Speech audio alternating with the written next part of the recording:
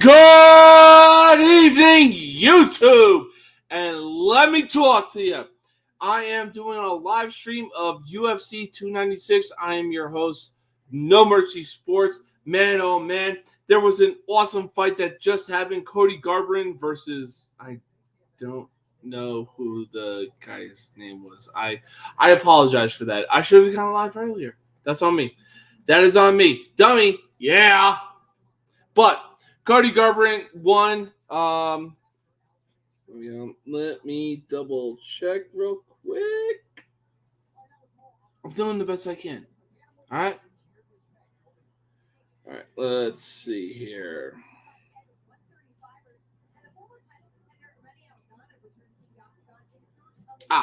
Okay. So Cody Garbrandt won via knockout TKO. We got a female matchup coming up coming up soon.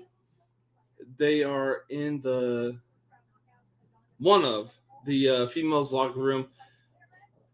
So, should be an interesting matchup between the females. Let me see who's fighting. So we got Irene Aldana versus Carol Rosa. I think I'm rolling my R's right. I'm not entirely too sure, but we got a female matchup coming up in a bit. Right now, we're going to a commercial break of. All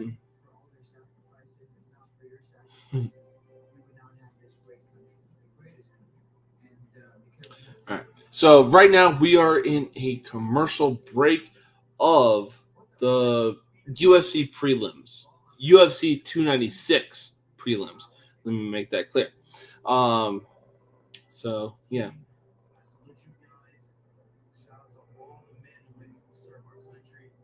Looks like the UFC fighters are talking about, hey, let me salute to you and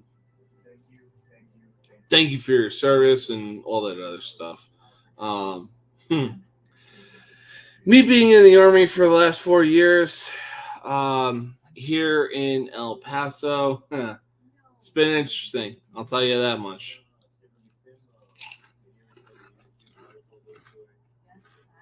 I'll tell you that much.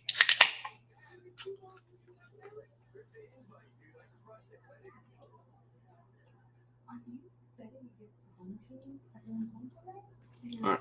So we are in a commercial right now. I apologize for that. Anyways, we are in a commercial right now. But before we get into the next fight, I want to give a quick shout out to Brio Bottle. I just finished the half gallon that I started this morning. Yes, I know what I said. I said this morning. But I want to give a quick shout out to Brio Bottle. If you click the link in the description of this video, you will get a 15% off your entire order. I believe that's right. Let me work with me. All right.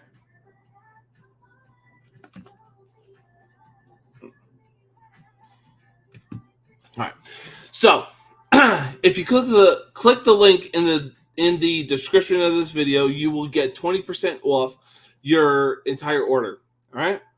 Aside from that, if you include the code, which will also be in the description of this video, you will get an extra 50% off. All right.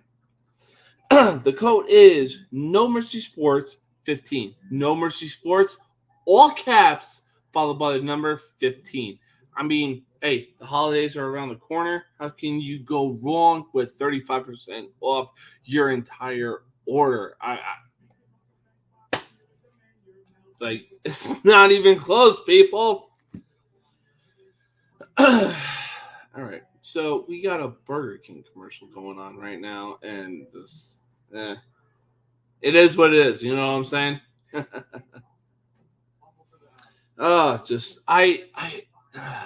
I honestly can't. I can't with commercials nowadays. You know?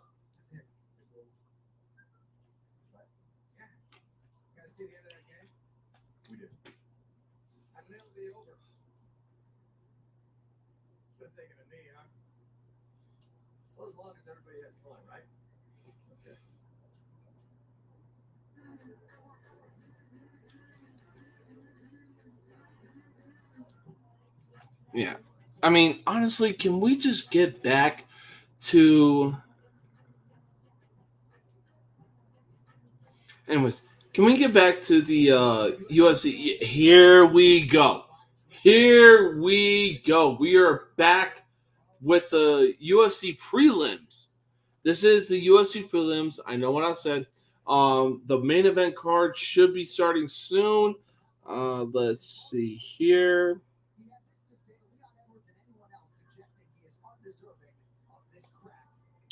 Work with me, people.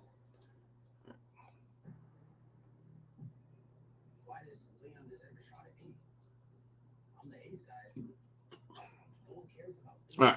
So the good news is we are in the second to last fight of the prelims. We got Irene Aldana. I really hope I said that right. Um, Sorry, I was chewing on something. Anyways, we got Irene Aldana taking on Carol Rosa from Brazil. We got a Mexican female fighter taking on a Brazil female fighter. This should be a interesting matchup. Right now, they're talking about oh my god, Kobe Covington versus Leon Edwards. Leon Edwards, oh my god, let me talk to you. Leon Edwards, he, oh my, just. Mm. I don't even know where to start with this dude. You know, Leon Edwards, he had easily one of the best fights against Kamara Usman. Had arguably one of the luckiest head kicks I've ever seen in my entire life. But right now, the main event is Leon Edwards versus Colby Covington. Colby Covington, he is a very, very huge supporter of Donald Trump. Trump 2024. And Donald Trump, if you're watching this, if you're listening in on this, man, I really, really hope that you make Vivek your vice president, man. He is going after everybody in the Republican Party that's trying to run for U.S. president. But aside from that, Colby Covington, this man is not only one of the most American UFC fighters that I've seen in my days. The dude comes out to Kurt Angle's um, old WWE entrance, the "You Suck" entrance. You know what I'm saying? So the main event between Colby Covington and Leon Edwards is definitely going to be a good one at that. And I promise you, expect fireworks. You know what I'm saying? Right now, we are seeing a promo between Colby Covington and Leon Edwards. I I don't know where to go from that. All right.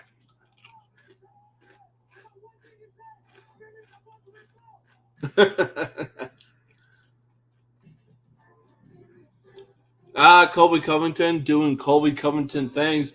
This main event, expect fireworks. All right. Of course.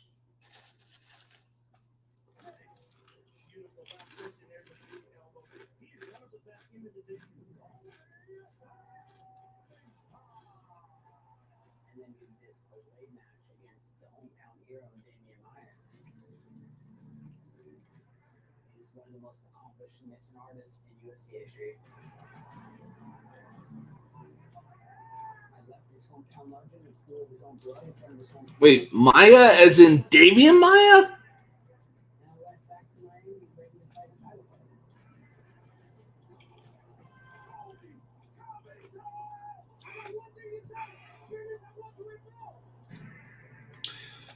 I mean, if he took out Damian Maya, who was one of the best submission artists in the world, give Colby Covington the belt already. It's not even close. Not even close.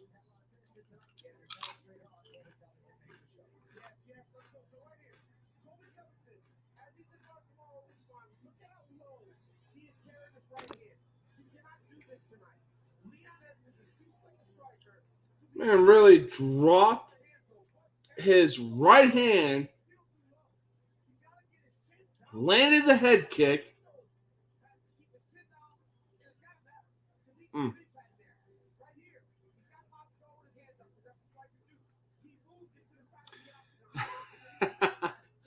Fucking Daniel Cormier is the guy, one of the goddamn commentators. Look, I prefer Michael Bisping over Daniel Cormier. All right, when it comes to commentating and UFC fights, man, oh man, nobody did it better than Joe Rogan and Mike Goldberg. You know, I mean, Daniel Cormier, he's alright, but Michael Bisping, he provides the energy. He provides the oh my god, he keeps you into the matchup. Is what I'm trying to say. All right, uh, Michael Bisping is essentially what Matt Vasgersian is to baseball, and what Tony Romo is to fucking football.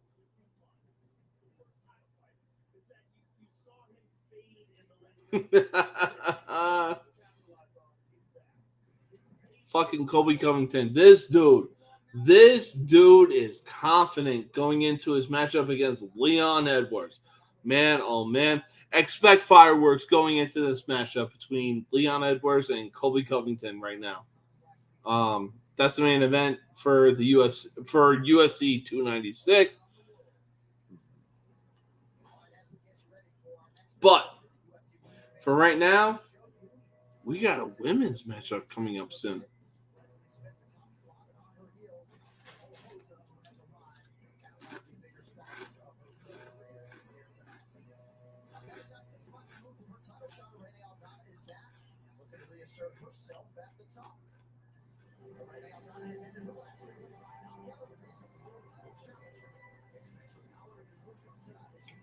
All right. So we got a women's bantamweight matchup.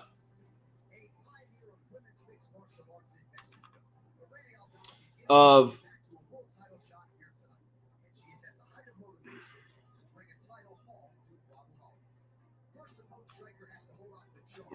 all right, so we got a women's featherweight matchup between Irene Aldana and Carol Rosa. I'm not sure if I'm saying it right, rolling my R's. Right now, we got the matchup between Aldana and Rosa. Is coming up next, people. Coming up next. So, I mean, there's nothing I can really do. All right, here we go. Here we go. Here we go. We got the fighter entrance of Irene Aldana.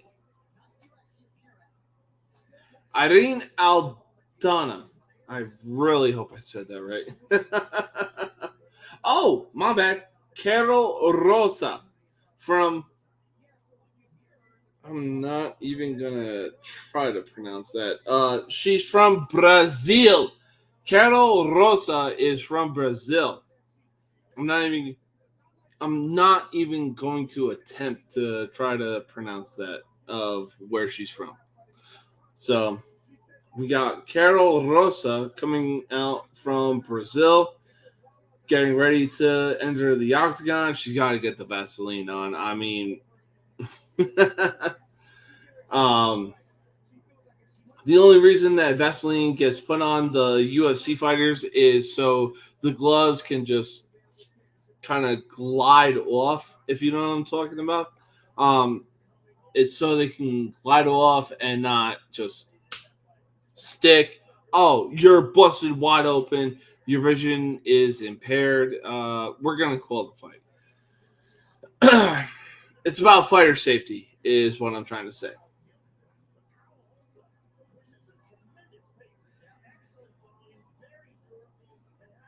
All right, all right, all right.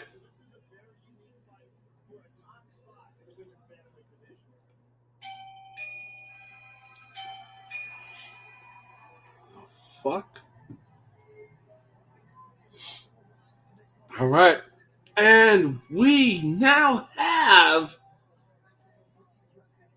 Irene Aldana walking out to the octagon. She looks like a woman possessed, ready to win this fucking fight. I mean, dare I say, she looks like Ronda Rousey. Had Ronda Rousey not lost her fucking spirit?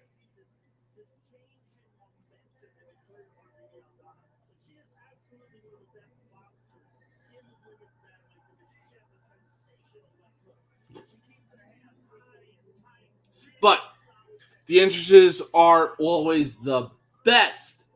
All right. I just honestly hate how long it takes for the fighters to get into the octagon. Yep. Take a sip of your monster water, or blue monster water, I should say. All right. So Irene Aldana, second most significant strikes in UFC bantamweight history for the women's. Finished 11 of 14 wins, 8 knockouts, and 3 submissions. Wow. That is impressive. That is impressive. Yeah.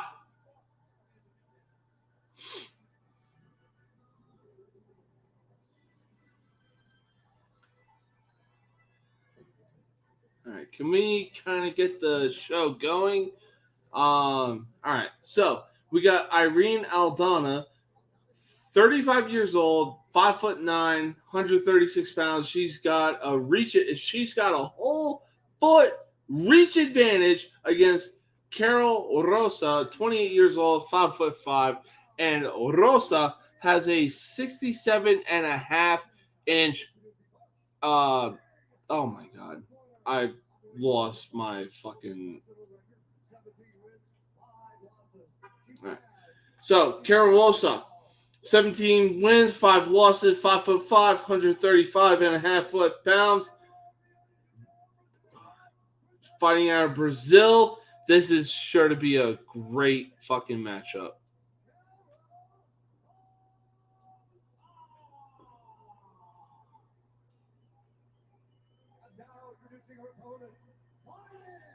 Yep.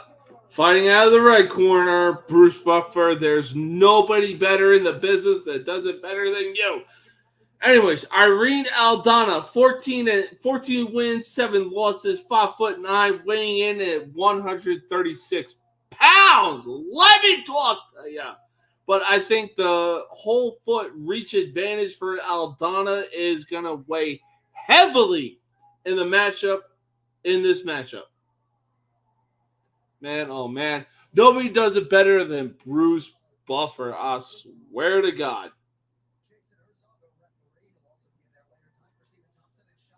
All right. Round 1 is about to be underway.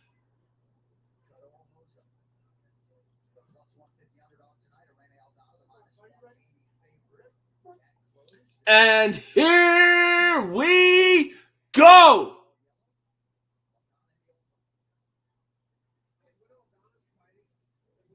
Okay, I'm sorry. I didn't know this was Dancing with the Stars fucking UFC edition. I mean, ladies, throw a punch, throw a leg kick, do fucking something. All right. Well, it looks like they're fucking starting to throw punches.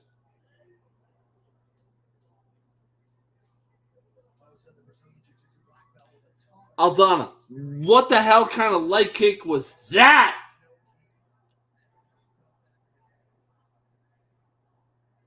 Okay, nice overhand right from Rosa. Good jab from Aldana. What the hell are you broads doing? Stop covering up. Fucking throw a punch. Do something. Jesus Christ.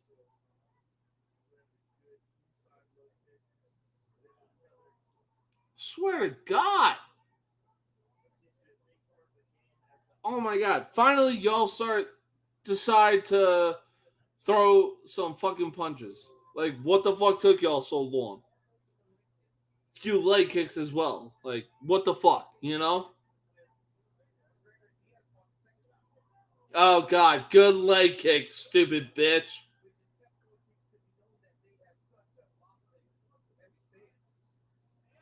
Oh my God, they're bouncing on their fucking toes as if Tito Ortiz was in the goddamn matchup. Or, no, not Tito Ortiz. Fucking Frankie Edgar. Do something! Dear God!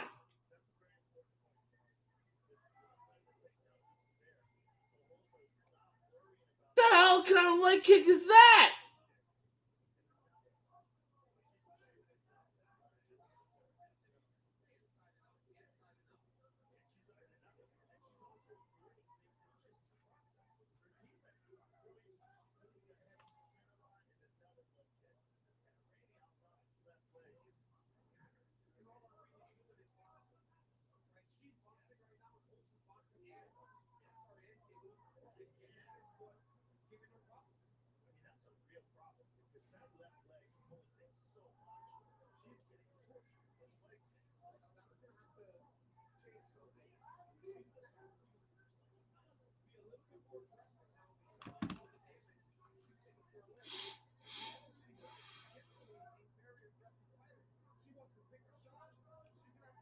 Okay, cool.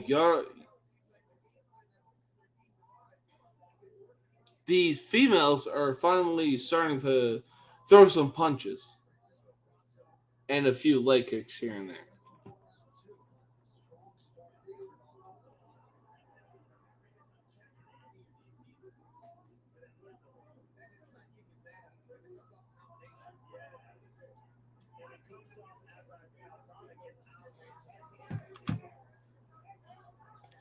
Oh my God, the crowd is going crazy over a fucking leg kick.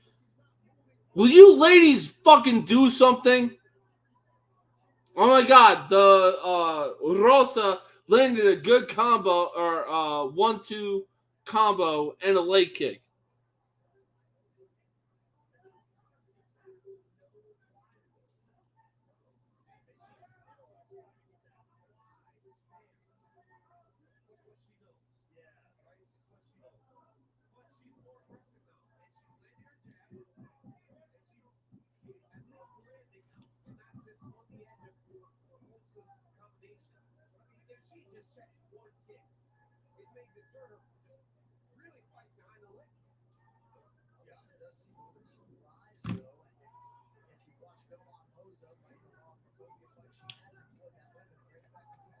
Jesus Christ. We got 30 seconds left in the first round of this matchup, and I swear to God, I would rather watch Dancing with the Stars.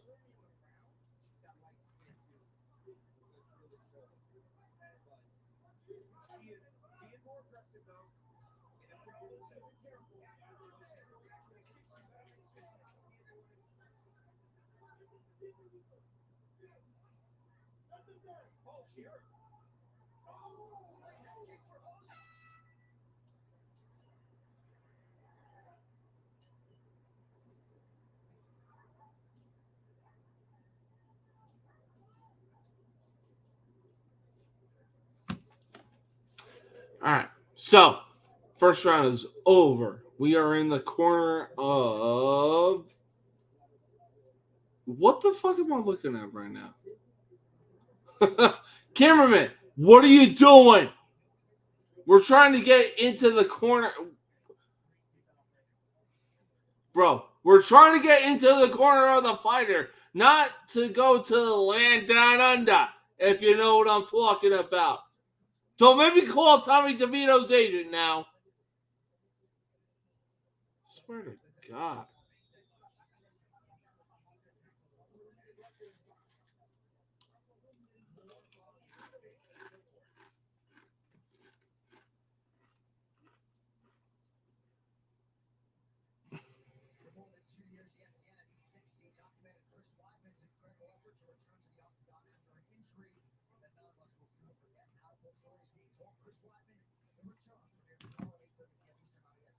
All right, second round is underway.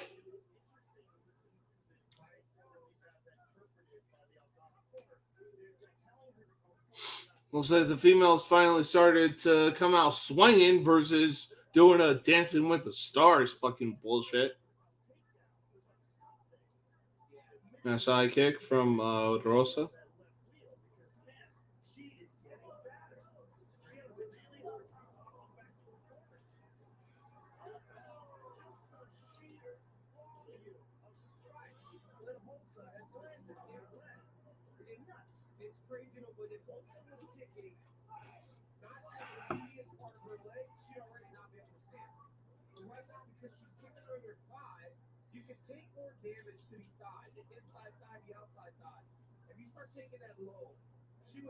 Cormier, will you shut the fuck up?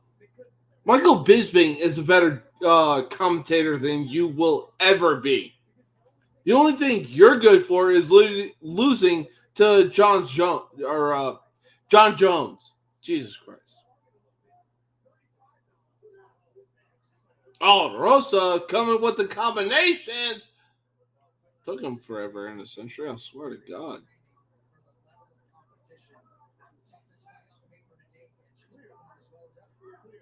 Good, yep.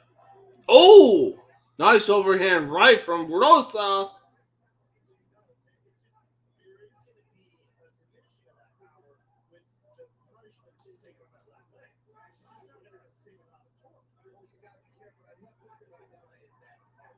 Oh, a good combo from Aldana.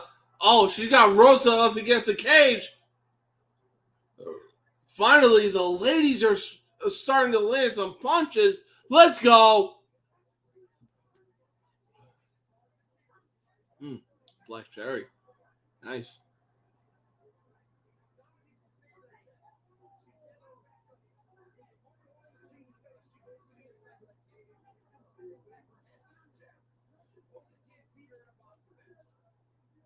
All right, here we go, ladies. Come on. Oh! Rosa fucking slipped.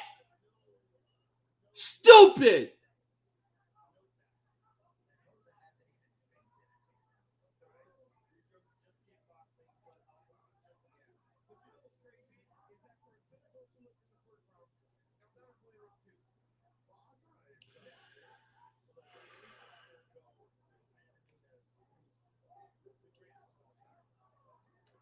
All right, we actually got a good matchup on our hands, ladies and gentlemen. Let me talk to you.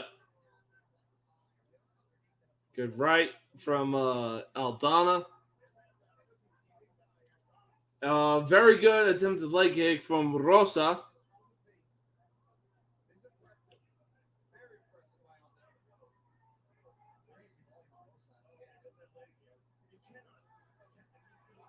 Oh, good combo. Oh, good right.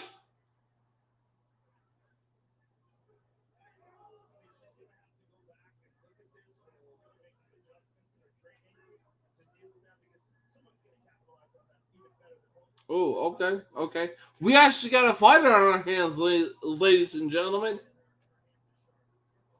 Oh, good right hand from Rosa.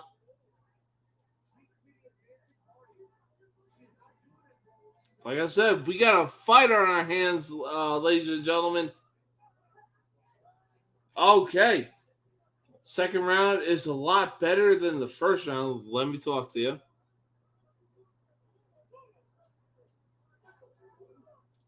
All right, 45 seconds left in the second round of this. Oh my god, what seemed like a an eternity for the women's match to finally begin. The first round seemed like it was going to be Dancing with the Stars UFC edition.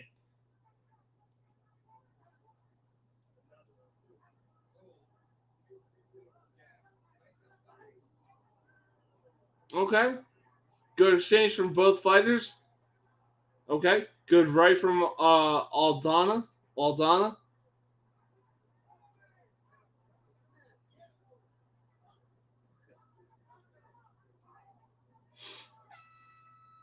All right, that does it for the second round of this women's matchup. We are going into the third round.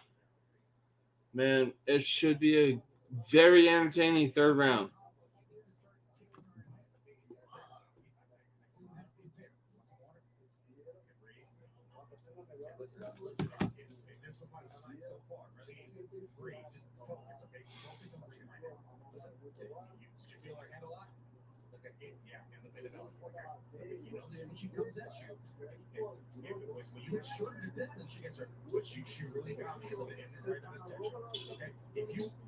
All right, so they are in the corner of Rosa. They're speaking Brazilian right now. But aside from that, I don't know what the hell they're saying because it's just I don't know. They're translating it to English, but also um, they're speaking Brazilian. All right, third and final round. Here we go. Oh! Aldana landed a beautiful right hand. Rosa tried to go for the takedown. It was denied.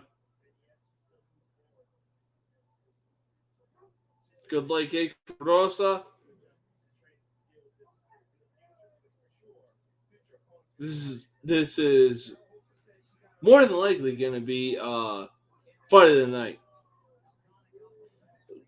I only say that just because oh, since the second round of this fight, it finally took off. You know, yeah.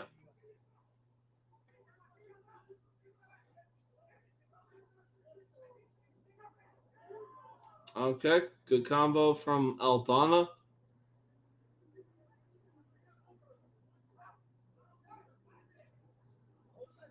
Okay, Rosa trying to land some punches, trying to score some points. Here we go. I don't mean the fucking Dak Prescott. Here we go. Fucking bullshit. Cowboys ain't winning shit this year. I said what I said.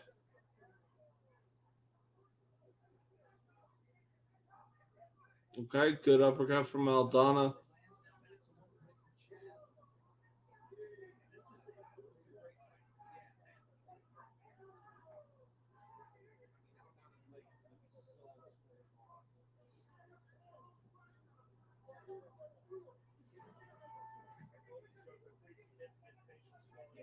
All right.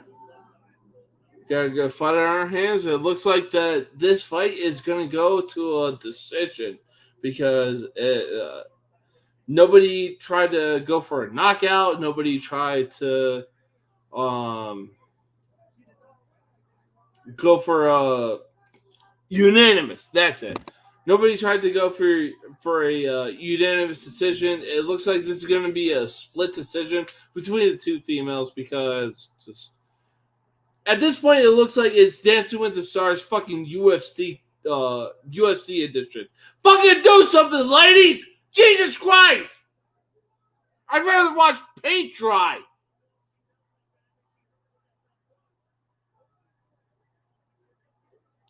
Oh my god. the female in yellow, Rosa, is actually doing something. And yet we got 2 minutes, 10 seconds to go in the third round. Took y'all females forever and a half.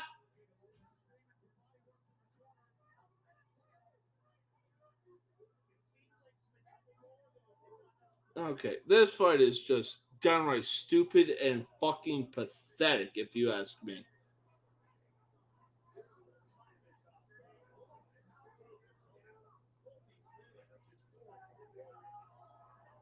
Oh my god. Somebody fucking do something! I would seriously rather watch paint dry. This is fucking pathetic. Somebody's getting a unanimous decision or a split decision.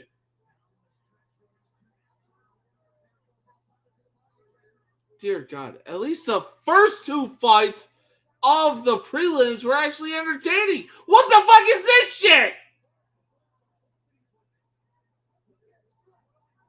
Oh my God. At this point, these females are trying to get points and try to look good in the judges' eyes.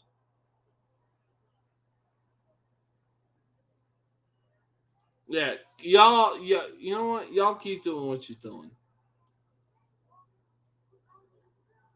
Y'all keep doing what you're doing. I would rather sleep and I probably get more views off of what I'm seeing right now.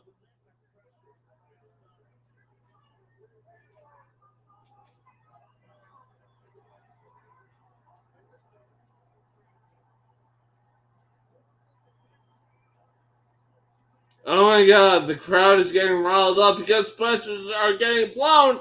And we got 15 seconds left in the third and final round. Now y'all start swinging. What the fuck?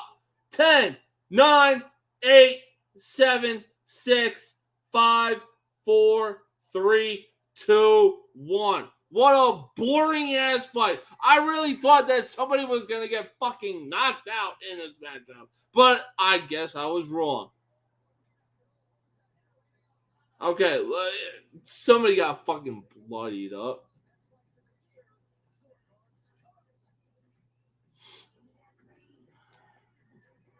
So it looks like Aldana is going to win via unanimous decision, but like Charles Barkley said, fucking terrible. He didn't include the fucking part.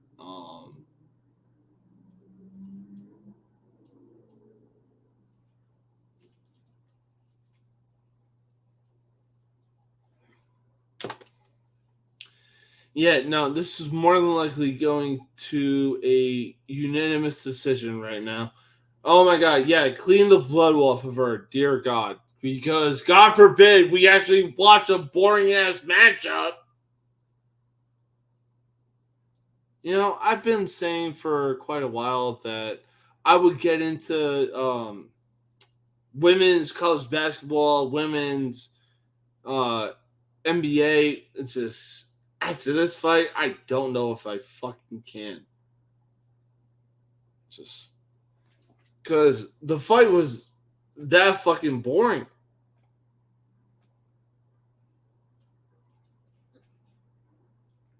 Anyways, I guess we're going to a commercial for the results are in, and we determine the. Okay, here we go.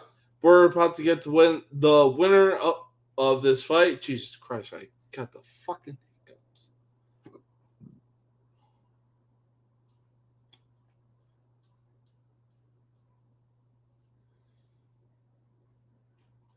Yeah, no. At this point, let it be a fucking draw. Let me guess. Unanimous decision, right? That fight was fucking boring. The only thing y'all were doing was jumping on your fucking toes, looking like Frankie Edgar. The only difference is Frankie Edgar actually lands his fucking punches. Unreal. Oh yeah, walk out of the octagon because you fucking suck. All right. Yeah. No. Yeah. No surprise. Irene Aldana wins by unanimous decision. Oh dear God. Okay, she's 15-7, won 3 of her last 4 fights. Yay! But holy shit, was that fight fucking boring. Look, like, there's no words to describe this fucking fight that went down. Oh my god, y'all landed some leg kicks, y'all landed some punches. I've seen Frankie Edgar and a few other fucking fighters do the same goddamn thing. The only difference is they actually win the goddamn fight.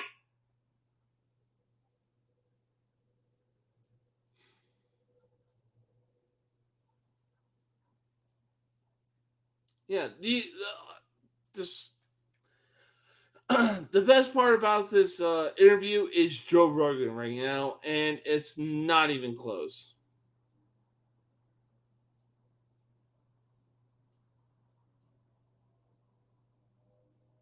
Yeah, Joe, keep talking. The um Mexican female fighter, shut up, bitch.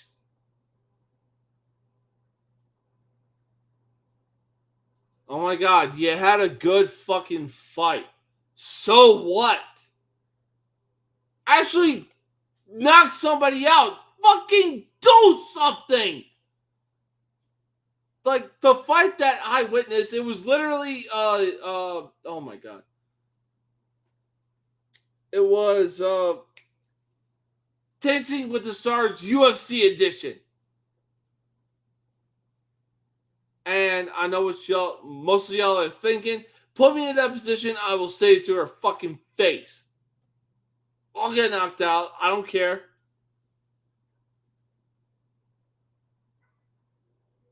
Anyways, fight's over. Aldana won by unanimous decision. God for fucking bid, but like, I'd rather watch paint dry for crying out loud. But all right, who we got coming up next?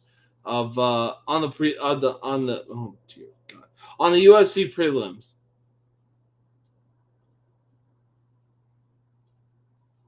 Yes, let's put the camera on her getting escorted back to the fucking locker room. Show us the next goddamn fight for crying out loud.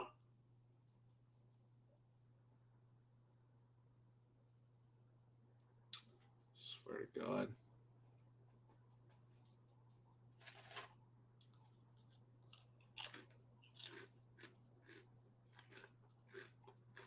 Sponsored by Bernardello. Oh my God. Cool. No one gives a shit.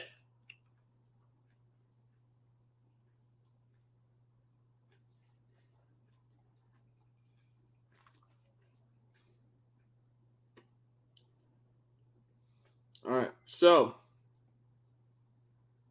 hang on. All right. So, next fight up, we got Alonzo Menfield taking on Dustin Jacoby. Not Jacoby Shadix of Papa Roach to have y'all confused.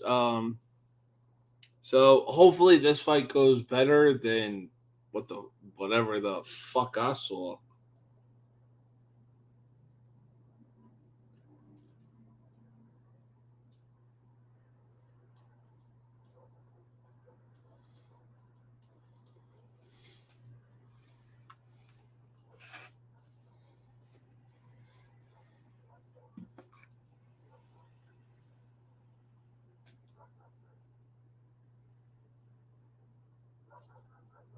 All right. I will be right back. I gotta go to the bathroom real quick. I'll talk to y'all in a bit.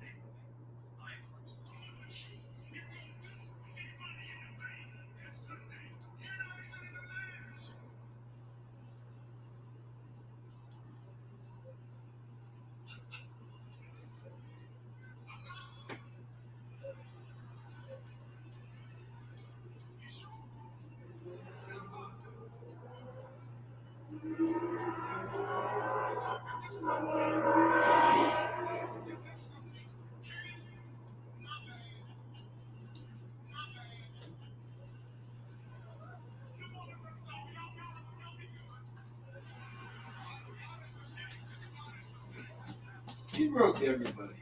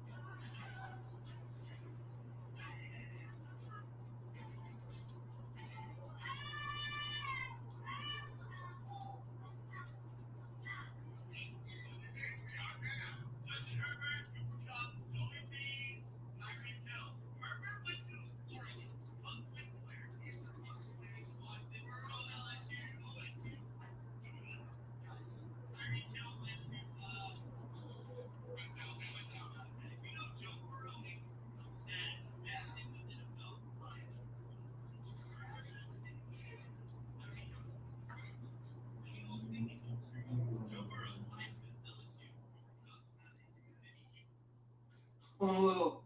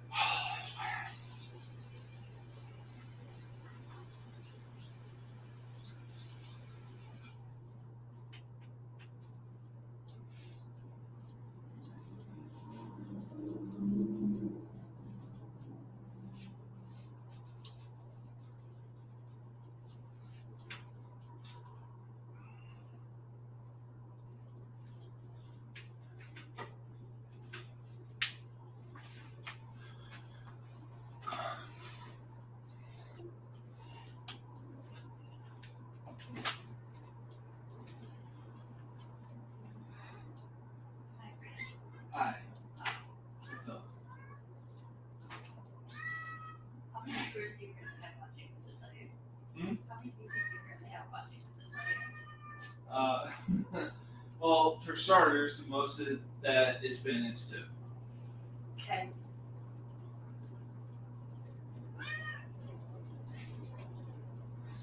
What? You call everyone a stupid bitch, especially women. Fair enough.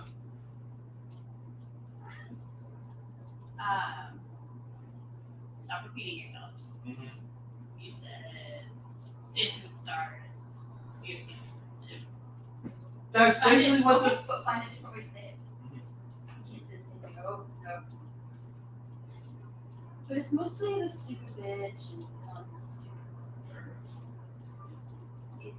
I was like, I was this close to just like grabbing a hat and being like, okay. Fair enough. I was like, is there nobody on with you? Not right now, no. Where is everyone? Working. Do you need someone to banter with? No. Yeah. Glasses. I don't know. Why? You don't want me? No, it's more so that I know you don't want to. Yeah, but like I said, I'm willing to do it for you. If I wear a hat and glasses, I'll be fine. Yeah, but I don't have the glasses that you want, though. I conceal that your glasses. Yeah. Oh, we're locked in here. Missy! There we go. Like I said, I'm willing to be a sacrifice. I feel like you work better when there's other people around. Essentially, yes. So you want to have fun? You do. I'm just fucking around. I don't know, it's silly. You're doing your own thing. You're trying to. I'm not going back to nursing school for a while, so I'm just looking at things and trying to be productive. I'm bored. I know, but still. I'm bored.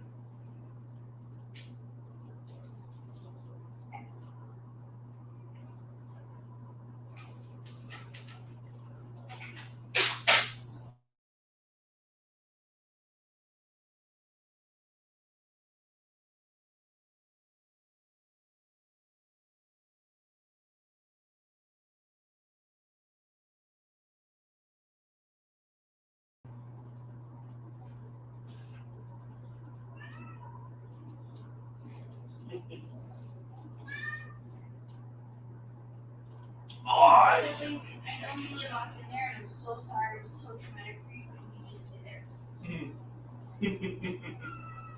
I know, right? Why does the mama gotta be like that? Right? Yeah, let me talk to you. I know. Here we go. Good girl. Nicely done.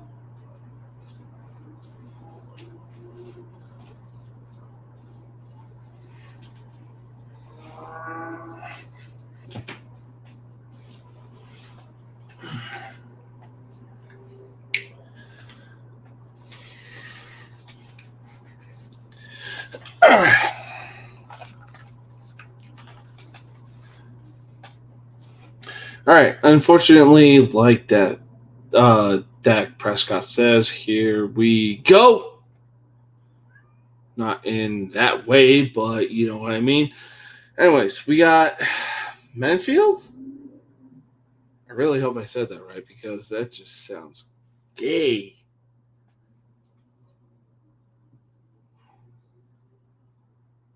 All right, let's see who's fighting right now. All right, definitely ain't Cody Garbrandt. Tell you that right now.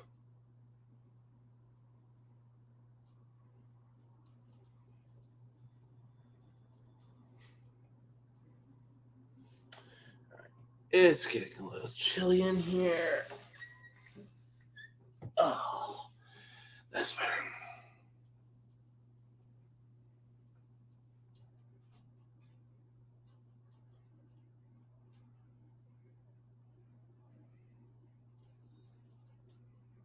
Okay. All right. Well, like I said, like Dak Prescott said, here we go. We got Alonzo Metafield. I really hope I'm saying that right. But he's taking on Dustin Jacoby, not Jacoby Shadix of Papa Roach. But we're going into the second round right now. And here we go. Metafield. Okay. We got Alonzo Metafield going up against Dustin Jacoby, not Jacoby Shadix of Papa Roach. All right. This fight is actually a lot better than the female fight, I'll tell you that much. Oh boy.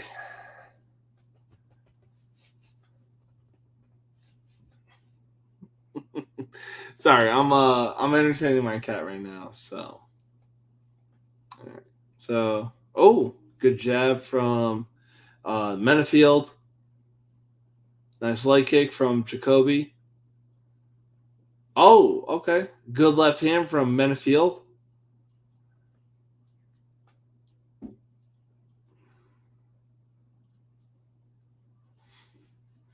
Okay. It looks like Jacoby is trying to do the hey fucking bullshit.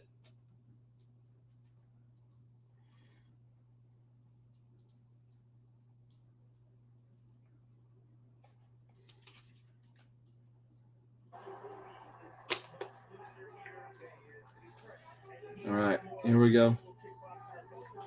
All right, good combo from both fighters. uh, Looks like Jacoby tried to get him with the like, hey, here's the birdie, but it didn't work out for him. Obviously, because the fight is still going on. Okay. Oh, good land by Jacoby. Good combo. Good jab. Good jab, my guy.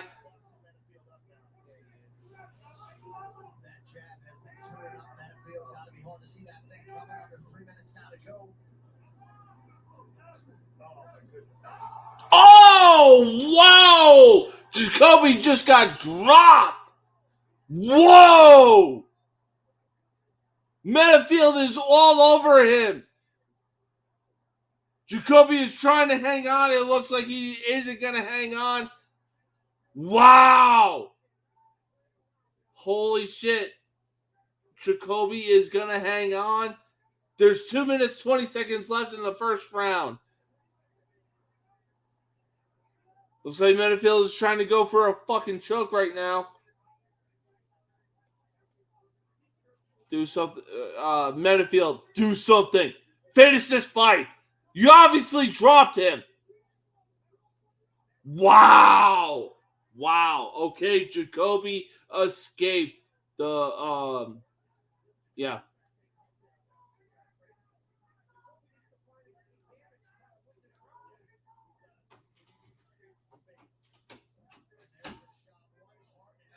There was something in the way, honey. All right. So it looks like the fighters are tangled up right now. They're trying to do some grappling. Menafield is trying to get the upper hand on Jacoby Shadix, not Jacoby Shadix of Papa Roach.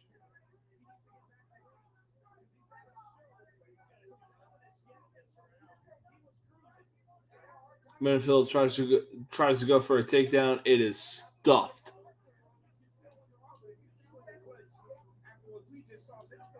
Here we go.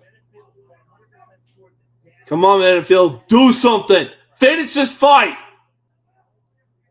Finish it.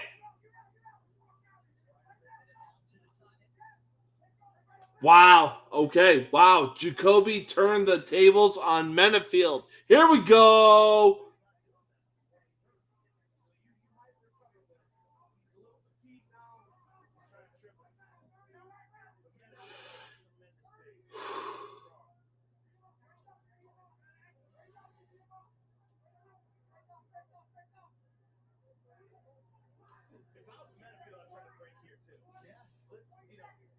All right, we got 20 seconds left in third round. Wow. We got 20 seconds left in the third round. I honestly think that Menafield is going to win this round by unanimous decision just because of what I saw in the third round. I mean, it's not even close. Yeah, Jacoby, you can do, raise your hands, do whatever you feel like you need to do. You're not winning this fight, my dog.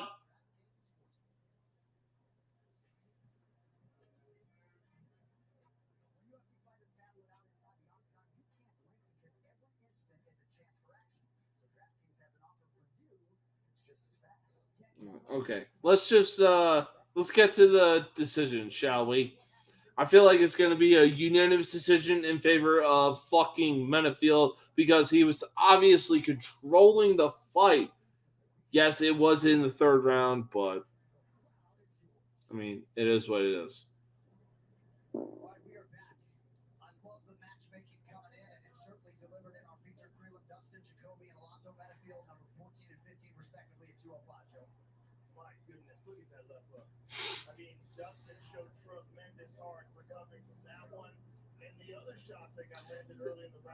Hell of a fight. Hell of a fight.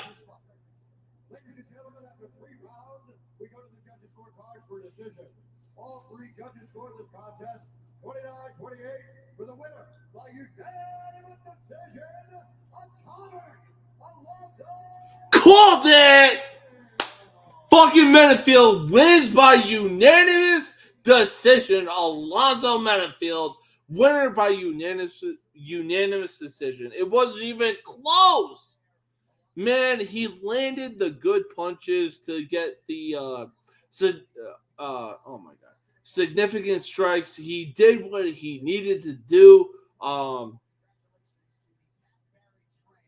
course. Anyways,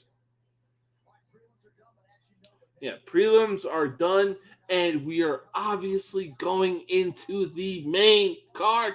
Oh, the Don is in the building. Mr. Donald Trump.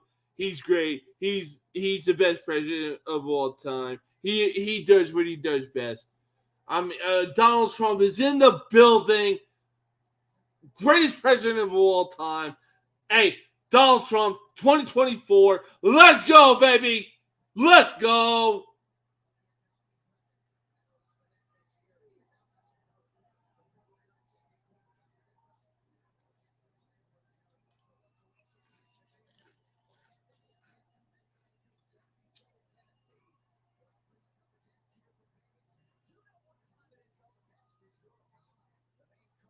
All right, here we go.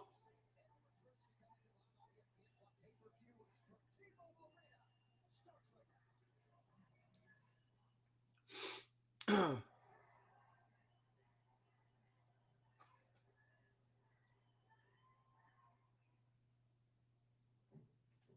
right, here we go. Main card is underway. Getting things started, we got Josh Emmett taking on Bryce Mitchell, but we gotta wait for the intro to get underway and get going. So yeah, it is what it is.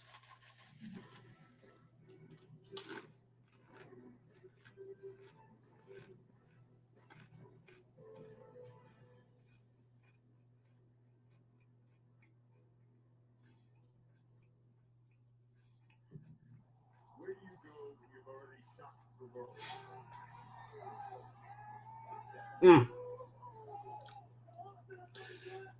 The intro of UFC 296 is narrated by Ron Perlman. Let's go!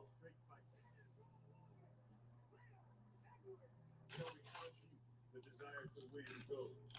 Just how hot the Birmingham blood runs. What comes after not only winning the title, but proving there are no... Oh, don't do this to me.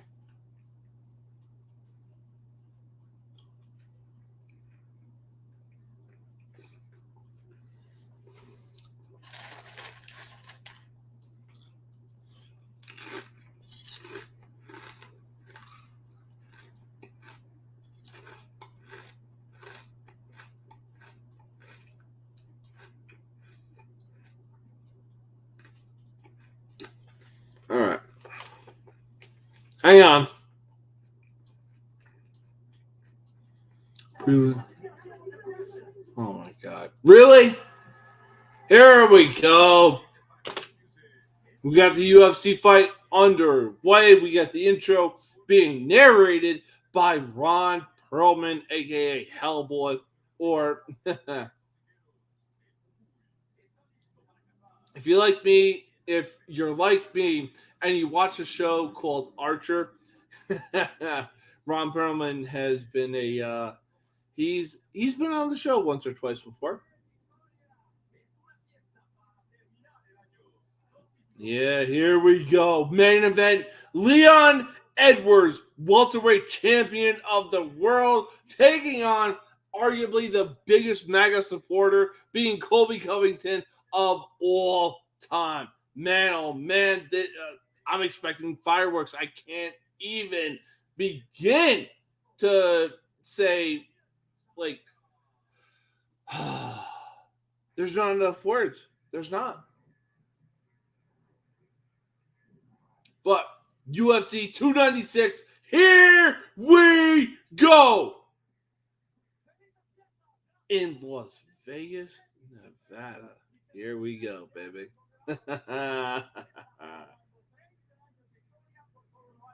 Oh, got it. Excuse me, real quick. The pay-per-view channel that I'm on is in Espanol.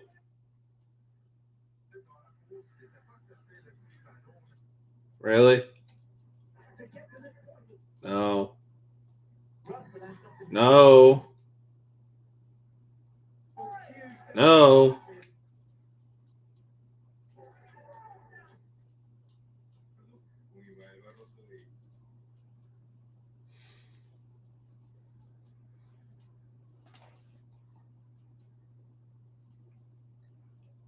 Yeah, you better turn it off.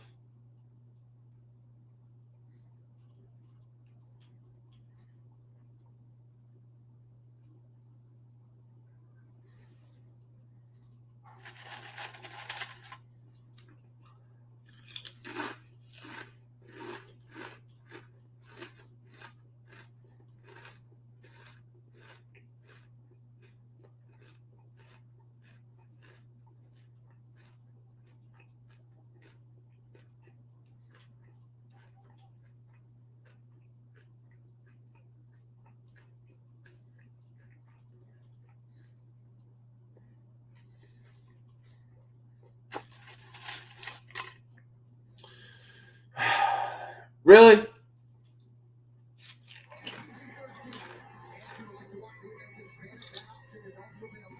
Okay. Here we go. Pay-per-view has started. We are live. UFC 296. Let's go.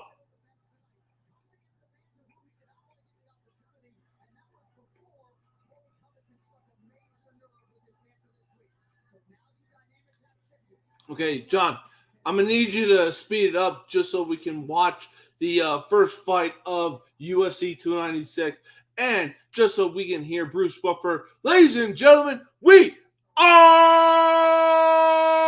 live. Ain't nothing better in the sport of the UFC, man. Let me talk to you.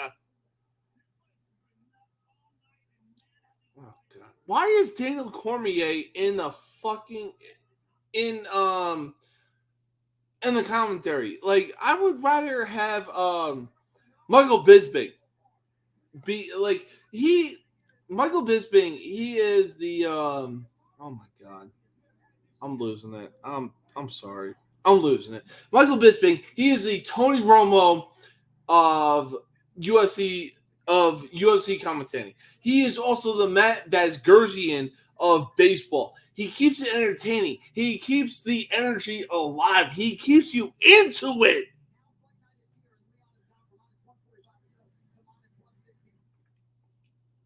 I'll tell you one thing though. Leon Edwards, the welterweight champion of the world, taking on Colby Covington.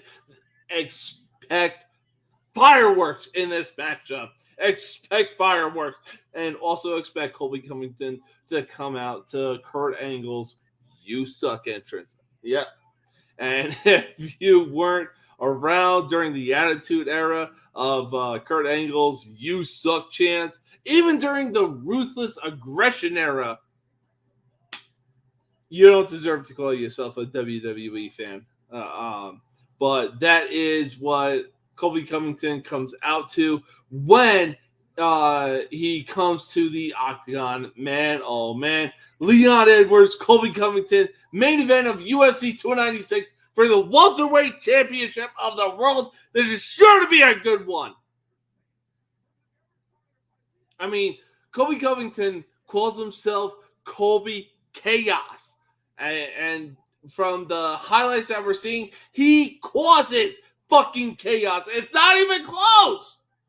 He deserves the UFC welterweight championship of the world, and it ain't even close, ladies and gentlemen. It's not even close. Oh, man. I cannot wait for the main event of this fucking UFC card. Let's go. Stop talking. Let's get into the first fight. Let's get this main event card underway. Come on.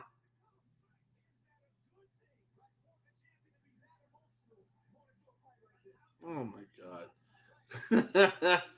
Look, I love Joe Rogan. Daniel Cormier, he's iffy. John Anik, he is also iffy.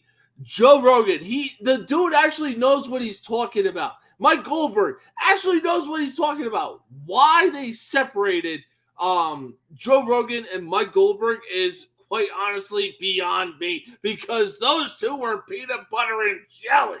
They knew what they were talking about. Mike Goldberg got you hyped up, and it wasn't even close.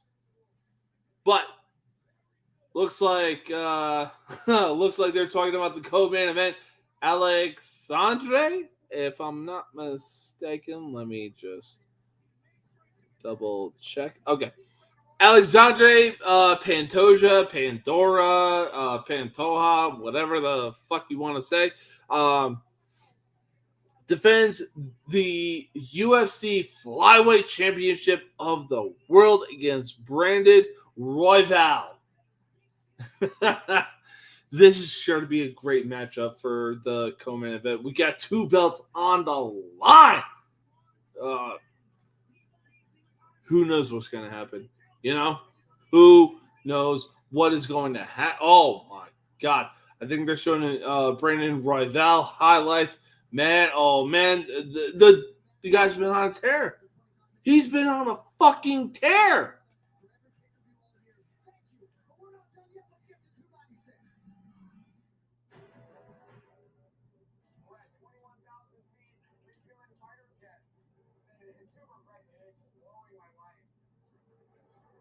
All right, so right now we got a military commercial going on. UFC sponsored by the U.S. Air Force. U.S. Air Force National Guard. God forbid the fucking Air Force actually does something. I'm just saying. Yeah, Modelo. Big whoop-de fucking do. Now, New Amsterdam vodka. That actually smells like fucking cologne. It's crazy.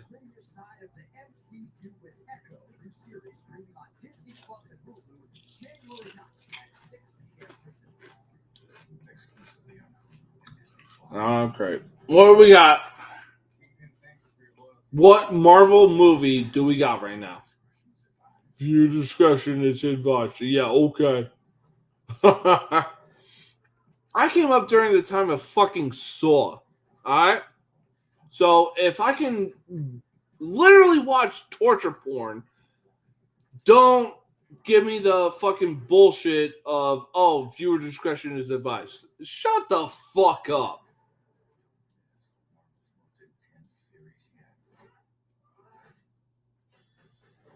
The fuck? Alright, looks like somebody got some bloody knuckles. I want to say this is like Echo. Now, see, my dumbass was actually thinking of Daredevil. I don't know why, but it was. But we got anyway a live look-in courtesy of Modelo on Ojos Locos, Las Vegas, Nevada.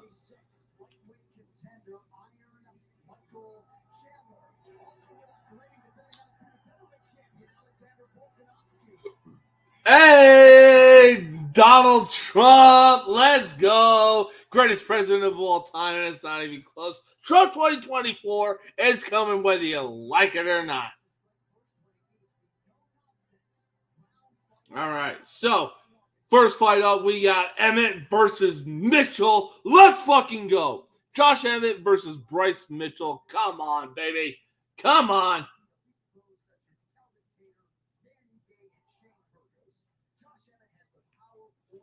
Man, Josh Emmett, he's got some serious knockout power. It wouldn't surprise me if he knocked out Bryce Mitchell or even got the TKO. It would. Oh, dear God. It looks like this stupid idiot is on the Book of Mormon bullshit. Yeah. Yeah. Fucking, yeah. Keep doing your thing with your multiple fucking wives, you dumb son of a bitch. Yep, here we go. All right, I like Josh Emmett in this fight. Bryce Mitchell, he looks like a fucking Bible thumping, Mormon Book of Mormon book thumping dumb son of a bitch. I'm not saying what is it? I'm not saying I got anything against religious people. Like, hey, y'all do y'all thing. But it looks like if Bryce Mitchell is gonna bring a Bible to the fucking ring, like, the fuck out of here, my guy. Get the fuck out of here. You're probably the first UFC fighter that I've actually seen that brings a Bible to the fucking ring. Texarkana. Wow, that's actually a fucking place. Wow.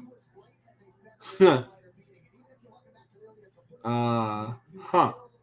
That's actually that's interesting. I don't know what Stifler said. It had to do with like, oh well, polish my nuts and scoop me some ice cream or something like that. I honestly don't know.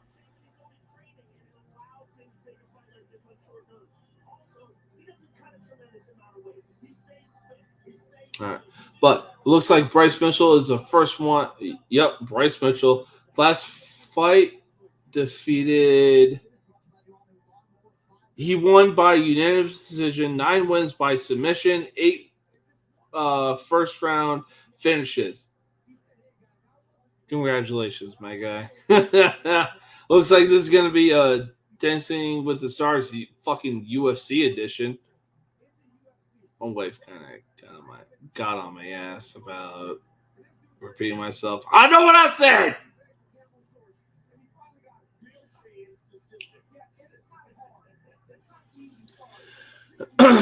All right, so we got the challenger Bryce Mitchell coming to the octagon. Now we are just waiting on Josh Emmett.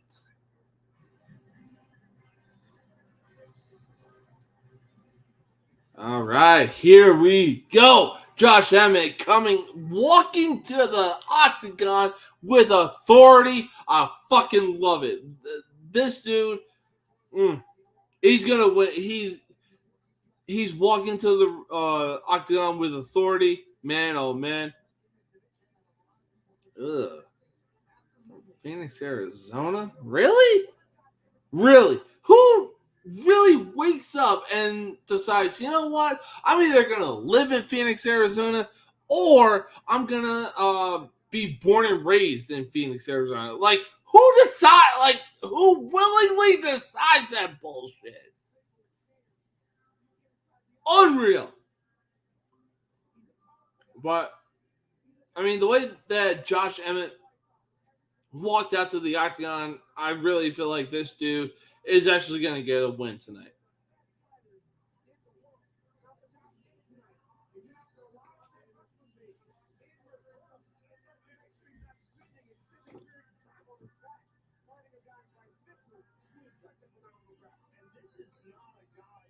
All right, so right now, Josh Emmett, 6 wins by knockout, tied for most knockdowns in UFC featherweight history with 11 and 6 first-round finishes. Yeah, I'm gonna have to take Josh Emmett in this fight. Yeah. I'm expecting fireworks. I'm expecting somebody to get knocked out. Something. And let's be honest.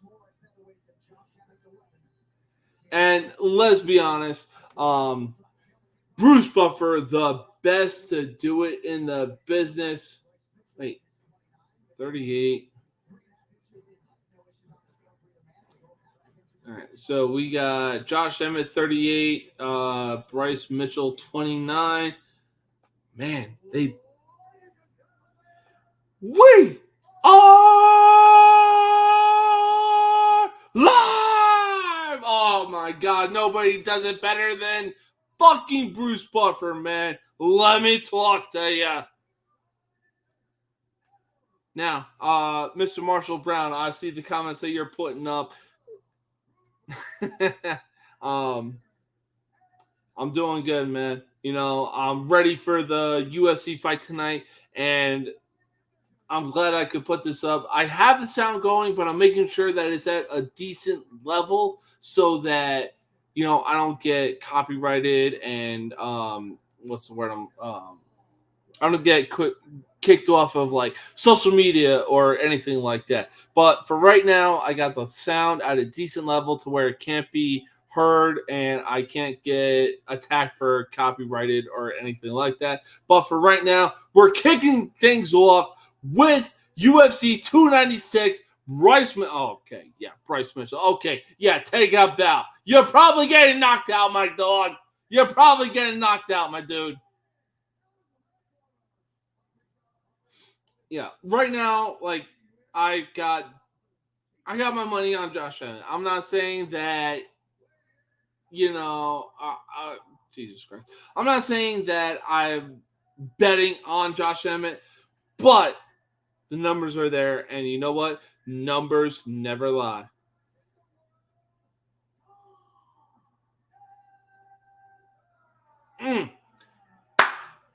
Does Bruce Buffer know how to make an introduction, or does Bruce Buffer know how to make an introduction? Why is Herb Dean, of all people, the ref in tonight's fight? The dude makes fucking Stevie Wonder look good. Like, what the hell? All right, here we go. Round 1 of Josh Emmett versus Bryce Mitchell is underway. Let's get it on. All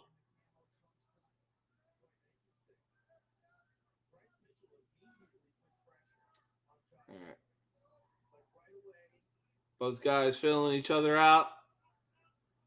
Leg kick from Mitchell. Leg kick from Emmett. He missed it.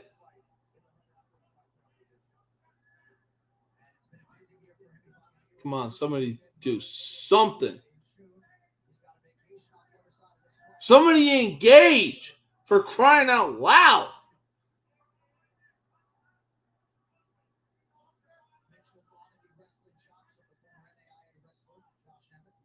All right.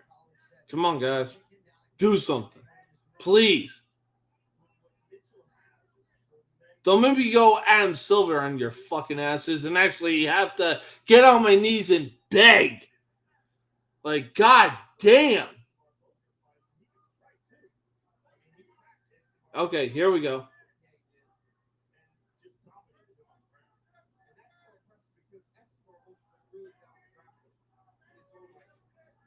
Oh, good punch to the midsection, courtesy of Josh Emmett.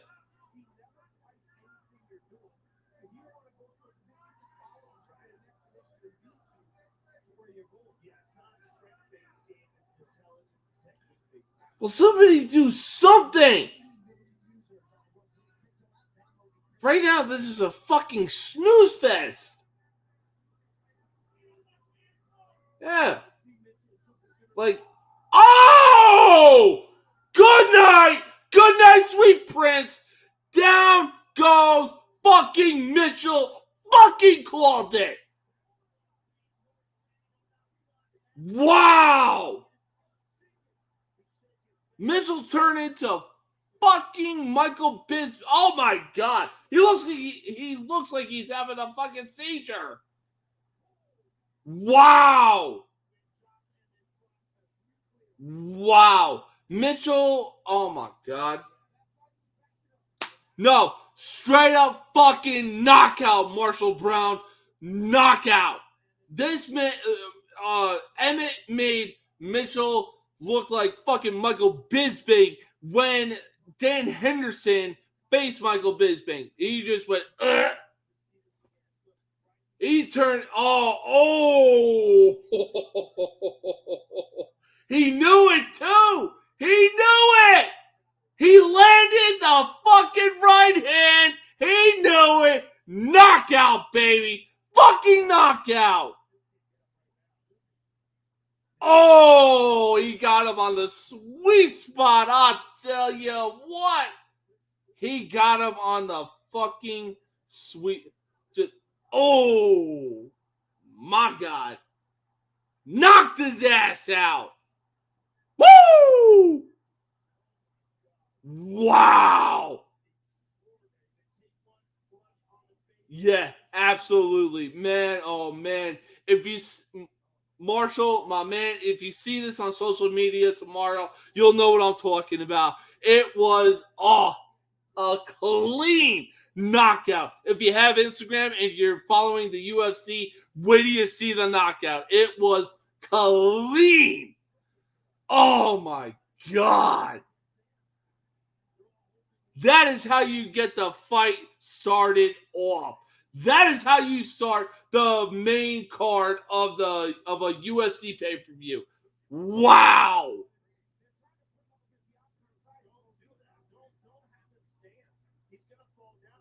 Okay, sportsmanship. I like it. Wow. Hard to believe that Mitchell actually knows where the fuck he is. I love it.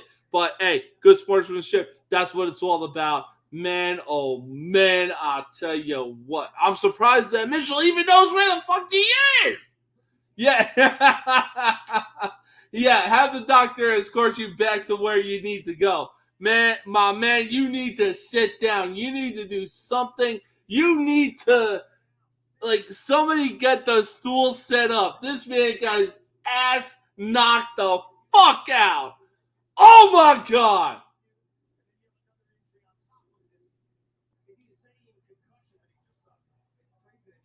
Oh wow. Okay, so I guess there's talk about a concussion. Yeah, no, like the way that Mitchell needs to be escorted out of the ring. It's like Home Alone 2, Lost in New York. How many fingers am I holding up, Marv? 8. I swear to God.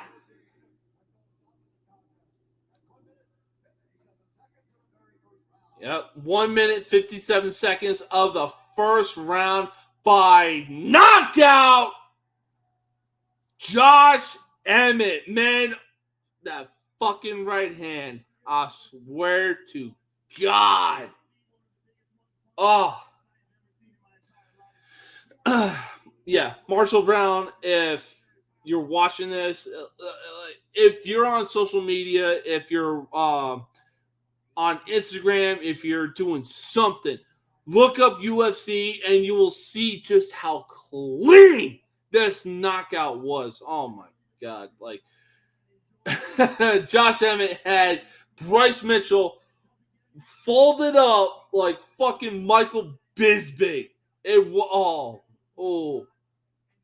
it was clean, my guy. Clean. We're in the post-fight interview with Josh Emmett. He knows what he did. Yeah, Josh Emmett. He knows what he did. Colby or Edwards? Oh man, that is a good question, my guy. A good fucking question. Honestly, I'm a guy. Oh man. You know, I believe that Leon Edwards, he's gotten lucky twice because Kamara Usman, man, he was at the top of the fucking division, and Leon Edwards, man, oh man, let me talk to you. Leon Edwards, yes, he got I believe, majority decision. I'm honestly not too sure. I believe he got the decision in the second fight against Kamara Usman, and then in their first fight between Usman and Edwards, Jesus Christ, the first fight between Usman and Edwards, man, easily, in my opinion, like it was like a Matt Serra fucking lucky ass shot that he got on Usman to become the welterweight champion of the world. But for this fight, I'm gonna have to go with Colby Covington. Covington, he's been wanting that championship for so long. Leon Edwards, he is riding the coattails of a Cinderella ride. That's what I was looking for. He is riding the coattails of a Cinderella ride. I really think that Colby Covington comes out on top and walks out of this fight the UFC welterweight champion of the world. So give me Colby Covington, baby. Besides, I mean, the dude walks out to Kurt Angle, you suck, during Colby Covington walks out to Kurt Angle's like, oh God, I'm having a hard time right now. He walks out to Kurt Angle's entrance, whatever you want to call it. And he's got the crowd chanting, "You suck." Yeah, let me talk to you. Kurt Angle, baby. All right, so we got Leon Edwards. The cameras are on Leon Edwards walking into the building right now. The current UFC welterweight champion of the world.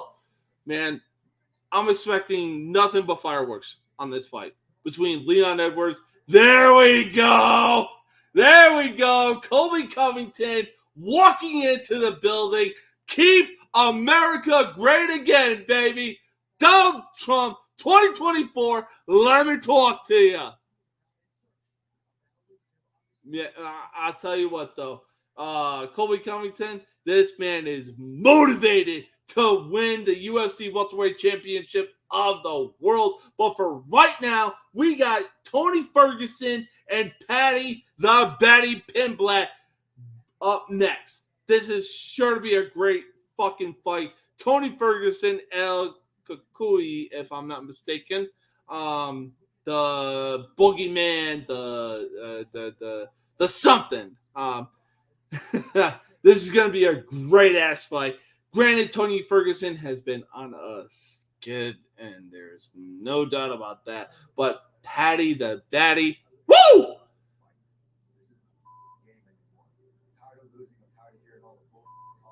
Yeah. Fucking do something about it, Tony Ferguson. Come on! Like, come on. Your best fight was against Anthony Pettis, for crying out loud. What the hell happened to you, my guy? Yeah, congratulations. You won the interim lightweight championship of the world. Fucking do something. Oh my God.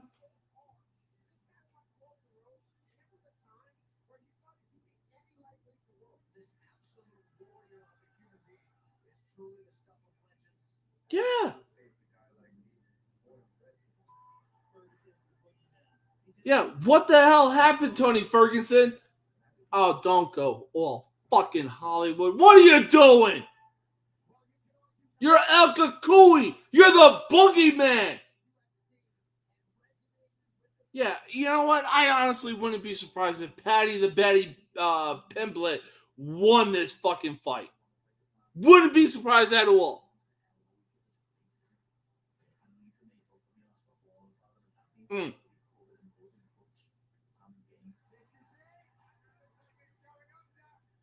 What is it about English fighters that, like, they have something? I don't know what it is, but it's it. You know what I'm saying?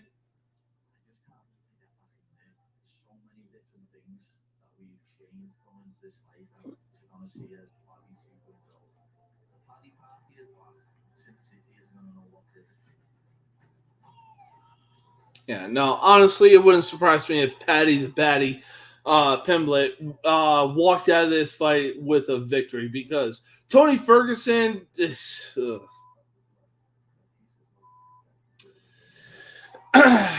Tony Ferguson really ain't been feeling it. The last fight I saw him in, he got his ass kicked.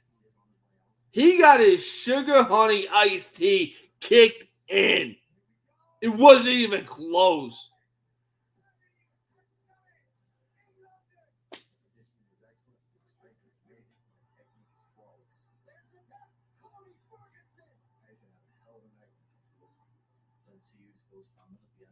Well, here we go. All right, we are now into the entrances of Tony Ferguson and Patty Pimblett. I mean, if that doesn't get about as English as it gets, Patty Pimblett. All right, we got Patty the Batty Pimblett.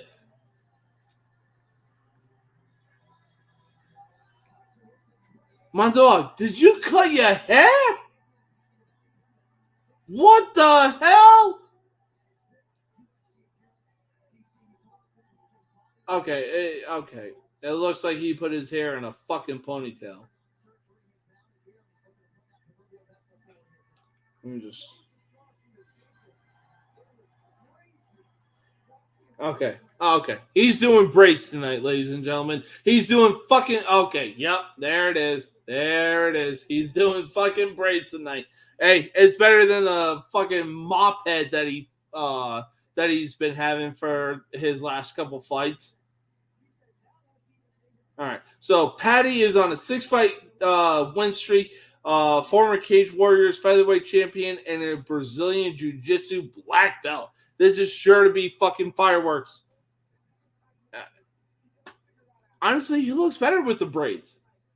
I'm going to just say, he looks better with the braids than he did with the fucking mop head. Because I'm gonna turn it to LA Knight because when you could turn his ass upside down and use his head as a goddamn mop. Yeah.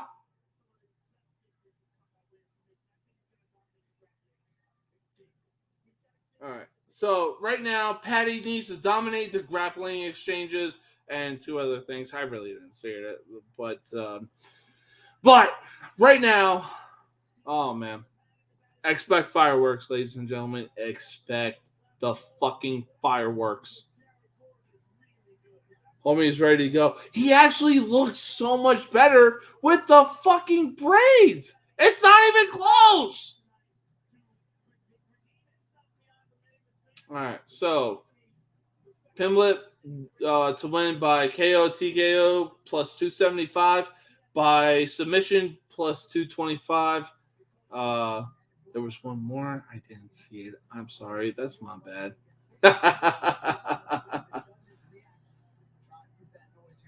Oh, okay. Yeah, he's drinking a Monster. Yeah, he's going to be up until about, we'll say 5 a.m. at best.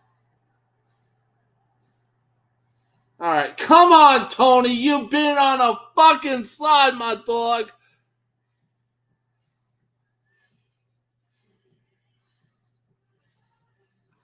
All right. Let me see. Let me just see what kind of slide he's been on.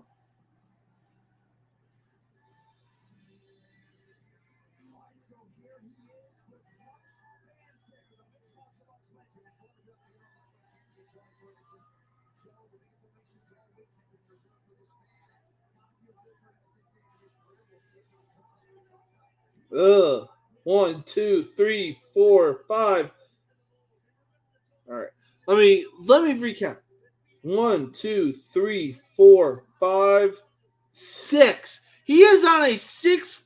Tony Ferguson is on a 6-fight losing streak. He needs this goddamn win against Paddy Pimblett. But I doubt he's going to get that anytime soon because, let me talk to you, he's going to go on a 7-fight losing streak.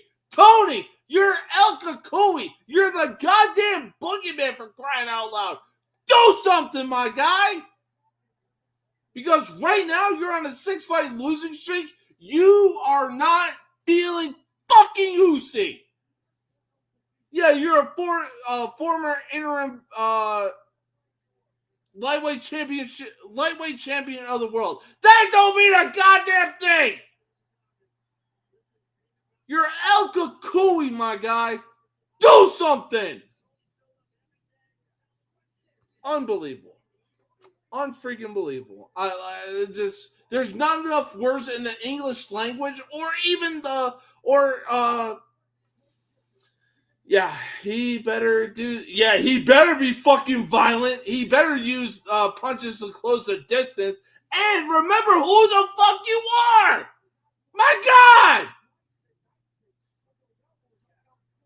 Like,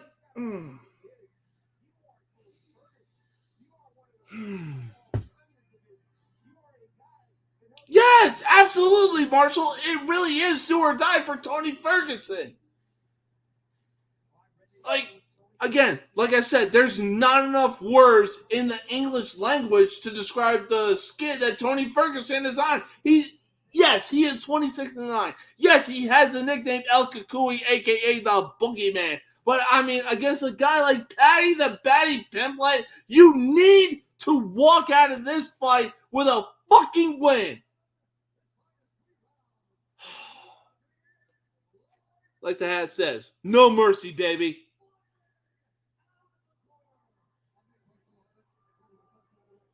Why does Patty look like fucking Uriah Faber?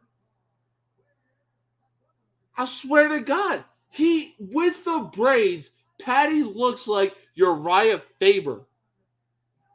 It's not even close. Like, if you saw Uriah Faber with the braids and you saw Patty with the braids right now, it's not even close. Yeah, Tony, you need to do something, my dude. You need to do something. You're on a 6-fight losing streak. Just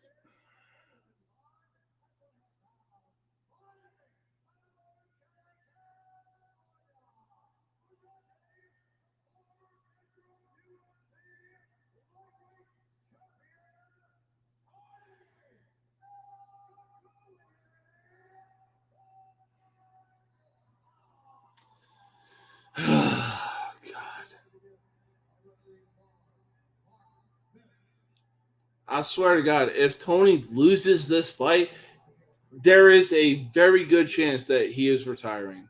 It's it wouldn't even surprise me.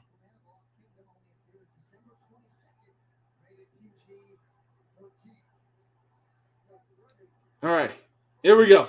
Round one underway. Patty was looking to touch gloves. Tony wasn't having it, but I mean, can you blame him? The dude is on a fucking losing streak if I've ever seen one. All right. Good left hand jab by Tony Ferguson. Oh, okay.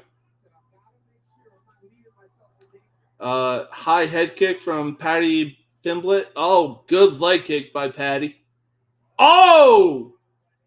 Good right hand by Tony Ferguson. Oh, okay. Well, hey, Patty slipped up. He slipped up, but he's up. Tony, you need to do something, my guy.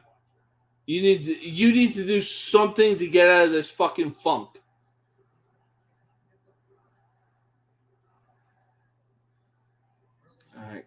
All right. Good stuff on good takedown defense. Good takedown defense. Jesus Christ.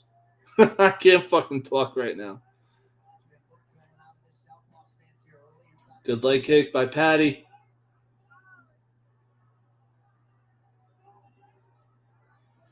Oh, good overhand right by Tony Ferguson. Had that landed, it would have been a knockout.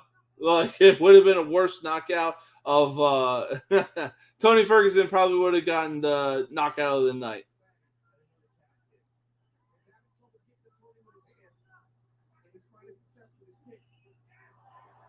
Oh, okay.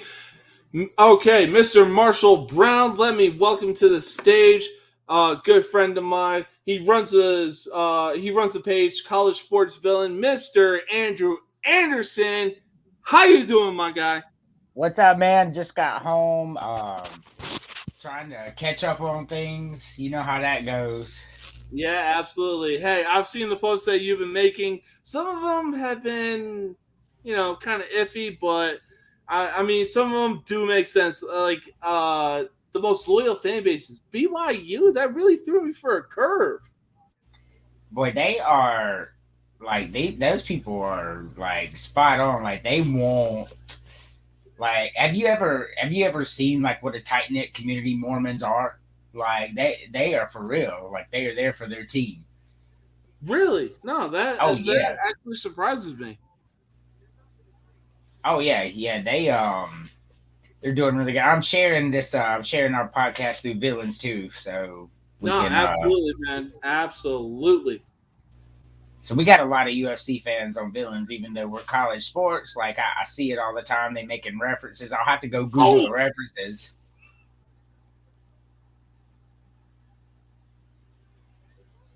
okay. Sorry. Go ahead. There was a very good exchange going on between Tony Ferguson and Patty Pimblett. Oh, very nice. I don't Yeah, know. I don't know much about it, but I'm trying to catch up on it right now. yeah. No, I mean it's definitely a sport that's very interesting to get into. My stepdad, may God rest his soul. My stepdad, we were very into it, and he had a brother in San Francisco, California, of all places. But just he kept on saying, "Oh my God, the UFC, that's so barbaric." Okay, so is hockey, so is basketball, so is Yeah, fucking football, so is every other fucking sport out there, man. yeah. But it is uniquely barbaric, I guess, because you're throwing knees and elbows, and Yeah, like boxing, they call the sweet science, right? right. Because you don't have to knock people out because arguably the greatest boxer of all time, Floyd Mayweather, knocked almost nobody out. But he was a points guy. Like he's just gonna jab you to death. Like you ain't gonna beat him. But UFC is like, hey, I'm coming for you. Yeah, And absolutely.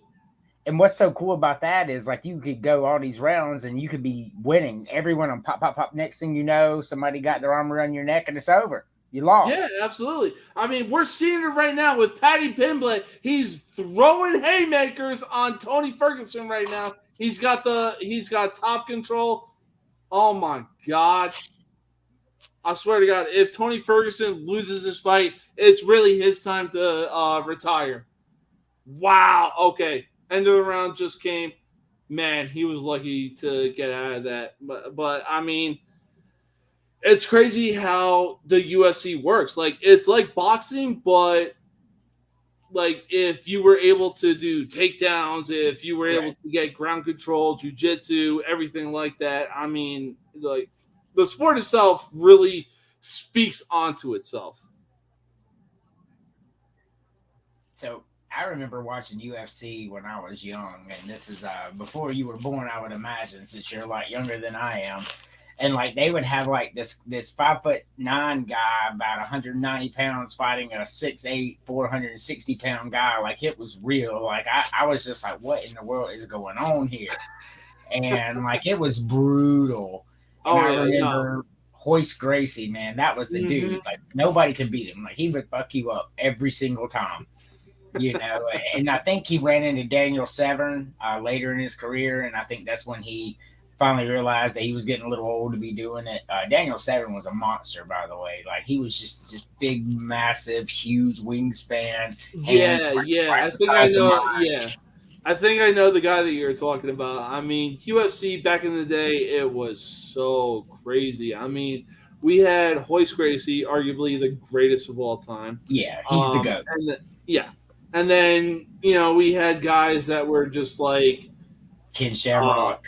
We had it was crazy back in the day. And then up until Dana White took over, it really showed the coming of the art, I guess you could say.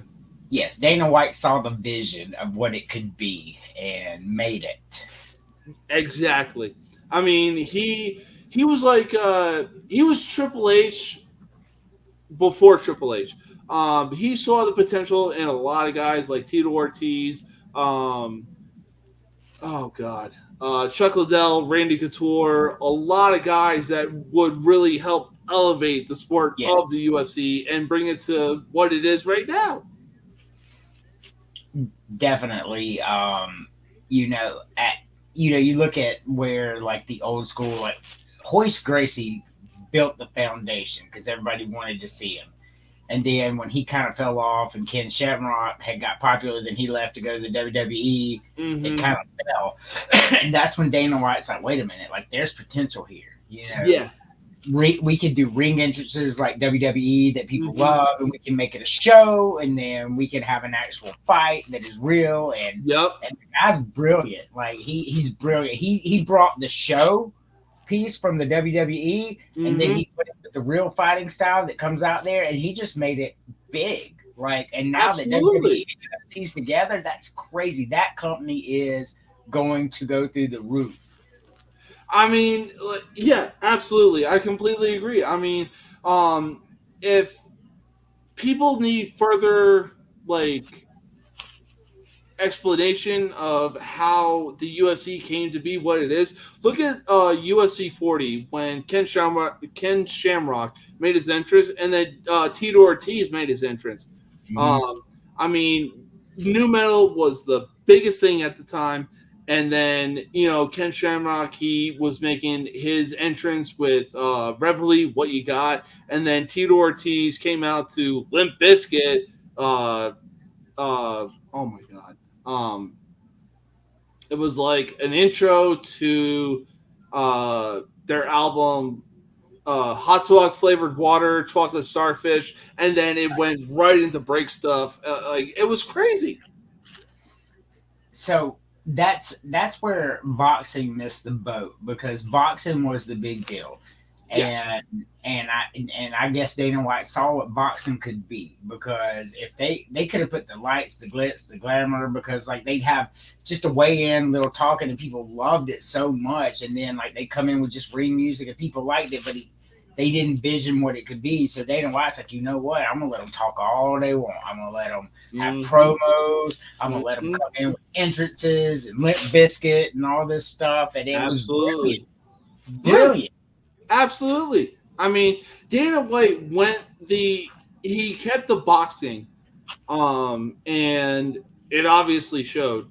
And obviously, there was real beef between these guys because it was like, hey, I hate you, you hate me. We're gonna settle this in the ring, but when it's all said and done, we're gonna have respect for each other. Well, that you're right. So that's what Dana White did the best. So like if they had real beef with each other, well, that was the fight. Yeah. And like it would move it around. Like that's what people want to see. Just like you said, he let them talk.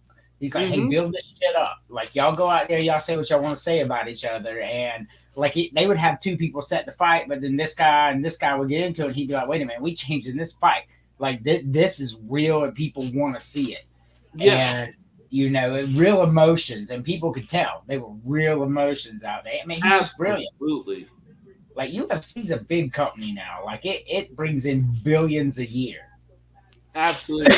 I mean, granted, like the trash talking itself, it was on the level of Stone Cold Steve Austin and The Rock. Like that was the kind of trash talking that level that it was on, and obviously they sell it in the ring. Granted, let's be honest. Like at the time when we were kids, we didn't want to accept that WWE was fake. But being an adult, it was like, okay, well, we know it's fake. We know that we know that they're putting on a show. We know that they're doing this. We know that they're doing that. But it's what keeps the company going. But when it comes to the UFC, I mean, they fight it out in the cage. They are landing big shots on each other, and at the end of the day, they're gonna have respect for each other because it's like, hey, I talk trash about you, you talk trash about me, but we did what we needed to do. Well, so and like I said, you were probably just a little too young to remember the Monday Night Wars and all that, which I loved it. Like, man, Hollywood Hogan back in the day, that was my shit. So we're actually, me and my buddy Cody are actually going to start a podcast for old school wrestling of the 80s and 90s. Okay. Like I love it. But what Vince McMahon did, the reason that they won, besides WCW giving like movie stars, it got weird at the end. But he came out. And when it really changed, so this is how he came out, and he's like, and I'll never forget the promo. He goes, we're not going to insult your intelligence anymore. He goes, this is sports entertainment. He's like, we're telling a story. He's like, we're not here to lie to you. He's like, this is nothing but a story. Right. And then people, like, it just seemed like they appreciated it. They're like, hey, yeah, I don't care. This is no different than watching a TV show. Like, absolutely. None. And then the people were like, and then people started feeling good about it because people, back in the day, people were like, oh, wrestling's fake, can't believe you watch wrestling, you're such a dork. But then it became, hey, we're admitting this is just a show, and then it was okay to do it. Like, oh, okay, so this is just like a TV show. Yeah. And it was brilliant. It was brilliant. And then WCW got upset, so Raw was taped back in the day, and Nitro was live. So Nitro got hit on what happened. So they actually announced, hey, just so y'all know, Mankind's about to win the title on Raw. Like, right. And WCW never won the Monday Night Wars again after that. And like, they underestimated how much people like Mankind and Cactus Jack. I mean, like, Mick Foley was a god. That was stupid. Oh my God. It really was. Watch Mick Foley win his first title ever. Well, fuck this, because I did it too. I ain't gonna lie. I was like 15. I was like, Mick Foley? Yeah. Count me in. And I mean, brilliant. So it was March of last year that I was watching a documentary on The Rock on TikTok. And he was talking about his rivalry with Mankind. He was saying, I loved working with Mankind. Everything that happened between him and myself, it was just pure genuine. Like, you couldn't recreate that if you gave us 1,000 chances. Because, I mean, The Rock and Stone Cold, They were the cool guys that everybody knew in high school, but they still went out of their way to be like, hey, yeah, we're the popular guys in high school, but we're still going to take the time to, acknowledge y'all. We're still going to talk to y'all and everything like that. Mankind, he was a class clown that everybody knew, but everybody was still drawn to. You know what I mean? Well, he was so much fun. Absolutely. Like, so the Rock and Sock connection. I don't know if you're aware of what that is. Like, that shit was pure gold. I know what that is. Pure gold, and absolutely. Especially, and I don't remember which Royal Rumble. Like, I can't wait to have this podcast with Cody. Like, you got to come on too if you remember some of this old stuff. I remember. Yeah. I can't remember which Royal Rumble it is. Like, this motherfucker came out as Cactus Jack, got thrown out. Like, 5 minutes later, came out as Dude Love, got thrown out. 5 minutes after that, came out as fucking Mankind. Like, it was great. It was great. Like, it was gold. The best. Pure gold. The Royal Rumble is by far my favorite WWE event. It's the one that I still watch every year because I don't watch it consistently. I'm just so busy. I got 6 kids, salary job, where I work, and I do podcasts for, the Dog Media Network, like I said. But absolutely. I never miss the Royal Rumble. It is by far my favorite event. It is so much because you just never know. Absolutely. Triple H threw Roman Reigns out to win the title. I was like, oh my God. I didn't see that coming because nobody beat Roman Reigns. I was even surprised myself that Cody Rhodes made the comeback, even though it was anticipated that he was going to make the comeback. So Cody Rhodes, they hit a home run with him. They love him. Absolutely. He's had it since the beginning, and he pissed Vince off and had to go do Stardust or whatever. And but when he first came out, and he was with Ted DiBiase and Randy Orton, and they were Legacy. Yeah, and that shit was good. Randy Orton, Ted DiBiase Jr., and fucking Cody Rhodes. People didn't realize. In the moment, they're like, oh, but like now when they look back, like, oh shit, Randy Orton, Ted DiBiase, Cody Rhodes were together. Holy shit. Yeah, that was a skilled moment. Yeah. Yeah. Like, the craziest thing was the fact that Vince was giving Cody all these gimmicks that it was like, oh, we're trying to bury Cody, but he made it work. Yeah, that pissed Vince off too. Even when he came out of Stardust, he's out there. People are like, yeah, out there acting goofy, doing this shit. They're still and he had the rivalry going on with Stephen Amell. Yes, and he's just so charismatic. Cody Rhodes has it. That's what it boils down to. And I absolutely love it. Like I need to get more back into it. Like I have a 21-year-old son. Like he keeps me up to date. Like LA Knight is his guy and has been his guy for a while now. There was when rest in peace when him and Bray Wyatt did the absolutely last year before had that big event where he threw him off the cage or whatever and Bray Wyatt beat LA Knight. Something like that, I believe. Yeah. And then it had the uncle somebody that was up there after he fell or whatever. Yeah. And like it was about a year and a half, 2 years ago. And like that day, I'll never forget it. My son was like, this guy's a star. I was like, Bray Wyatt? He said, no. He said, LA Knight. He said, I love him. And then next thing you know, that's all I'm hearing about is LA Knight. I'm like, well, maybe my son was on to something, Like maybe he has. I haven't watched him, because I haven't had time. But my son's all the time. He's got the shirt. I mean, yeah, that's his guy. I got the fucking shirt. Are you kidding me? Yes, he loves it. So I gotta catch him. Oh no, absolutely. I mean, like you said, God rest his soul. Bray Wyatt. When LA Knight came out, he gave oh God, Jesus, he gave the oh my God, what's the word I'm looking for? He gave his respect to Bray Wyatt, and like it was a moment of respect, and then built up to going into his monologue of talking about the Miz, and it was just pure poetry in motion. Like he paid his respects to Bray Wyatt, and it wasn't. Yeah, Tony Ferguson, get the fuck out of here. You need to retire.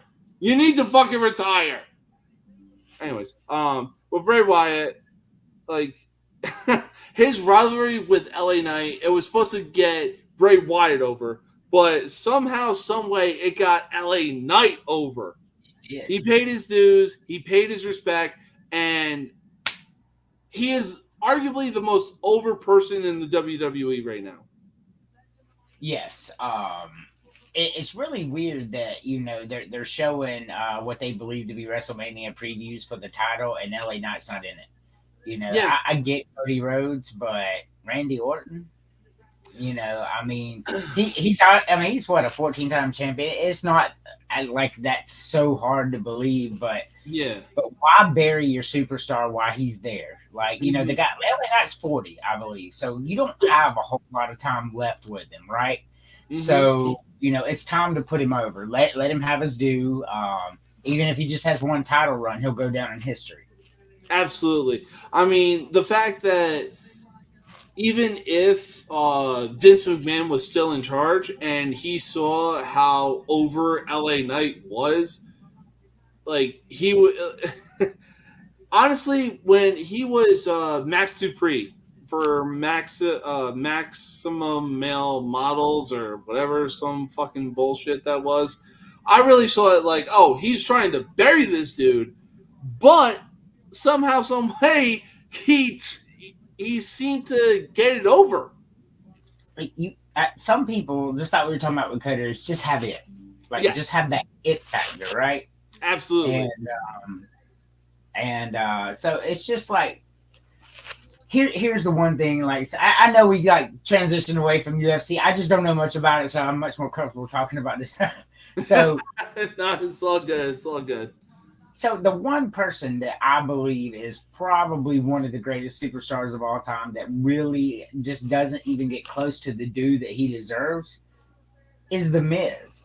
I mean, his world title run, I remember it. Like, it was brilliant. Like, he ducked Absolutely. nobody. He was a bad guy that ducked nobody. And he's so charismatic. And, he had Alex Riley out there, acting all like, it was good. Miz was good. And, like, Intercontinental champion, like, the dude fought every fucking show for 2 years? Yeah. Every show. He made the Intercontinental championship fucking relevant again. He did. I say he's the greatest Intercontinental champion of all time. I mean, a debate could be made with Chris Jericho as the greatest Intercontinental champion, but The Miz is definitely up there, and it's not even close. This is why I give Miz the nod over Chris Jericho for the Intercontinental Championship. Okay. Chris Jericho should be in the running for the greatest wrestler of all time, period. Like, the guy is nothing. We want to talk charisma. We want to talk talent. Like, he's the greatest of all time. Like, anytime he was on the screen, I was like this. Yeah, absolutely. I completely agree. I mean, he even said it himself. He was the only one of the fewest guys that could go toe-to-toe with The Rock on the microphone. And The Rock was him on the mic. Yeah. No, their exchanges were great. Like, when he came out to the WWE and the timer ran out. Do you remember the timer? The Y2K timer? Yes. So when it ran out, because that had been going on for months. And like, I was watching it ran out. I was like, easily, oh my God. The best entrance in the WWE. Easily. Of all time. It's not even close. You see the timer go down, and then you see him just. And when I saw it, I knew who it was. And now I watched him in WCW, and he was a cruiserweight, but I knew what he was then. And I remember telling my friend Andre, I'm like, this guy's a fucking superstar. And then he came out, and he interrupted The Rock. And The Rock started talking. And then he started talking back, and The Rock, it was so funny because for just like 30 seconds, The Rock's like, because he ain't used to people talking back to him. Yeah, absolutely. It was great. And he had him dumbfounded. And then The Rock hit back, then he hit back, and it was easily one of the best exchanges there ever was. And I give Miz the greatest Intercontinental champion of all time because, like, Jericho's a top 3 all-time wrestler. Could not fucking agree more. I mean, oh shit, I just had it. Oh my God. I had it and then I lost it. Shit, what was it?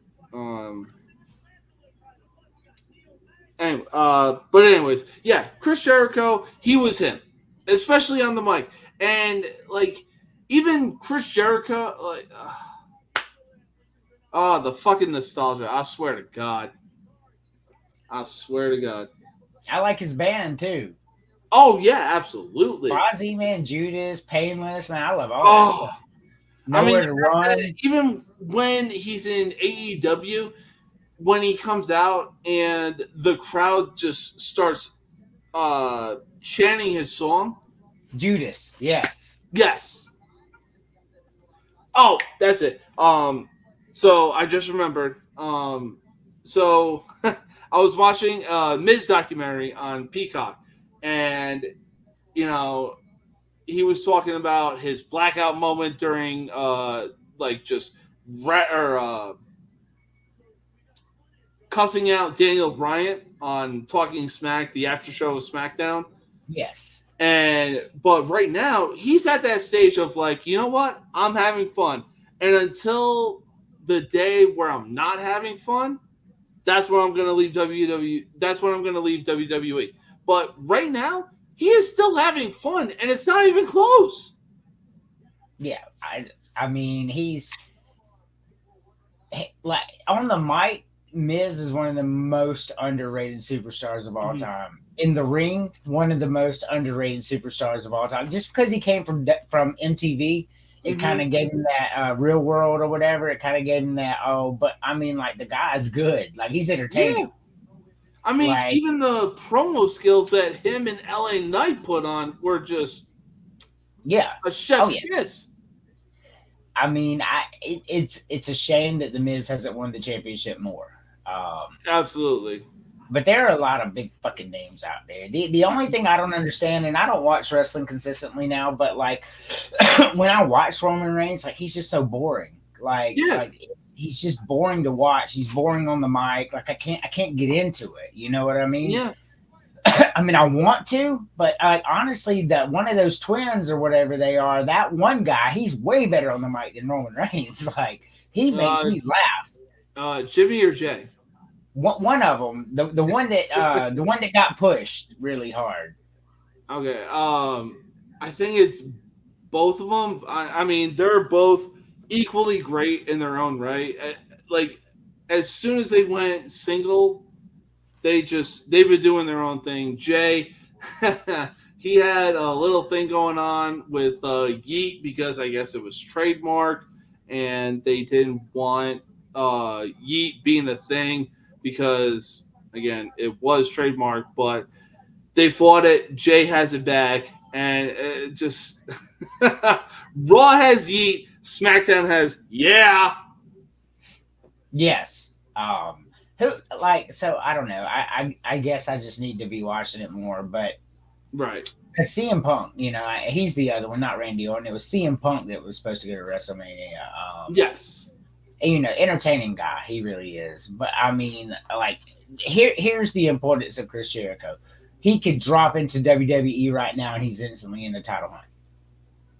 Absolutely, no, I completely agree. The list was the funniest shit I ever saw in my life. Like, you just made the list. Like, I don't know why that stupid little thing made how me he laugh. got that over is still beyond me. It was so fucking funny. Like, it was perfect. It was brilliant. He goes, said something to me. He goes, "What'd you say?" Guess what? You just made the list for. I mean, like, it was awesome. I think it was like Raw's 25th anniversary, and Elias was walking backstage. Like, oh, you think you're gonna be a rock star? Well,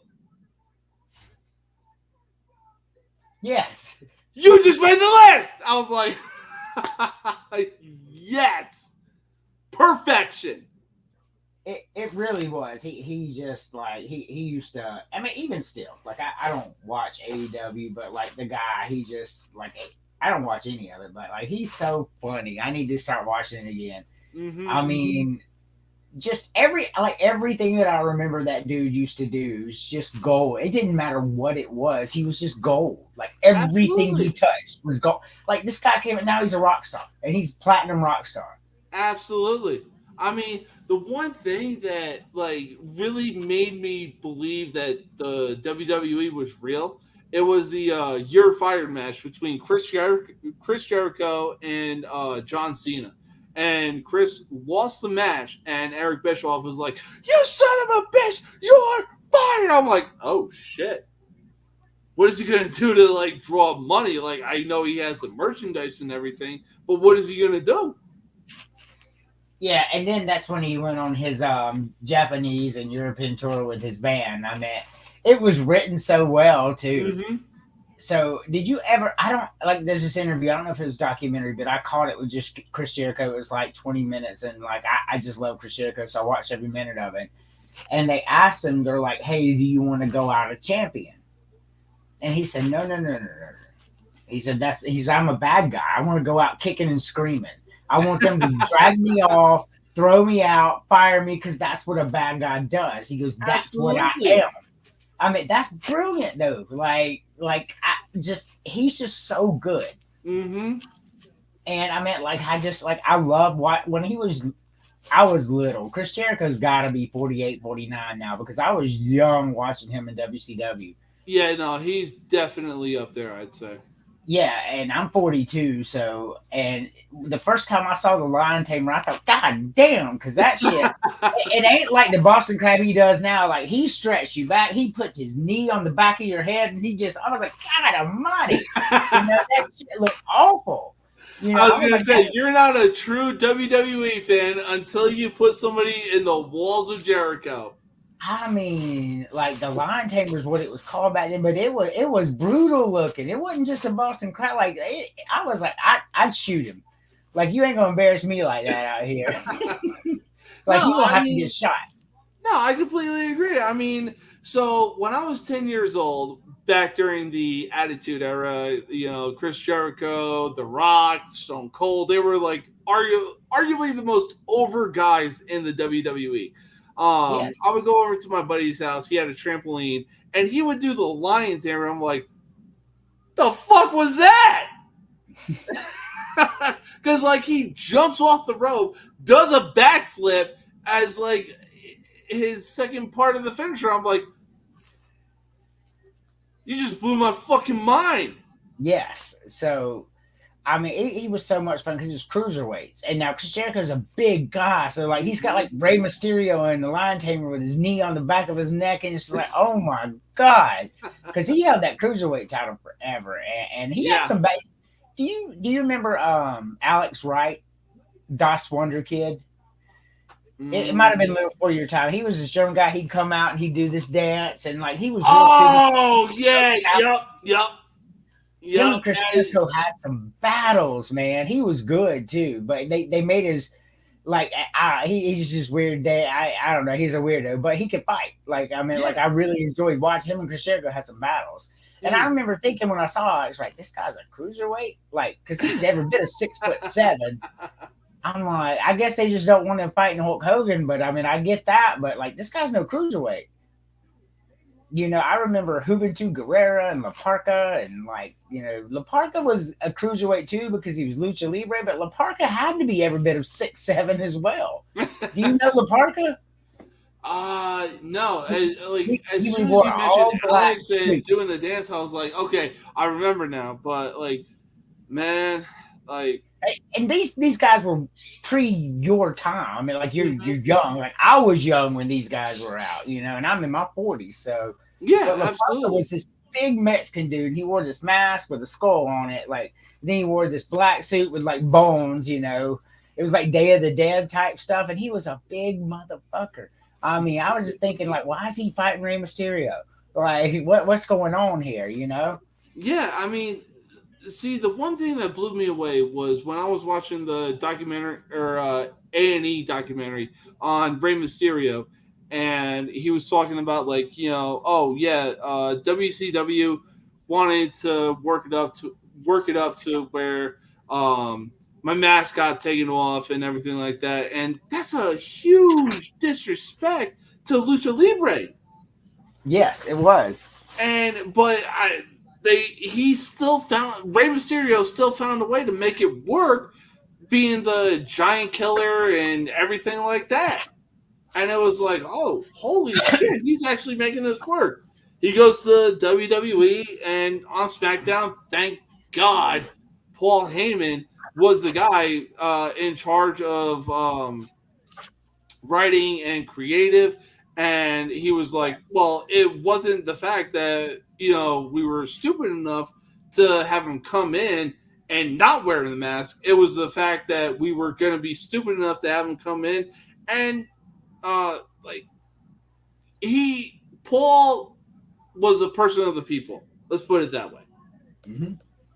Paul He knew what the people wanted. He knew that the people wanted Rey Mysterio to come in, wear the mask, and that's exactly what he gave them. He did. So, he was so baby faced when they took it off. I remember Kevin Nash took it off actually. Yeah. Oh yeah, my phone's dirty. I know. I remember WCW, probably the greatest battle besides Hulk Hogan, who's the greatest of all time. We can argue that, but they had this 7-match, best of 7 match between Chris Benoit and Booker T for the TV title. Mm-hmm. It blew away the world heavyweight title scene. Like, it was awesome. Like, because we know what Chris Benoit and Booker T are now, but they were just coming up. Yeah. And it was good. Like, I remember watching, like, holy shit, because Chris Benoit was like, when I found out what happened with him, with his wife and his son, it was awful. But like, you could see that in him in the ring. Like, he was a psycho. Like, he would blow snot on his opponent. Like, he really like hit. Like, he looked crazy. Oh, absolutely. I mean, like, he had it when he was in the ring. Yes, he definitely had it. But unfortunately, like, all the diving headbutts that he was constantly doing, it weighed heavily, and it unfortunately showed. Well, I mean, every time he did it, you could tell it really hurt. It wasn't a fake thing. Like, he was. No, absolutely, yeah, completely agree. Because Chris Benoit, like, he would be thrown over the rope off of cage, like, it didn't bother him. But like that headbutt, like, he really tried to hurt people was the thing. That's my point. So he was really headbutting them. I think I remember watching a documentary and somebody said he was really doing it to him, and I can't remember who that was. I think it might have been that whole Dark Side of the Ring thing. Yes, it was. Said that he was out there trying to hurt people, and and he was out there trying to hurt people, and he had just lost his mind, and which he did. There's no argument about CTE with Chris Benoit anymore. None. And I hated that because he was a fun guy to watch, but obviously not a good human being. No, absolutely. I mean, even Paul Heyman said it best. Like, in the ring, he was arguably one of the best technical wrestlers that the WWE ever saw, or even professional wrestling ever saw. He rivaled Bret Hart. Yeah, as far as being a human being goes, no, fuck him. Because he had the choice to not do what he did. But he did have the choice, and he took it, and unfortunately, we saw what happened. I mean... Yeah, so, to make a choice to do what he did, I know where he's at right now. And that's all I'm going to say. I'm going to leave it at that. Yeah. Not a good human being. No. And a lot of people are upset that they cut him out of the WWE history and the WWE network and all that. And like, he was so good and important. And that's fine, but I support the WWE in that. Fuck that guy. He doesn't deserve any glorification whatsoever. Nothing. Like, he's a nothing is what he is. I don't even want to see him. You know what I mean? Like, I completely agree. The only thing he really has going for him was the fact that he won the World Heavyweight Championship at WrestleMania 20. That is it. Right. I mean, he had a lot. Like I said, he had some like the 7 match with Booker T was brilliant. But like, obviously winning the world title. And who did he beat? Triple H? Was it Triple H he beat? Or was Triple it? H and Shawn Michaels at WrestleMania 20. Yes, and which is a huge accomplishment, right? Absolutely. But to mention his name with the greats like Shawn Michaels and Triple H, he don't deserve it. No, He don't. no, I completely agree. I mean, even when, unfortunately, God rest his soul, Eddie Guerrero passed away, Yeah, I and love Eddie. oh God, like how can you not? I mean, I loved him. Even oh, back in WCW with his mullet. You know, I don't guess you ever saw him with that. It was awesome. I mean, like every person that was given their monologue or like promo, every person that was crying when they were talking about Eddie, like Triple H, Big Show, JBL, Kurt Angle, Rey Mysterio, everybody that whether it was he had a rivalry with or he like it was just for show. When they were showing their true emotions, you knew that they had the best time working with Eddie. Oh yeah. Mm-hmm. Like Yeah, it's not I even. never heard a bad thing about them.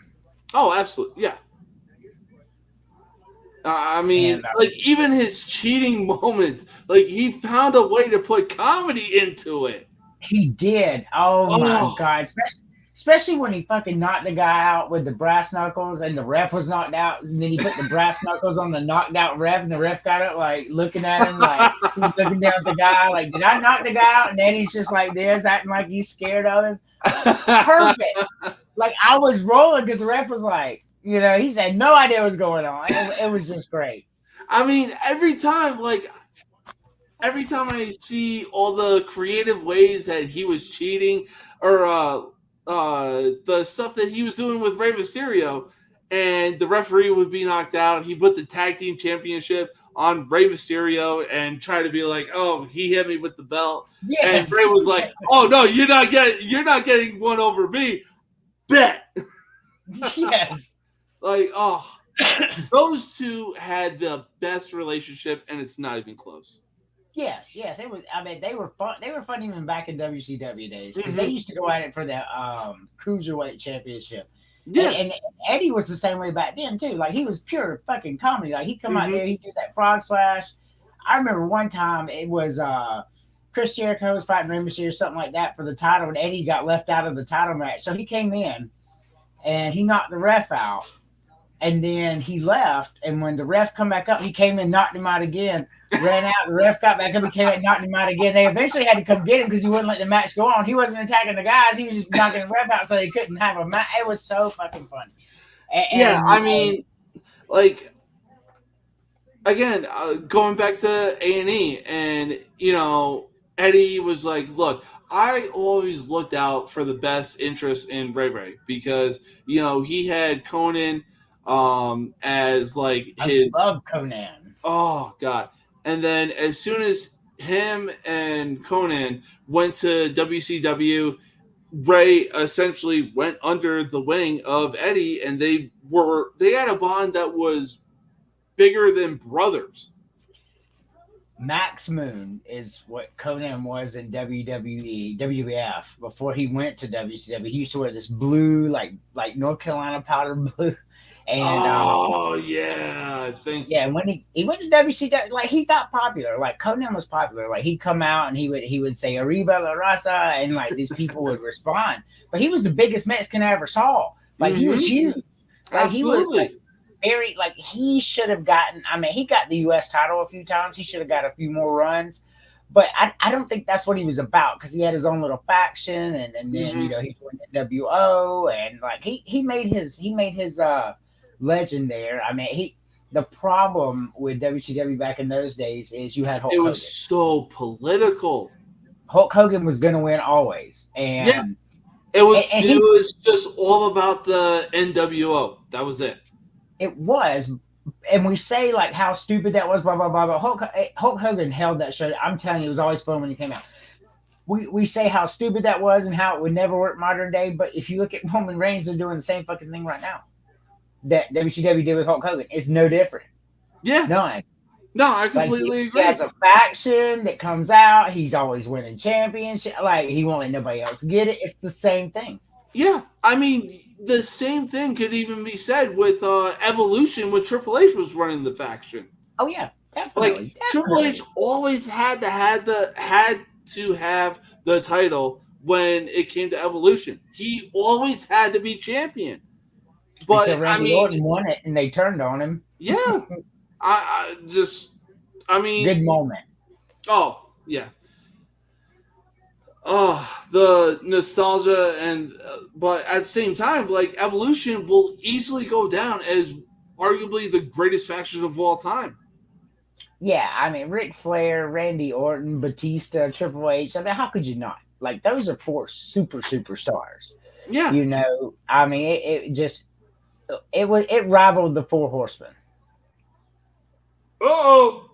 Rear naked choke. Oh my god, he fucking escaped it. Wow. That's the thing I love about the It work UFC, at man. 7. I mean, so we're currently in round 2 with 1:40 left. But the thing I love about the UFC is the fact that, you apply a chokehold, you think it's done, but the person being held in the chokehold finds a way to work out of it and just, it's crazy. It's crazy how the UFC works, man. It is. And yeah, I got to get more into it and watching it. Sorry, I took your show, your live UFC show, into the WWE direction. Don't even worry about it. I know more about that than UFC. Hey, it's all good. It's all good. Ain't nothing better than reminiscing about the or I would say the golden age of WWE, but that would be essentially going back to I'll be in there in a minute. Like the 80s of like Hulk Hogan, Macho Man, Randy Savage. But I mean, the golden age was really the Attitude Era and the Ruthless Aggression Era. Well, the 80s were great for me because that's when I grew up. You know what I mean? That's when I fell in love with the Andre the Giants, the Hulk Hogans, the Macho Mans, the Ric Flairs, WCW back in the day with Sting, and he was a surfer, the dude then, and and that was great. And then, but as much as I love that, and like $1 Million Man, the real $1 Million Man, like it was so awesome. But when the Attitude Era came, and Stephen Wonderboy Thompson with the rear naked choke. I'm guessing that's over. Oh yeah, it's the third fight before the main event. Wow. Oh yeah. But no, you were saying about the Attitude Era. Yeah, so the golden era is when I fell in love with it. Okay. But when the Attitude Era, I will tell you why it was more fun for me, because not only did you have the NWO, which was fucking awesome until it ran its course. Like it was so fun to watch them come out there, so fun to watch Sting come out of the ceiling. DDP does not get the props he deserves for what he was in WCW. Absolutely. Out there diamond cutting. I mean, that shit was awesome. And then not only did you have that, because AEW doesn't rival what WCW was back then, unfortunately. I wish it did, and you'd have to. But not only did you have that, but then you had WWF, which was, a bunch of little factions, Heart Foundation, and then one day something changed, and Stone Cold Steve Austin is what changed. Stone Cold Steve Austin, he won the King of the Ring. Yeah, and Jake the Snake Roberts was a big Christian. He would always talk about John 3:16, which I always will too because I'm a big Christian. And then Steve Austin beat him, and then he come up there and he walked up that little stage. He goes, "You want to talk about John 3:16? Well, Austin 3:16 says I just whooped your ass," and it flipped. Like people went crazy. And then he came out the next day with a shaved head and come down there. Then he fought Bret Hart for the title, and then he passed out from the sharpshooter. He didn't tap. Yes. That was the day Stone Cold was made. Because when he got back up, he's bleeding everywhere. He's like, with his big blue eyes, And they fell in love with him. I mean, like the biggest star since Hulk Hogan of the 80s. Absolutely. I mean, even Stone Cold himself, he was like, okay, so I was told that Jake the Snake was saying a few things that had to do with the Bible thumper or being a Bible thumper and everything like that. I won the King of the Ring. I got up on stage. I said what I needed to say. And he goes out saying, Austin 316 says I just whooped your ass. And Yes. that already put him over. And he's like, he right even there. said, like, I got to find a way to close this out. And that's the bottom line. Yes. Because Stone Cold, it was like, whoa. He knew what he was You doing. were given a chance to hit the easiest pitch of all time, and you knocked it out of the park twice. Yes, he did. Twice. Stone Cold, and then Stone Cold beat Shawn Michaels at WrestleMania with Mike Tyson. Like, it was huge, man. It was so cool. Oh. And then when he did that, so he beat Shawn Michaels, and Shawn Michaels had that back injury, had to go away for a while. So it worked out perfect. Yeah. And he come out with the title, but then something happened to Rock, and then they got in their rivalry. And then he lost the title, and then then he beat The Rock for the Intercontinental title. And then the very at the pay-per-view next day on Raw, he's at a bridge. He goes, I don't give a damn about no damn Intercontinental. I threw the title into the water. Yes. And then he said, I got your little cell phone, and The Rock's like reaching for his cell phone. He throws it in the water, and he's like, come get it, man. The Rock and Stone Cold was awesome. Did you ever see the one where he paged him? Where he's in the ring and he's with the Nation. He took over the Nation, kicked through. Oh, yeah. And Stone Cold's music came on and the Nation rushed up. Yeah, he's like, okay, where are you at, Stone Cold? Where are you at? And Stone Cold comes right up behind him and gives him the fucking stunner. I mean, it was so he beeps him and he goes like that, and then he comes up from behind him. It was brilliant. Like, wrestling was brilliant back then. Oh, absolutely. Brilliant. I mean, they couldn't do it now. The craziest thing that I saw was the fact that The Rock and Stone Cold would actually bet cases of beer on how over-exaggerated The Rock could sell the Stone Cold stunner. He would. Like, it doesn't get much better than that. Man, that one where he flipped out of the ring, completely rolled over the top rope, rolled down the metal stairs. Like, no, for me, the perfect sell is WrestleMania 17. Which one is that? It was in the Houston Astrodome, and both The Rock and Stone Cold were baby faces. Vince McMahon came down to the ring, and it was like, JR saying, "Oh my God, Stone Cold just sold his soul to the devil himself." Yes, I do remember that. Oh my God, like anything after WrestleMania 15. With The Rock selling the stunner, it was pure poetry in motion. It was. So the build-up with Mike Tyson is quite arguably the greatest build-up of all time. Yeah. And the way they continued it Monday night was the best because Vince McMahon's like, Stone Cold can't be our champion, because he's gonna come out here with his beer and his little blue jeans. And Stone Cold showed up to the ring in a suit, a 3-piece suit, really nice suit. And he's like, I'm here to take your pictures, Vince. He's like, I told you I wasn't going to let you down. And he shook his hand. He smiled. He got his pictures. And Vince was like, you're so great for putting on the suit. He's like, I'm glad you did it. He goes, well, take a good look because this is the last goddamn time you're ever going to see me. And ripped it off, just started hitting him. Like, I started crying. It was so funny. Like, I was like, because he's just ripping it off. He's like, keep your little picture. And, because he was crazy. I loved it. I can talk about this all day. I mean, the one thing that constantly gets talked about with him was the fact that Vince brought in Iron Mike Tyson, and he was easily the baddest man on the planet. Stone Cold comes out like, you may be the baddest man on the planet, but you got your eyes on the world's toughest son of a bitch. Yeah, he said, I take offense to that.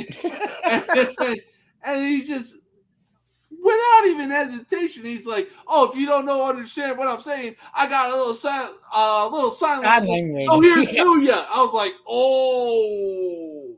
It was hilarious. He's like, I can tell you, I can see you got your beady little eyes on mine. I was You like talking to Mike no. Tyson, you know? The flip off Mike Tyson. Like, I'm sure Steve Austin was talking to him like backstage, like, hey, here's what's gonna happen, here's what's gonna go Right. down. But still, to like see that, Oh yeah, Mike Tyson was oh, crazy.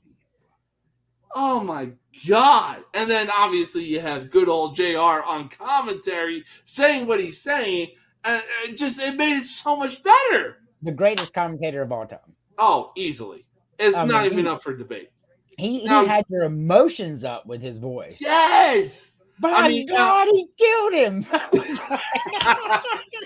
I mean, now, granted, Michael Cole has stepped up, much like Joe Buck.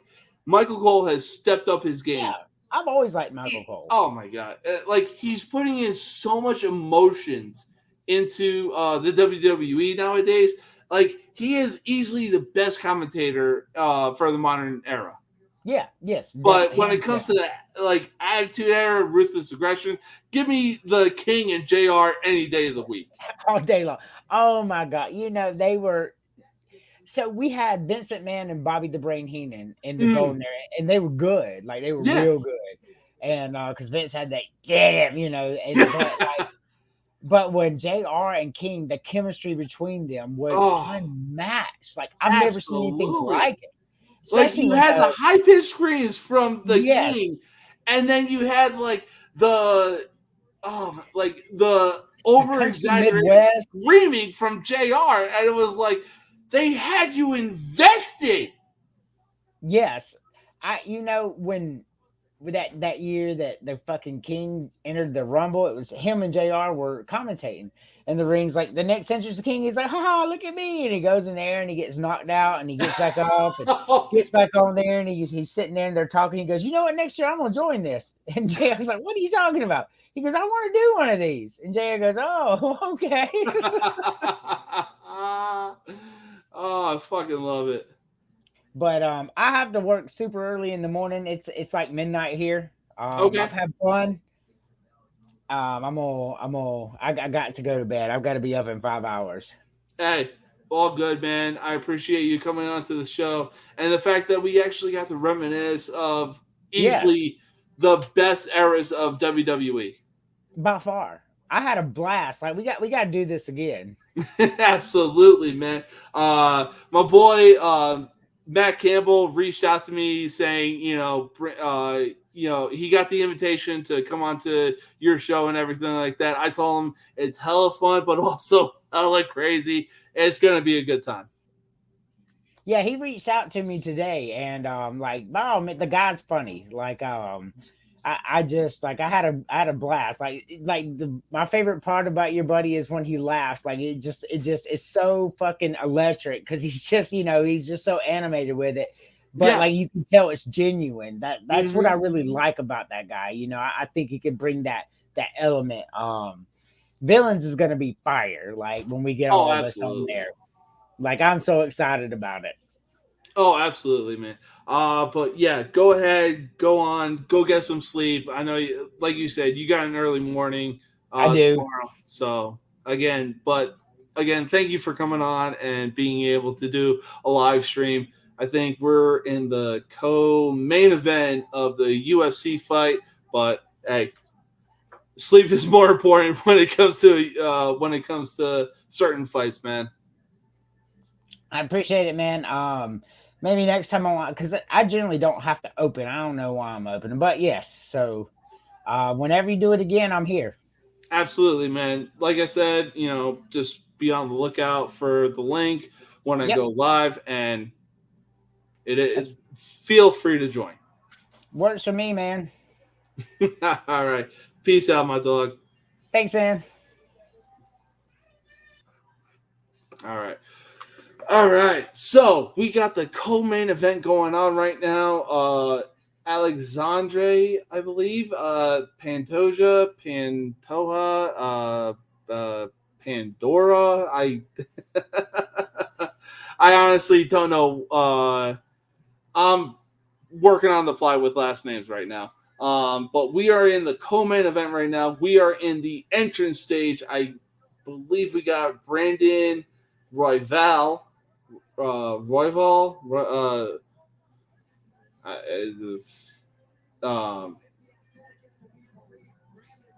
Looks like he's being. Oh, okay. Yeah. He would be escorted out by somebody in the fucking Air Force. Okay. Brandon Royval, fighting out of Denver, Colorado. So, we got the challenger coming up to the ring right now. Oh, my God. I'm expecting nothing but fireworks with this fight right now. It's ironic, though, because Alexandre Pandora, he actually has a win over Brandon Royval right now. So I gotta go with the champion. I'm sorry. You know, oh my God. We will see what happens though with this fight. It should be definitely one to watch. That's for damn sure.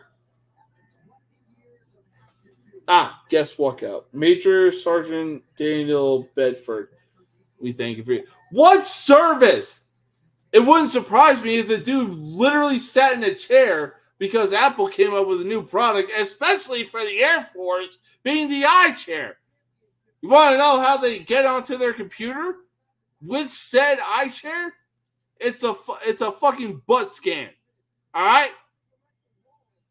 All right, but Brandon Royval, he's on a 3-fight win streak. He has finished 13 of his last 15 fights, 4 knockouts and 9 submissions. Fourth shortest average fight. Anyways, Mans is on a roll right now. But I mean, anything can happen in the UFC. Just ask Leon Edwards. I mean, the dude knocked out Kamaru Usman, said to be one of the greatest welterweights of all time. To me, the greatest welterweight of all time is easily George St. Pierre. But yeah, Leon Edwards, he had easily one of the luckiest knockouts I've ever seen in my entire life. But here comes the champion, Alexandre Pandora. I know what I said.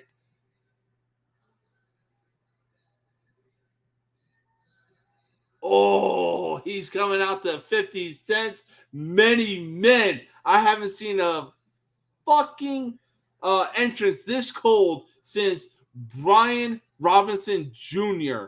got shot in the leg, I believe, 2-3 times. And then, and then next thing you know, during a Redskins, I know what I said. I said Redskins. All right.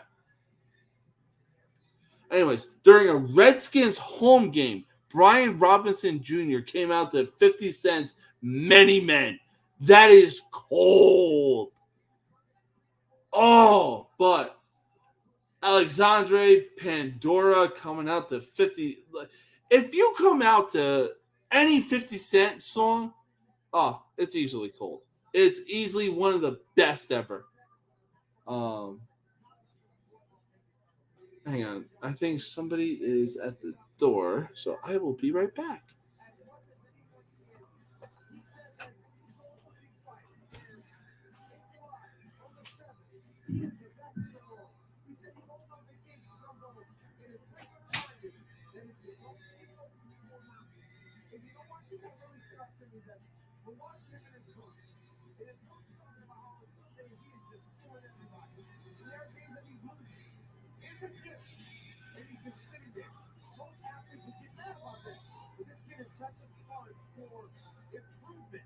Then he just takes it and absorbs it and says, I'm going to use this to be better.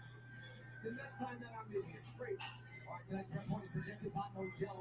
Prove regardless with a fighting spirit. Well, TC, that's one of the great benefits about being a camp like America's Got Team, right? You got so many killers there. Iron sharpens iron. You're getting tested every day. And this man, we saw the results of that iron sharpening iron when he beat Moreno to win the title. I mean, he looked fantastic in that fight. We know how good Moreno is, and we know how good Pantoja is now. Okay, so it is Pantoja. Oh my God, maybe that wasn't. What am I thinking? All right. All right, so we got Alexandre Pantoja. That is the name. This is the co-main event of the UFC fight.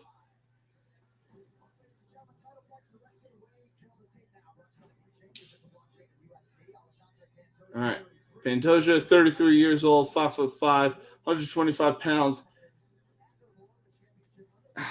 Royval, he has a 4-inch height advantage and a half-inch reach advantage over Alexandre Pantoja.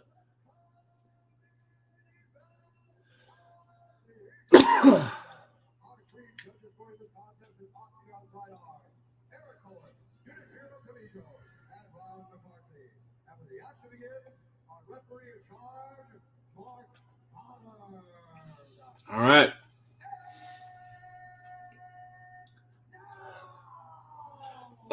Ain't nobody does it better than Bruce Buffer. But I will be back. Hang on. I got to close the door real quick.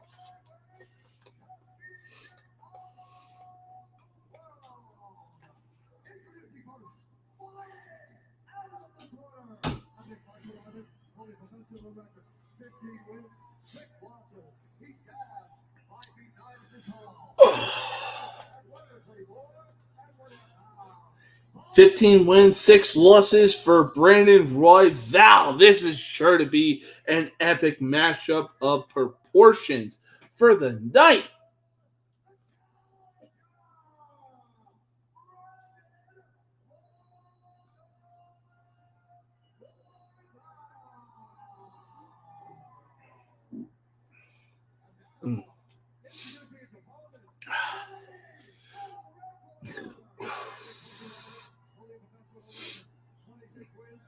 Damn, 26 wins, 5 losses, standing 5'5", weighing 125 pounds is Alexandre Pantoja. Man, oh man, this is sure to be a great fight.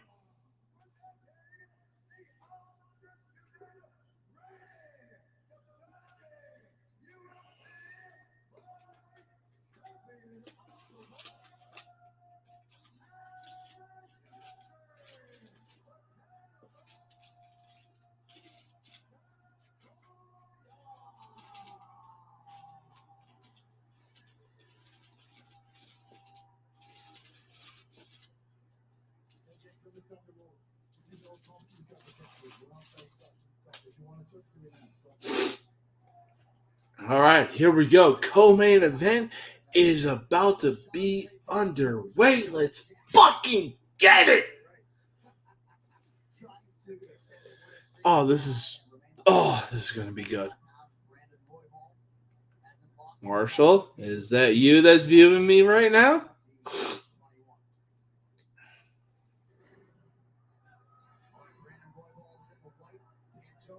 Oh, wow. Okay, Pantoja coming out swinging.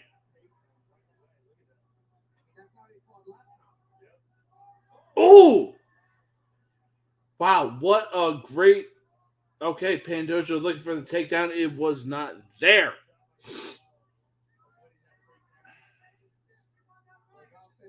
All right.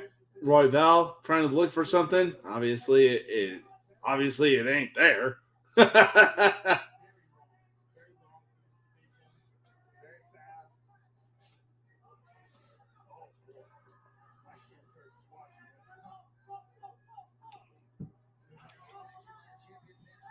Uh-oh. Somebody looking for a takedown? Ain't there, though. I'll tell you that. It ain't there.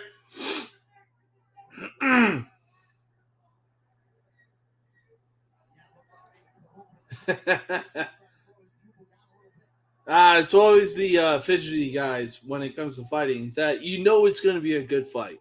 You know what I'm saying?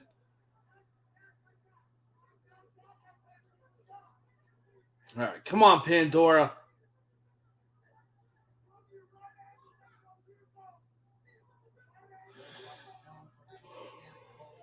Ugh, oof, sorry.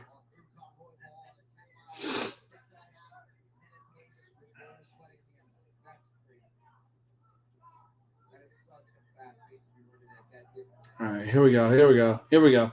Nice leg kick. Oh, good head kick. Okay, we gotta clinch up. Pantoja looking for the takedown. Oh, and he gets said takedown.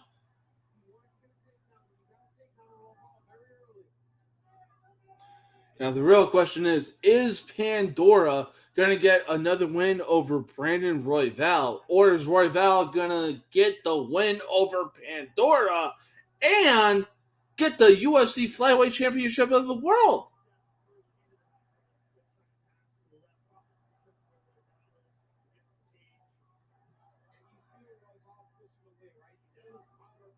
All right, so it looks like Pandora is getting ground control.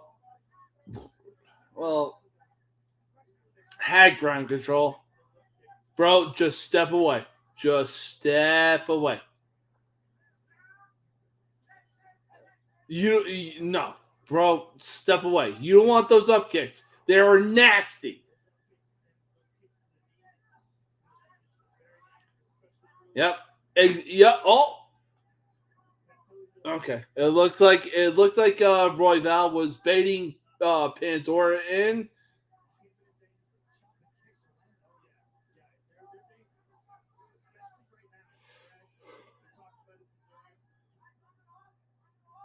Very nice job by Pantoja. Royval basically got up against the fence. Pantoja detected it, and he still got top control. I want to say. I'm honestly not too sure.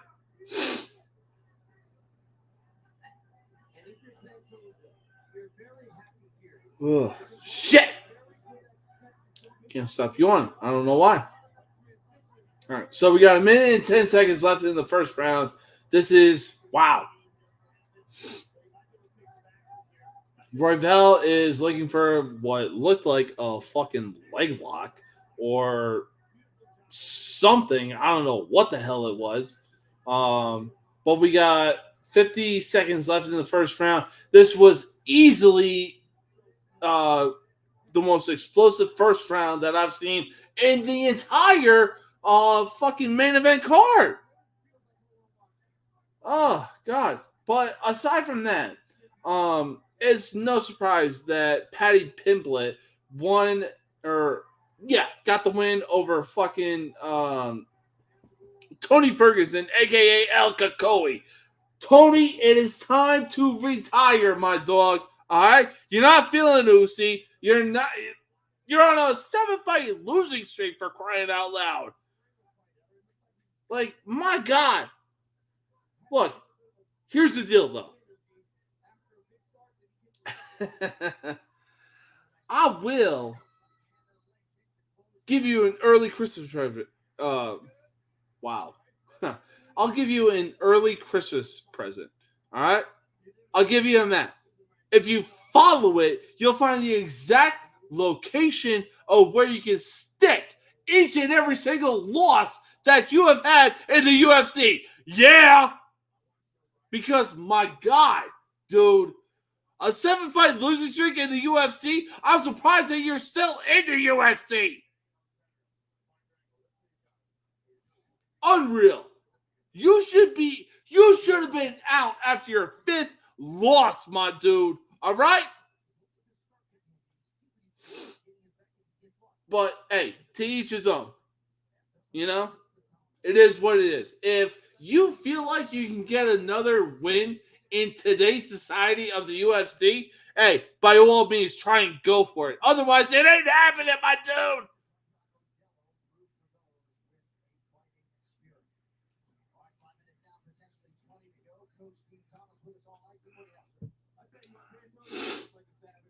All right, anyways, moving on. Round 2 of Pandora, whatever, and Royval. All right.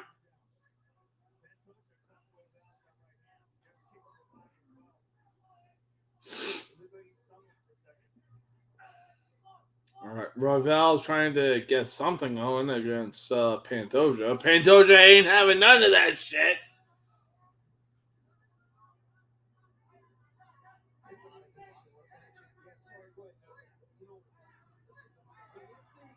Oh, okay. Pantoja, he got the overhand right.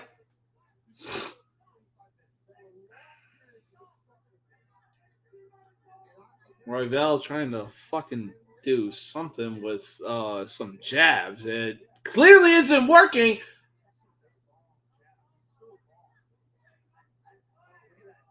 Yep. Oh, a brilliant takedown by Pantoja.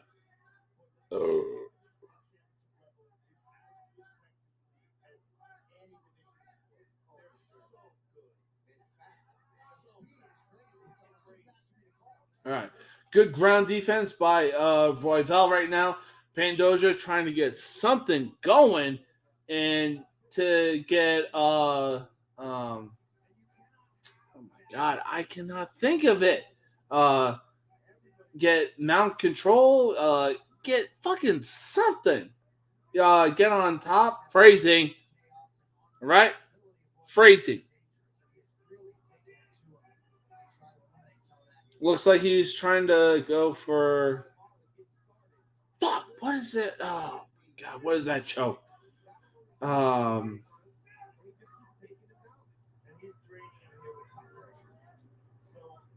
Jesus! I cannot fucking. Oh.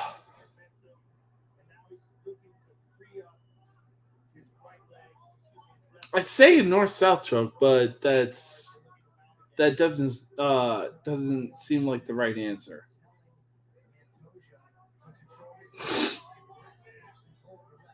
All right, but right now Pantoja, he's got top control. Royval, he's trying to do anything he can to at least score points in the judge's eye. My God, like do something to get on top. Phrasing of Pantoja and fucking. Oh.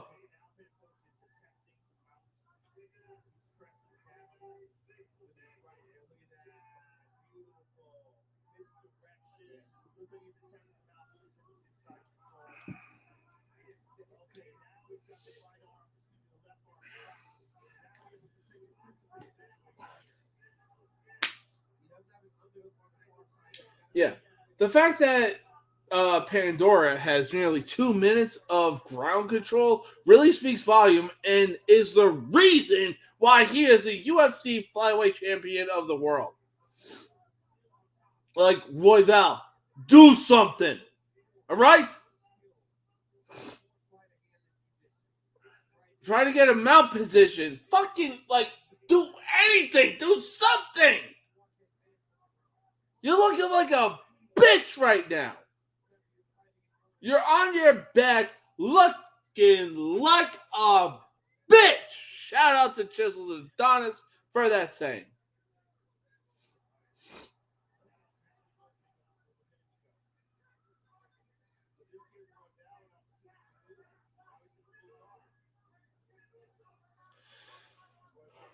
Yeah. Pandora don't know what. Oh! That's your opportunity to fucking strike, Pandora. Do something. We got 40 seconds left in the second round. Do slit and you don't want to do anything? Oh!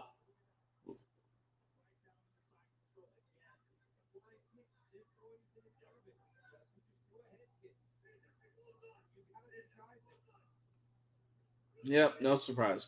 So we got 20 seconds left in the second round. Pandora has top control, and Royval is not doing a goddamn fucking thing.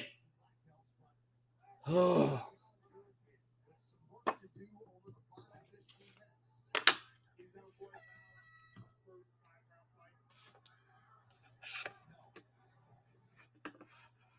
here, you see a nice right hand by Pantoja. Kind of buckles the legs of Roy Vaughn. There's a good body kick by the champ. Champ level changes to the body, steps around, takes it down to the mat. Spent a lot of time back down on top, and then another big right hand.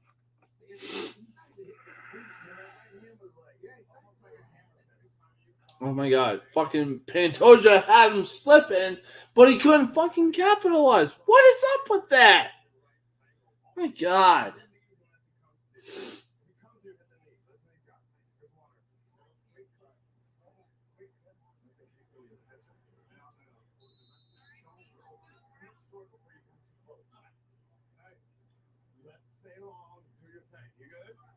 Yeah, do your thing. Obviously, his thing isn't doing much. Yeah. Swear to God. Honestly, it wouldn't surprise me if Pandora came out of this fight as the victor. Jesus Christ. Jesus on a cracker. You know?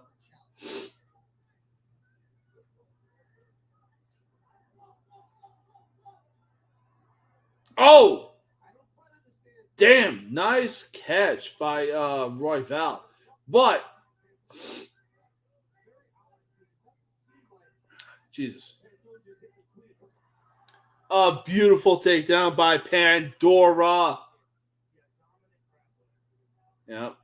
Pandora is showing right now why he is the UFC flyweight champion of the world.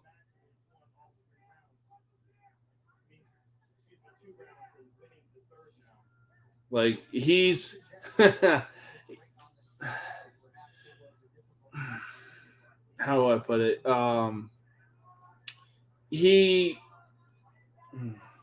Jesus, I can't think of it. He's using his takedown game. Jesus. There it is. Uh-oh. Pandora got his back. Oh! And now Roy Val has... okay. There you go, Pandora. Way to show how to get out of it and show why you're the true champion.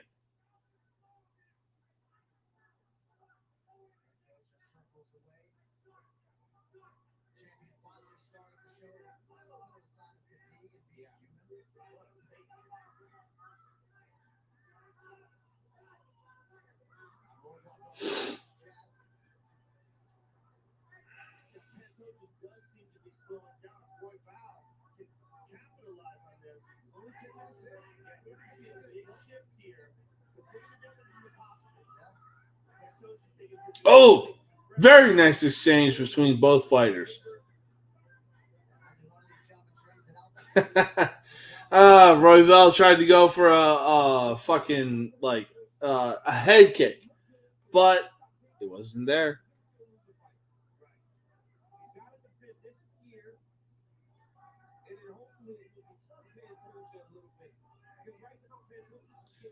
All right, come on, Pandora, do something. Right now, you're looking like a flyweight division version of Brock Lesnar. All you can get is a goddamn takedown, and you got nothing going for your ground game.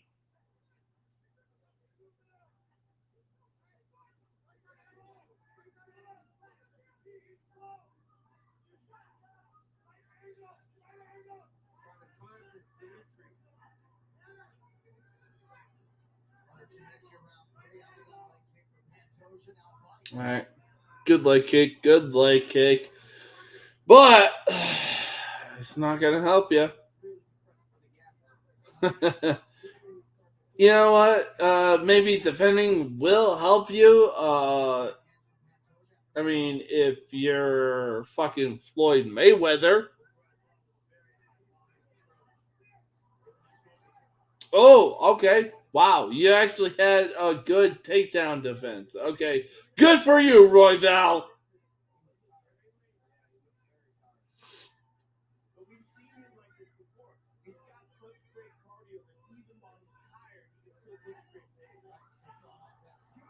Oh, wow. Okay, Royval is actually landing some good punches. Oh, wow. Oh. Okay.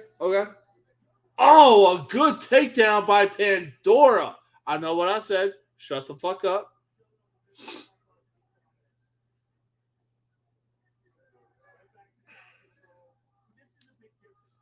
All right. And now we're just in ground control. All right. Okay. Kill.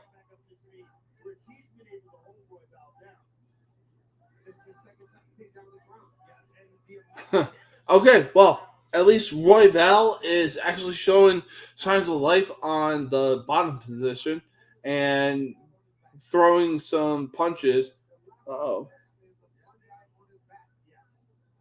Okay.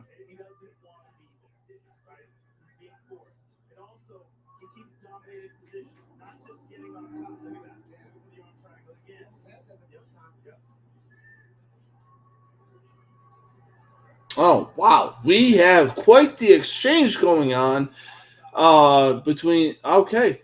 So I believe it is the end of the third round. I'm honestly not too sure because um the fight is that fast paced. Wow. Okay. All right. So we are in between rounds right now. Things are looking good for the champion, I want to say. He's gotten takedowns, he's gotten top control, and everything like that. But before we go into the next round, um, I am a firm believer in Andrew Tate, and I want to say some of the things that he says aren't all that bad. For example, if you want motivation, look in the mirror. That's your motivation. All right. But we are about to get into the next round. We are in round 4 of Alexandre Pantoja and Brandon Royval. Oh, a beautiful takedown from Pantoja. Wow. Good scramble by Royval. He's trying to do everything that he can to get out of the bottom position.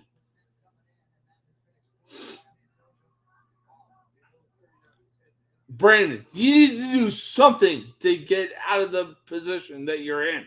Because right now, Alexandre Pandora is easily fucking controlling you. Yeah. No. Okay. Tell me you want to lose the fight without telling me you want to lose the fight. Like, what the fuck, my dog? This isn't very UFC.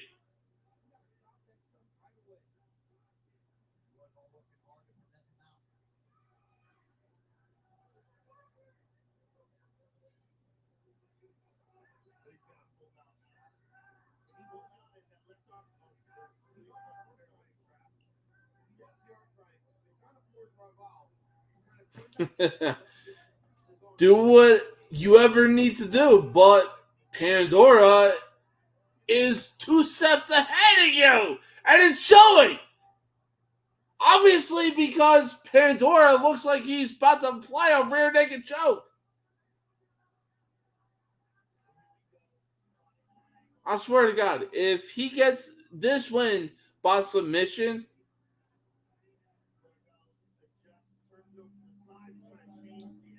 yeah. The ref is telling you to stop being a dumbass because you're caught. You're done. Finish. Finito.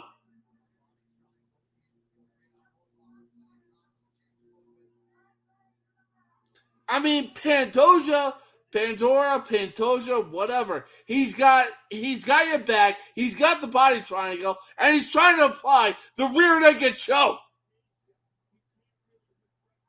Royval, you can do whatever you need to do, but you are done, my guy. You are done.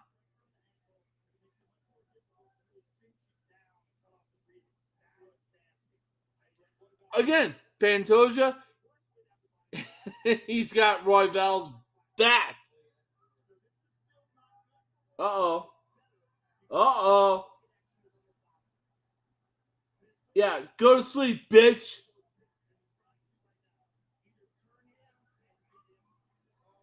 Oh, that's deep. Go to sleep, bitch. Go to sleep. You can try to work your way out of it. It ain't gonna happen. Tap, tap, bitch. Tap.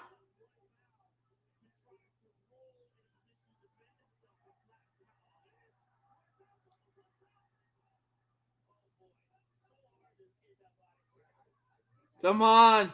Yeah, no, Joe Rogan, you know what you're talking about. It's so hard to escape that body triangle. Come on. Royval, your time is up.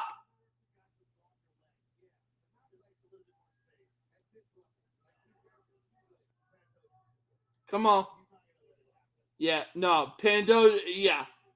You got a minute to work with, my dog. Come on. Come on. Pandoja, you know what you need to do. Come on, you got 45 seconds. Submit him. Do something.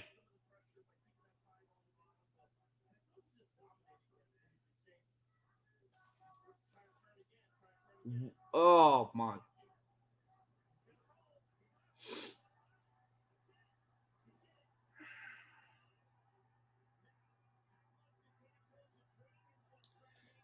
Yeah, but what fucking energy do you have left, Royval?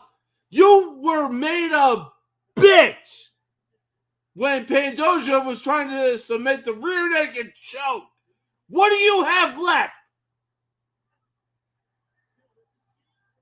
Oh, yeah, okay, cool. Try to throw some haymakers. That always works.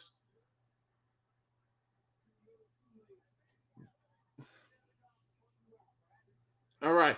We are going into round 5. The final round of 5-minute rounds.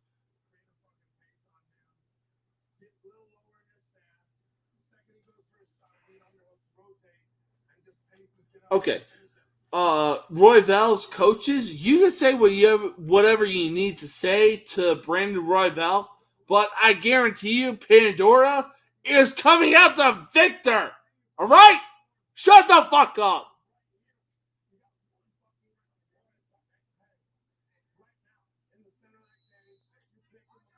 Oh, shut the fuck up. Ain't no way Royval gets the win over Alexandre Pandora. Ain't no way.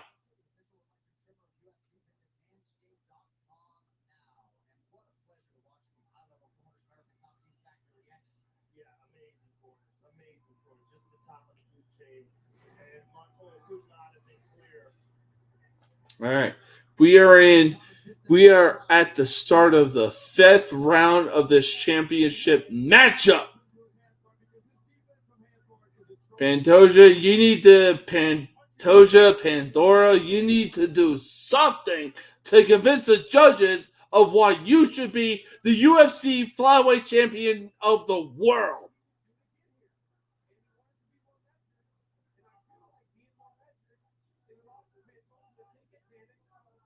All right, good jab.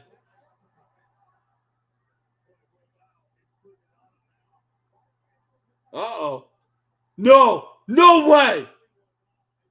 Wow. Royval is actually putting together a combination.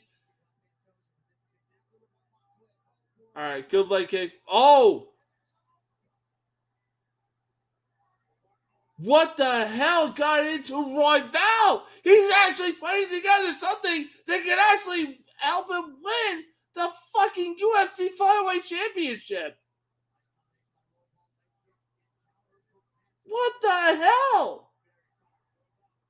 Well, I guess you know what. When it comes to the fifth and final round of a championship matchup, and you got nothing left to lose, hey, might as well go out fucking swinging.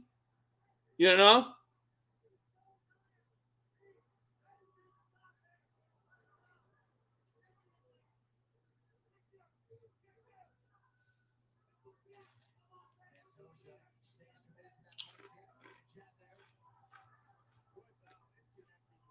Good combo.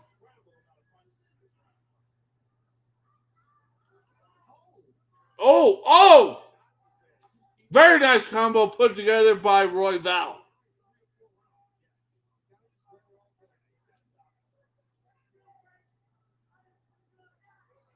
Oh, okay.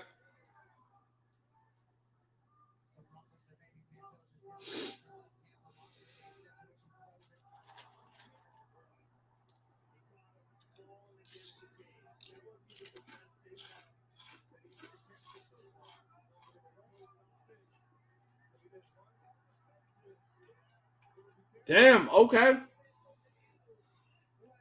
But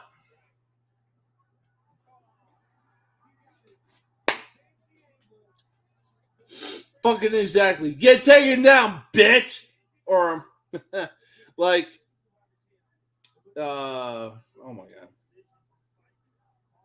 Like the like the saying goes in the Pymations cartoon that I watched when it came to Five Nights at Freddy's. Get crowbarred, bitch!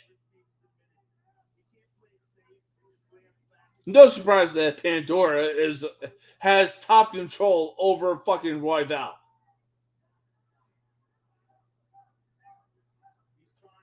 I honestly was expecting a knockout fest.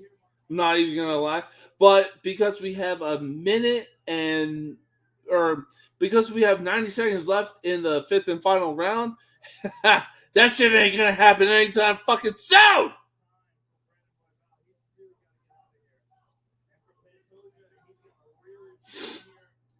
Yeah, no, it's easy to say that Pandora, whatever the fuck his name is actually gonna win this fight by unanimous fucking decision. 60 seconds left. No surprise.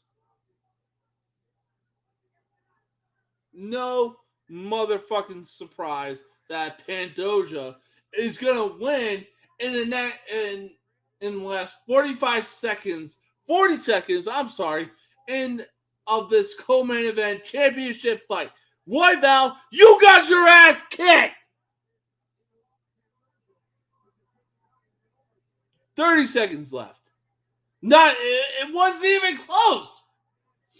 If this goes to a unanimous decision, it wouldn't even surprise me. 15 seconds left. Yeah. Oh, no. Roy Val's corner, you can say whatever you need to say. You can do whatever you need to do. But in the end, 5, 4, 3, 2, 1. This match this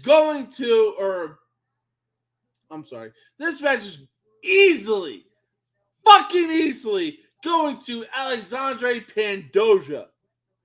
And it's not even close.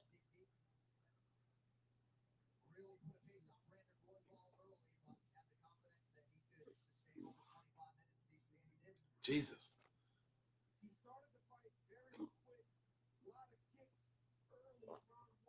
I got the hiccups. I don't know why.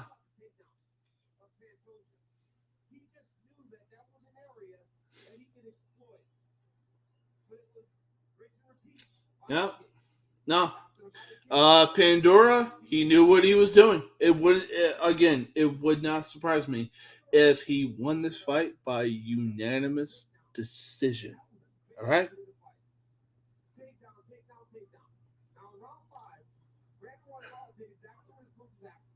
Well, Daniel Cormier is talking about takedowns.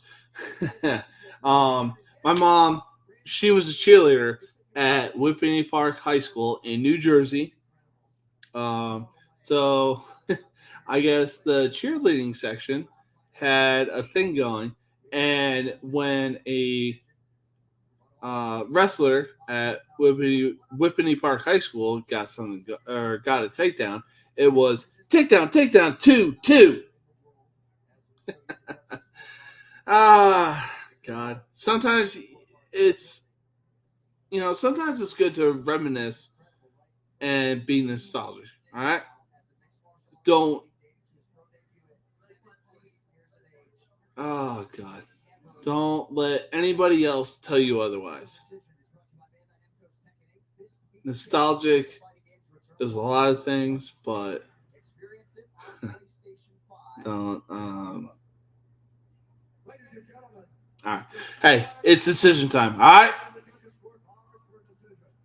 The judges score the contest 50-45, 50-45, and 49-46 for the winner by unanimous. Yep. No surprise. No surprise. Yep. Yep. Alexandre Pandora wins or still retains the UFC Flyweight Championship of the World by unanimous decision, and it wasn't even close. Wardell, what the hell kind of mindset were you having going into this kind of matchup? Is what I would say if I was fucking Joe Rogan. My God. All right. I'll say this though: a lot of respect, a lot of good sportsmen, respect, sportsmanship, a lot of sportsmanship. All right, a lot of good sportsmanship being put on display. Pandora's fight camp showed it to. God, I can't even. Pandora's fight camp showed it to Roy Val's fight camp, and vice versa. That's what it's all about, though. Hey,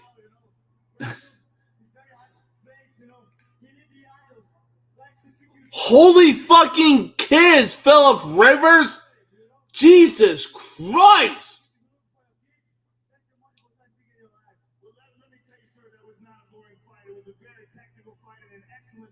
What in the actual hell? Okay, no wonder you're trying to be the UFC Flyweight Championship, or no wonder you're trying to be the UFC Flyweight Champion for a long time. You got more kids than Philip fucking Rivers!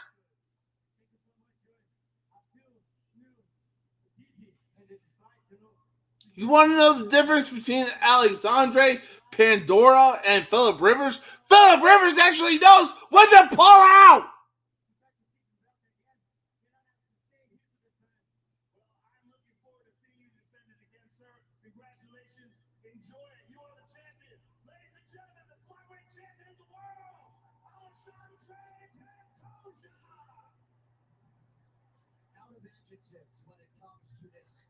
Hey, for real though, good for Alexandre Pandora, the UFC flyweight champion of the world. But still, holy fucking kids. You're making Philip Rivers look good, my dude.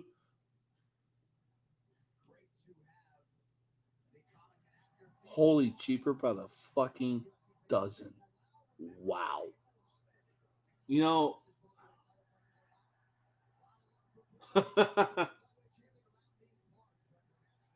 Hey, Robbie Lawler in the building tonight.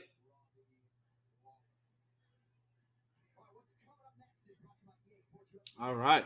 So we are going into the main event of Leon Edwards and Colby fucking Covington. The Colby Covington, the same dude that is easily the biggest Donald Trump supporter that I have ever seen in my entire life. But who could blame him? Because you know why Donald Trump was so good as a president? It was because that he ran this country as a fucking business and not as a goddamn president, because Joe Biden, being the dummy, yeah, that he is, and oh my god, and Barack Obama, the dummy that he is, yeah, they turned this fucking great ass country into one of the worst ass countries I've ever seen in my entire life. But we got Donald Trump in the building, along with a bunch of other UFC fighters. Right now, we are seeing the trailer preview to the newest Aquaman. Hopefully, this movie doesn't shit the bed, pun intended. Looking at you, Amber Heard. Hopefully, but again, hopefully the newest Aquaman doesn't shit the bed at the box office. I know what I said, pun intended. But anyways, we got the UFC main event for the UFC welterweight championship of the fucking world. Leon Edwards, arguably the luckiest man alive walking God's green earth right now. Yeah. You know what? I said arguably because Eli holds the title of being the luckiest man alive to not only beat Tom Brady not once, but twice in the fucking Super Bowl. But that's the conversation for another day. For now, we got the UFC welterweight championship on the line with Leon Edwards being the defending champion. Here we go, though. Here we go. We got the promo building up to the actual fight. I love it. I love it. I love it. Oh.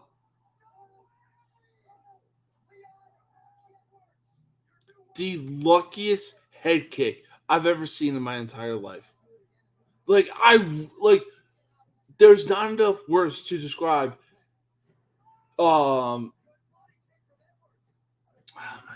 there's not enough words to describe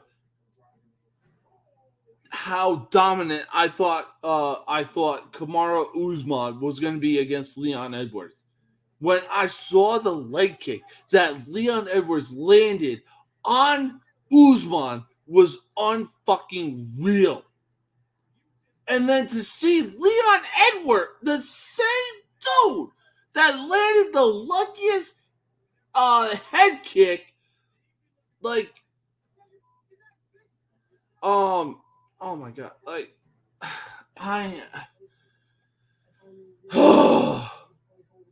to see Leon Edwards land a leg kick that had to do, oh my god, I can't even put it into words.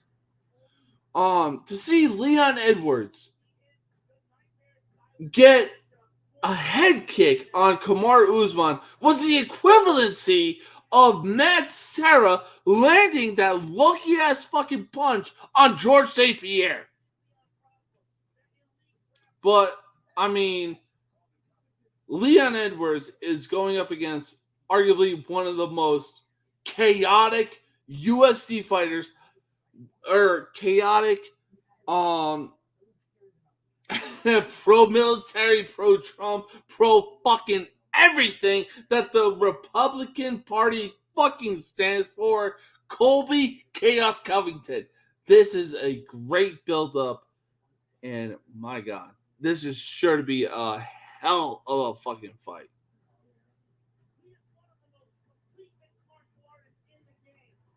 Alright. So, right now, we are in the promo of the fight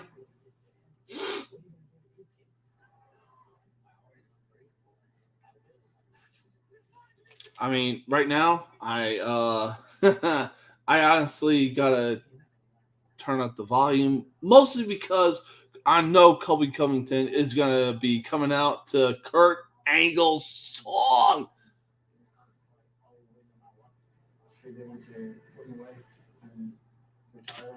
All right, here we go, baby. Here we go. Colby, you need to do something. Put Leon away.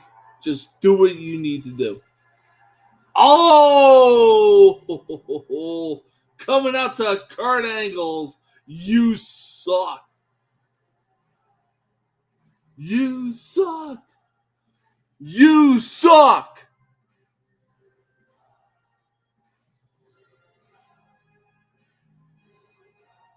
I love it. I love it. I love it. I love it. I love the fact that Colby Covington is coming out to Kurt Angle's fucking entrance from the WWE, and he's got the American flag going. Like, my God.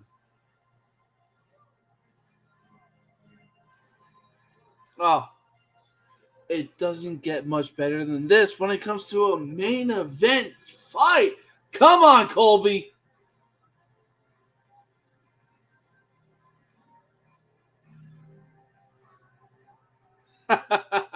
I guarantee you.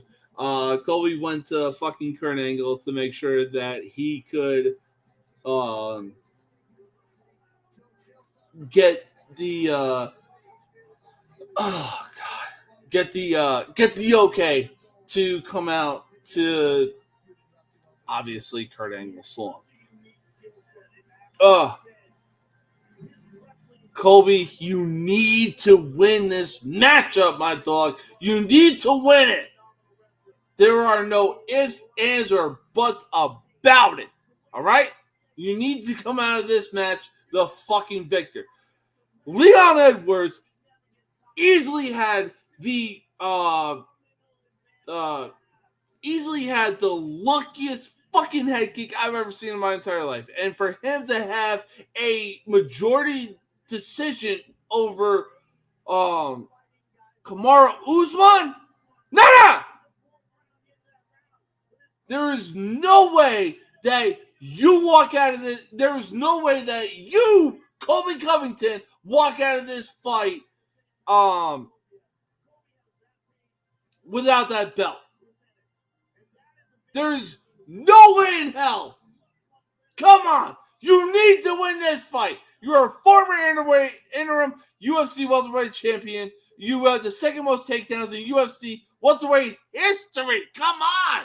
The numbers are there, and the numbers don't fucking lie.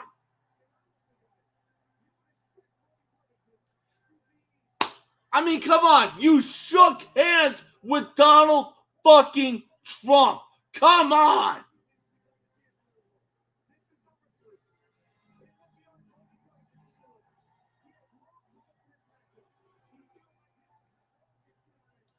You shook hands with the soon-to-be 2024 president of the United States being Donald Trump. I mean, come on. There's no reason that you shouldn't walk out of this match with the welterweight championship of the world. Come on, Colby Covington.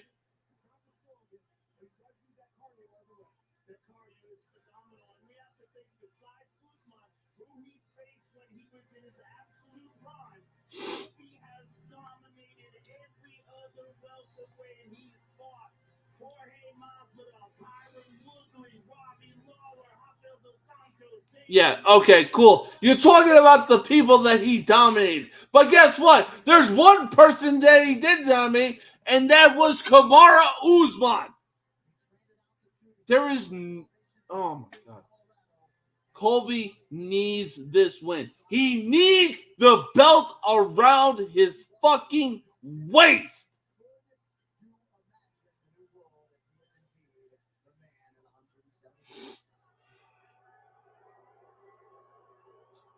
Why people are booing Leon Edwards, I honestly don't know. Don't get me wrong. I know what I said about Colby Covington, but But I got mad respect for Leon Edwards.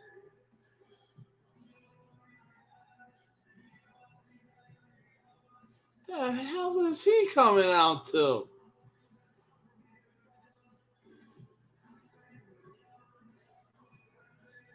The hell?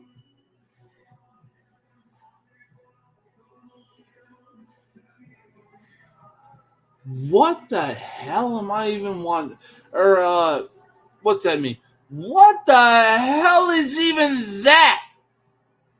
What the hell am I even witnessing or listening to for a fucking walkout song?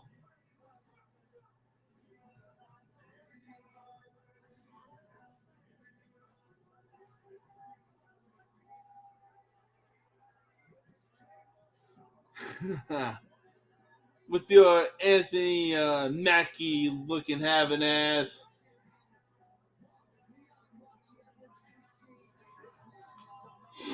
It's alright though. It's alright.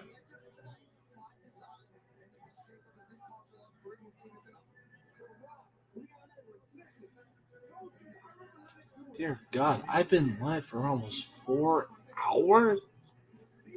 Wow. Alright, Leon Edwards from Kingston, Jamaica. Yet he's English? What?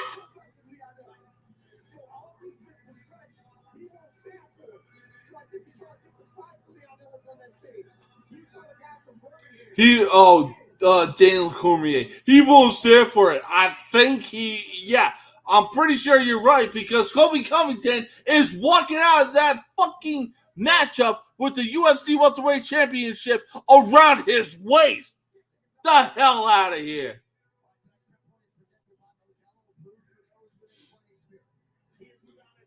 Motherfucking Michael Bisping is easily a better commentator than you, Daniel Cormier. Anyways, Leon Edwards, the UFC welterweight champion, third longest active unbeaten streak in the UFC, and sixth highest striking accuracy among active UFC welterweights. That's fucking impressive.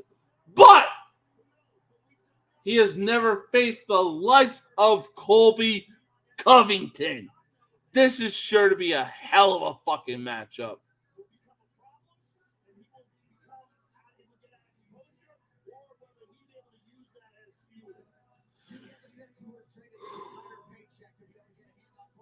Man, this matchup is sure to be one for the ages. DraftKings Sportsbook, big UFC bet alert. One user put $40,000 on Leon Edwards. Potential payout almost $66,000. What? Huh?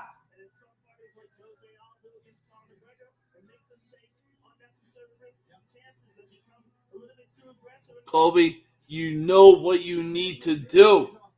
Come on. Prove the people that are betting on Leon Edwards fucking wrong. Prove them wrong. You know what you need to do. Damn. So Leon Edwards has a 2-inch reach advantage. But to go to the veteran voice of the Octagon, Main Event of the evening. Come on, Bruce Buffer. Bring it on.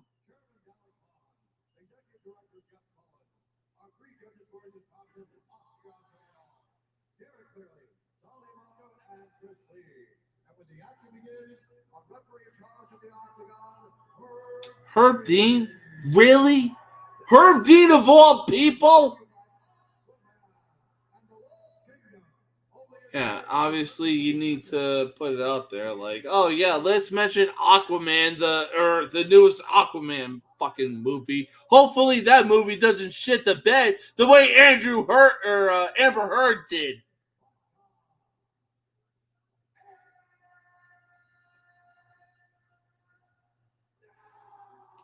Woo! Man, Bruce Buffer is the reason that I give the introductions to my shows the way that I fucking do.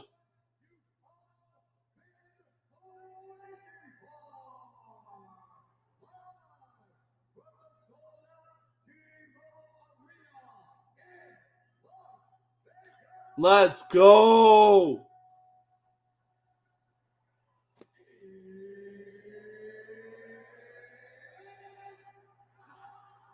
Woo! Does Bruce Buffer know how to make a... Does Bruce Buffer know how to do his thing, or does he know how to do his thing?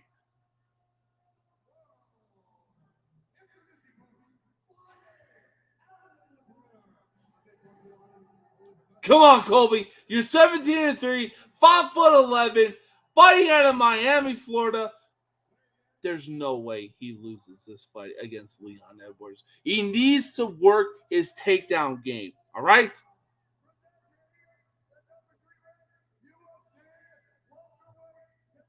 I mean, for God's sakes, the dude shook hands with the soon-to-be president of the United States, Donald Trump 2024. All right? And Donald Trump, you got some serious fucking work to do because of the bullshit that Joe Biden put us through. Man, oh man. But let me talk to you about Leon Edwards. 23 wins, 21 wins, 3 losses, 1 no contest, standing 6'2", weighing 170 pounds. This is sure to be a great fight. And it's also going to be fucking fireworks. Expect a knockout.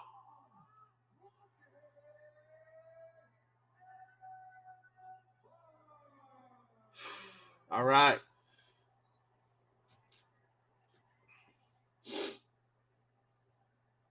All right, here we go. We got the fighters coming face to face with each other. The Herb Dean obviously explaining the rules, like, oh, you know, hey, here's how things are gonna work. Here's what you need to do. Here's what you don't need to do. Touch gloves if you need to. Otherwise, go back to your fucking corner. But like Mike Goldberg said, I mean, Joe Rogan and Mike Goldberg were easily the best commentating duo in the UFC. But here we go!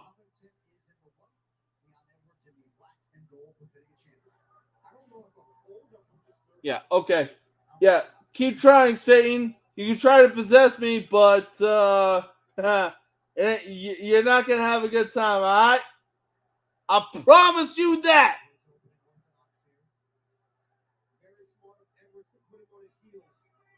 Covington, what are you doing? Why are you allowing Leon Edwards to have octagon control? Why?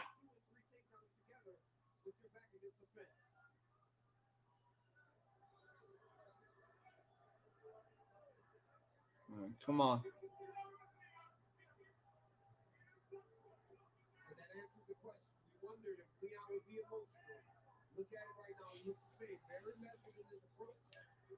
All right, we're a minute into this championship fight. Good head kick by Colby Covington on Leon Edwards. Yeah, the first round of a championship fight is it's always going to be that feel out round. I know what I said about the females that were fighting earlier, but at the same time, like,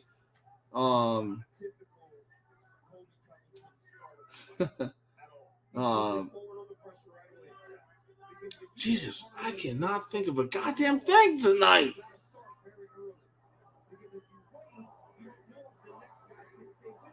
Anyways, I know what I said about the females that were fighting earlier tonight, but at the same time, it's like, look, if all the females are going to do is just standing around, jumping up and down like they got a thumb up their fucking ass, and barely land anything, but the men are obviously jumping around, they got their thumb up their asses, but they're actually trying to land something that's completely different. Oh, well, you know what? Talking about male privilege. Right. A good left hand by Colby Covington. He went for a leg kick, landed the left hand. We got a good exchange going on right now.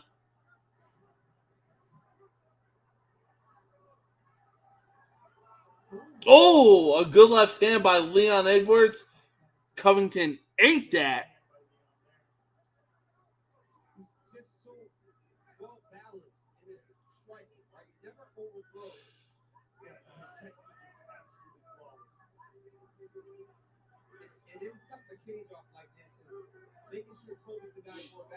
Good exchange between Edwards and Covington.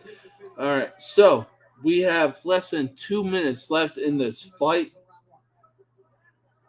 I'm honestly surprised that Covington hasn't gone for a takedown yet. It seems as though that he's trying to beat Leon Edwards in the stand-up game. It's like, dude, what are you doing? Okay, now he tries to go for a fucking takedown. Like, bro, really?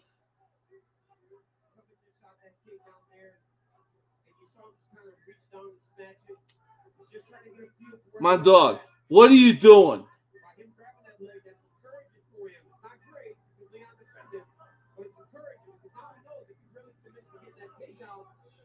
Bro, unless you're trying to be the fucking New York Giants and you're not a like first quarter person, fucking do something. Go for the takedown. You're a wrestler, aren't you? Do something. I swear.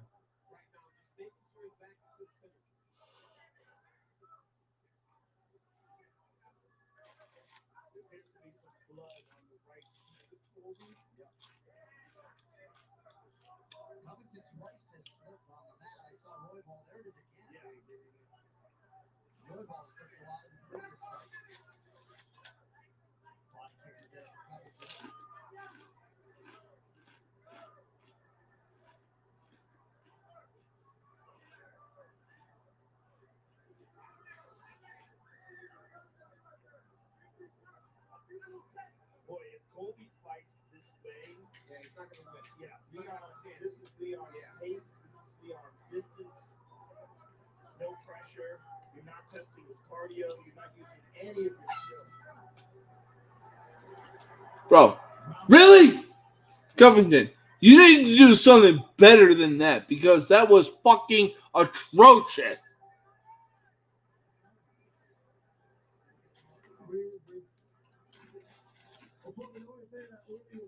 Like, what in the actual ass was that?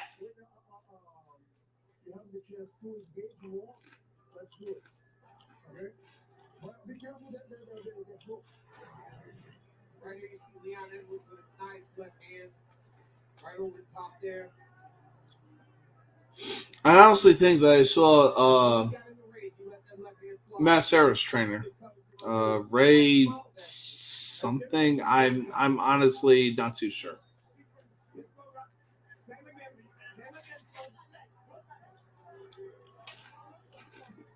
So strong first round for Leon Edwards, although just 17 combined strikes were landed. We'll see. But that most certainly suits Leon. Yeah.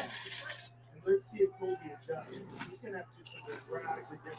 Well, he's not even breathing heavy at all. Good body kick to open the round for Covington. But maybe you have to wait to hold that some of that snap off of Leon's strikes wears off. Covington, go for a fucking takedown.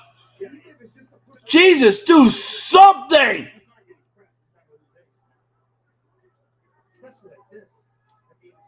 I mean, at this point, the female fight I saw was more entertaining. Jesus.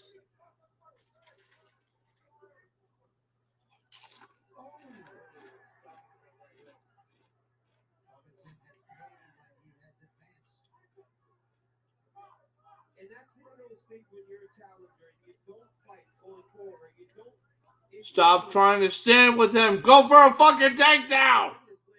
These guys go home and they want the man because there's so much more, right? Sometimes you get these challenges, they get in there, they freeze up. Not what we expect from Kobe Covington because we have seen him in 2 title Swear to fights. fucking God. One of the best lightweights of all time. We expected him to fight him in the same way that he fought Kamaru Usman. I swear, if Colby Covington loses this fight, it wouldn't surprise me.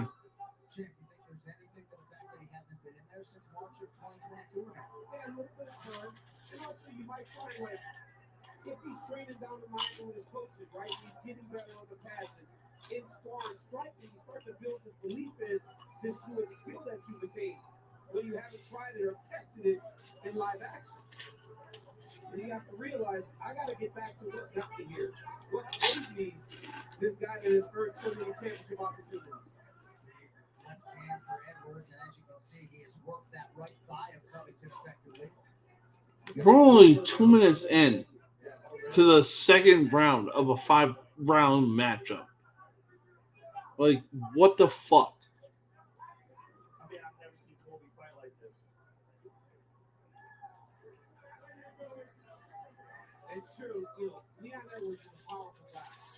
But you can't think that he'd have more punching power than Kamaru Usman. After what we have seen Kamaru Usman do, guys like George Masvidal and so many others. Well, the difference No, is Kamaru honestly, starts I'm with the fucking crowd. Like, if I was there, I'd be booing as well because this fight is about as useless as fucking basketball cleats, all right? the kicks, the punches, the elbows, the way the combinations flow together, the feints. Leon's a different animal. You're watching one of the most precise strikers to ever compete in MMA. And Joe, like we talked about earlier in the night, if you're gonna Like, for Christ's sake, somebody fight a sparring match for Leon Edwards, fucking do something, all right? you guys want to put 50 minutes on the clock? There's still This fight is fucking pathetic. Yeah, we're almost Covington, go for a takedown. Do something. But you would never imagine a Colby Covington fight because one of his biggest strengths is that pace, is that cardio.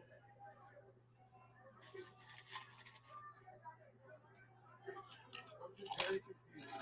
And he's reaching for his body. Oh, that one hurt. He's punching to that right leg. And you know what else becomes an issue? The more damage he takes to the leg, the harder it will be to push off on the takedown attempts as the fight gets long. And connecting strikes. And it's harder to take people down. Yes. This fight, this main event is just fucking sad right now. I mean, at least Pandoja and Royval actually put on a better fight than what I'm fucking witnessing right now.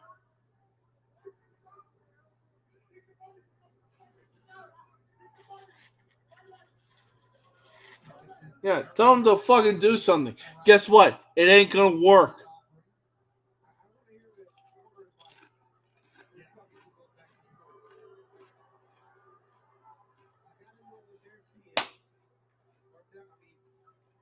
I don't necessarily know what the plan is right now.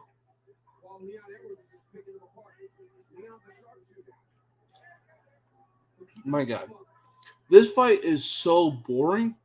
I could be 10 shots deep of rain vodka already. Yeah, I know what I said. Rain vodka. Look for it. All right. Either rain or Tito's. Either way, you're bound to get more bang for your buck. Yeah. No. This crowd has every fucking right to boo of the product that is being put on display right now. This is fucking bullshit. Unreal. Unfucking real.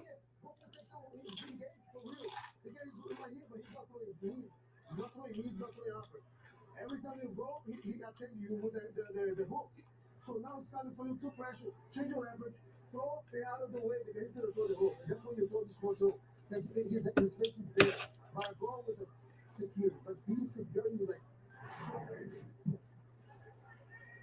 Yeah, no, honestly, if Leon Edwards wins this fight by unanimous decision, it wouldn't fucking surprise me. Another leg kick to that already battered right leg.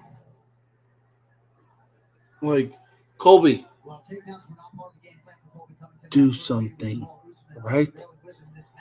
You're pissing me off. He has attempted just one off score, and perhaps the speed is a big factor. Holy shit, he actually went for a fucking takedown. The thing is, it's like, if takedowns aren't in it, how does he win? Well, he doesn't.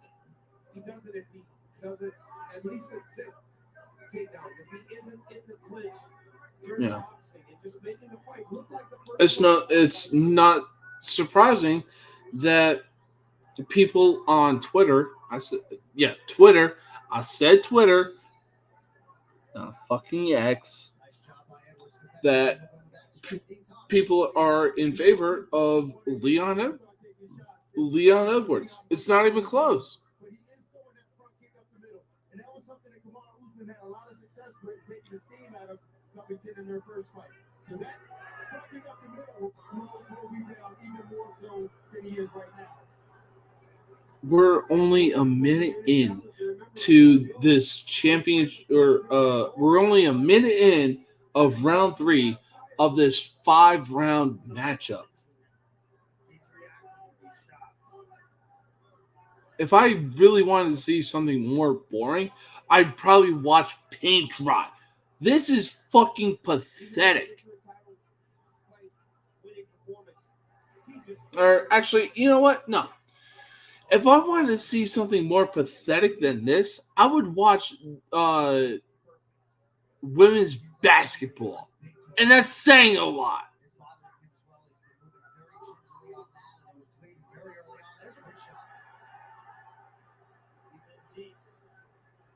He ain't gonna get it. Holy shit, he fucking Colby Covington got something. It's like he should have done that from the fucking beginning. Dear God.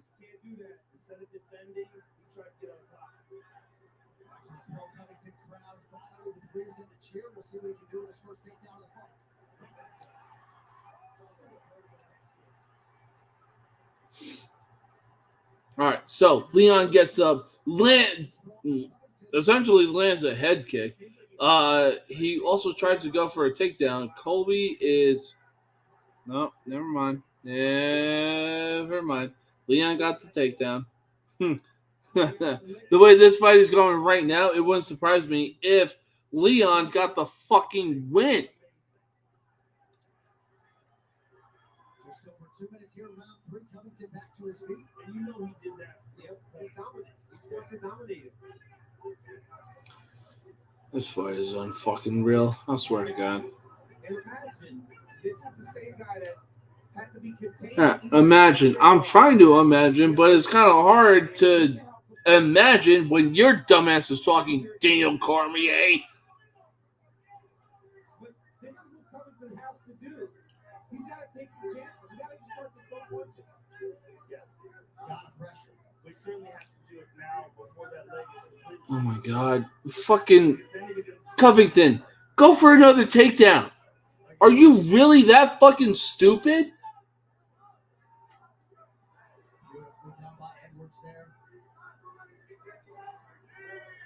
Could very well be Covington's last crack. Yeah. I swear to fucking God. And he thought this was the ideal matchup for, right? You had Kamara Usman, who's an All-American. That is out of the question. Covington, are you really this fucking stupid? Dear God.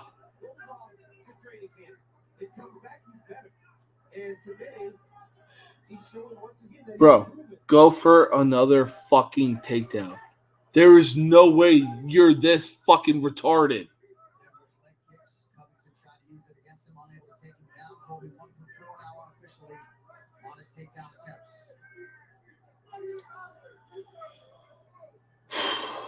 I swear to God.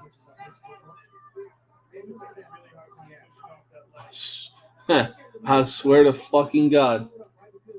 You know, we always think about these great strikers, how they don't have a set. Had I known that the main event was going to be this fucking boring, Before the right hand. So Leon just gets out the way. there's not enough words to describe it. Gets ready to go. Yeah, French. Got him feint. Yeah. Got him biting on the face now. The champion with various scratch through 15 minutes. Unreal. Unfucking real. There is no way that the main event is this fucking pathetic right now. Unreal. You know what? I will be right back, y'all.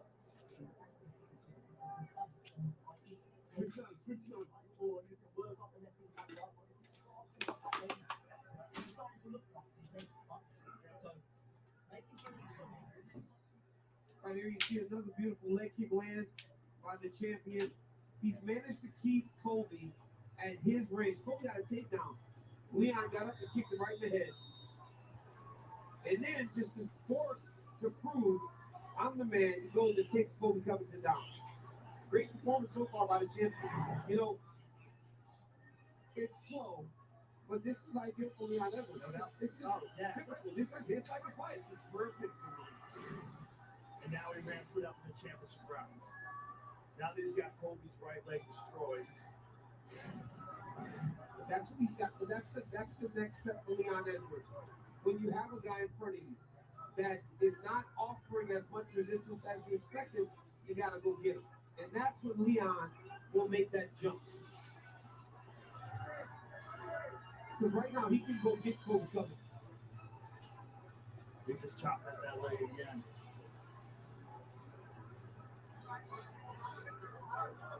Well, this performance from Colby Covington as he shoots for a takedown here, very much an outlier when it comes to his career.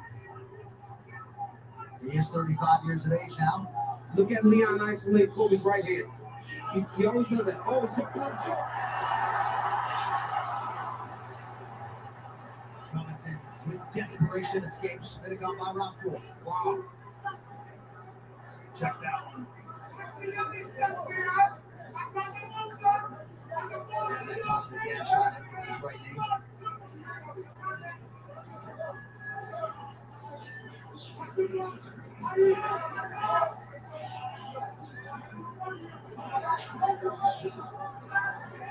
That front kick up the middle is excellent for Leon as well. You see the red being on the stomach for Colby. Also from some of those body kicks. Oh, that's clean with that left hand. Nasty counter. No pull left hand. And that was one of the things that Leon spoke about, that he didn't think Colby was much more than just wrestling. And right now he's showing that with his striking ability and takedown defense, he has separated himself from Covington. Right. They still fight a very intelligent and measured fight. That's it, man. Quick pressure, very technical, not losing wrath, not taking any unnecessary chances. I kind of made a comparison to Lennox Lewis on the way out to the octagon, and that was one of the knocks on Lennox Lewis during his career, was that he was so good, but he never did grip. Does it even matter at this point? Because this fight is fucking boring. Swear to God. So, a pair of Covington's best strikes in the fight allow him to get inside, momentarily drag Edwards down, but not take him down.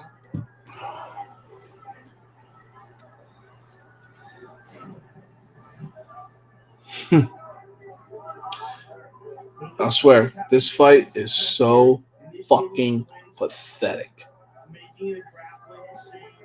Like, I really had high hopes for this fucking fight. Instead, I get a goddamn shit show. It's like the old saying goes, polish a turd, it's still a turd. This...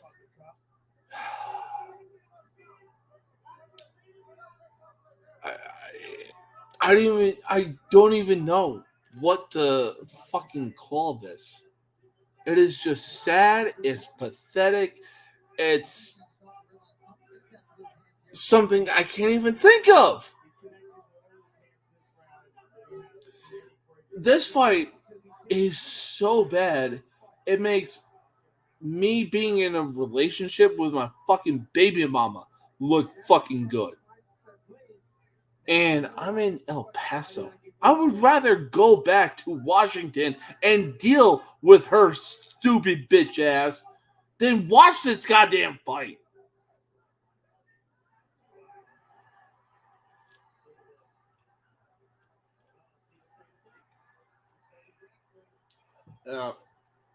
Good for you.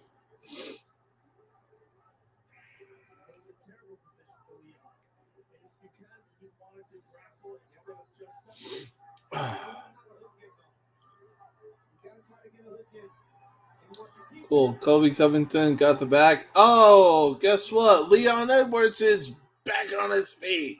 Fucking crazy how that works.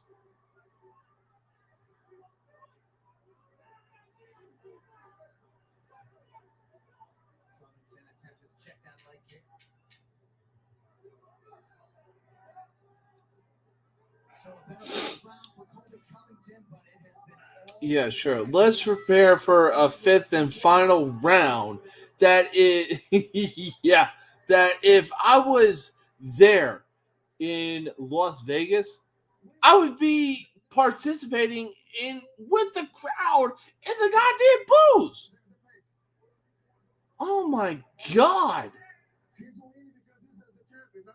I mean, like I said earlier, this fight is so bad, it makes me want to go back to Washington and make me want to deal with my goddamn baby mama. And that's saying a lot.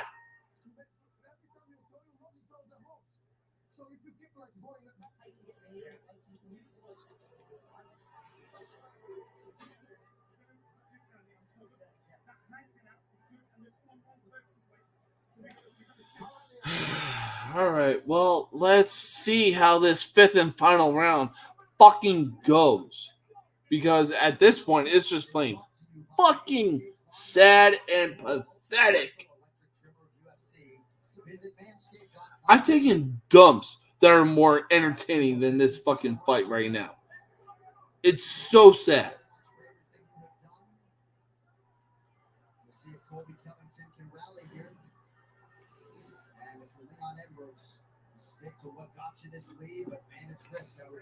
Yeah.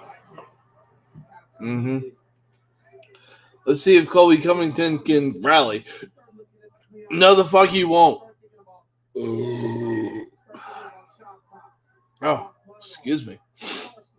Yeah, no. Colby Covington won't fucking rally. I understand that Leon Edwards had arguably the luckiest knockout that I've ever seen, but there's no way that Colby Covington even comes close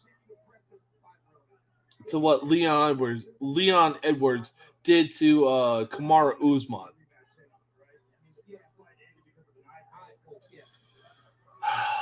God. Oh my god, he got a takedown. Cool. Good for you, Colby Covington. You dumb son of a bitch.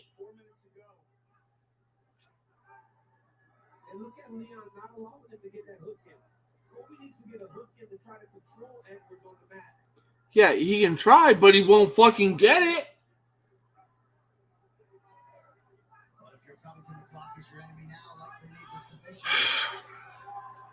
Homie needs to do fucking something. Otherwise, I'm making a fucking phone call to Tommy DeVito's agent.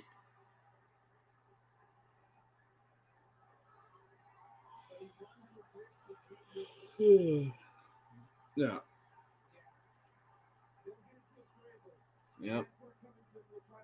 Unreal. Unfucking real.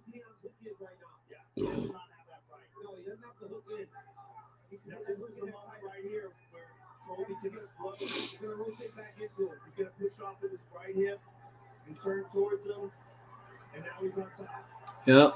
Triangle chance here. We are almost halfway through the fifth and final round. This fight has been a complete fucking snooze fest. Had I known that had I known that the main event of this fight was going to turn out that the way that it did, I'd be in bed by now.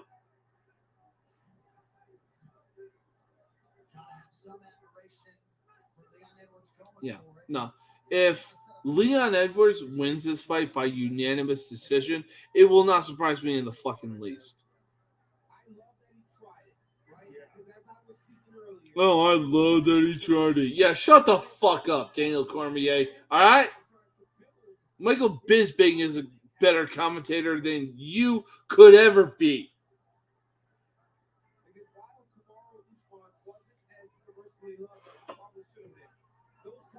Ugh.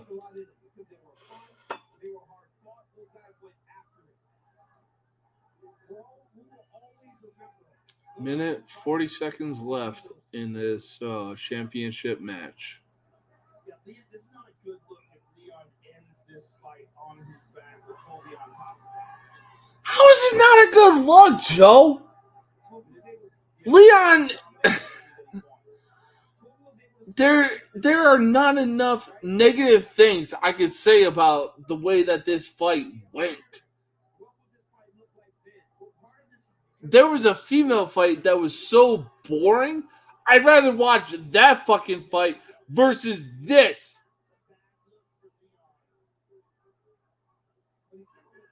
No, it's a bad look for Leon. So it's a bad look for because of the fact that he's gonna walk away with a unanimous decision. Yeah, okay. Shut the fuck up.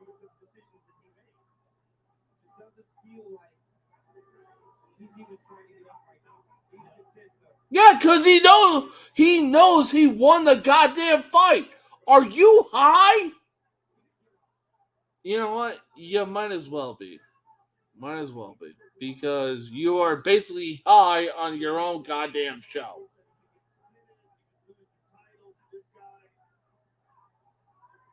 Oh, it's not a good look for Leon Edwards. Oh my god. It doesn't change the fact that Leon Edwards more than likely won this fucking matchup.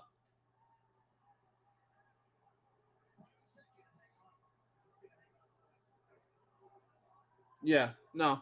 If I'm in the crowd of Las Vegas, I'm fucking booing. Yeah. Kobe, what the fuck do you have to even, be proud about? Try to think that you fucking won. Statistically speaking, you got your ass kicked.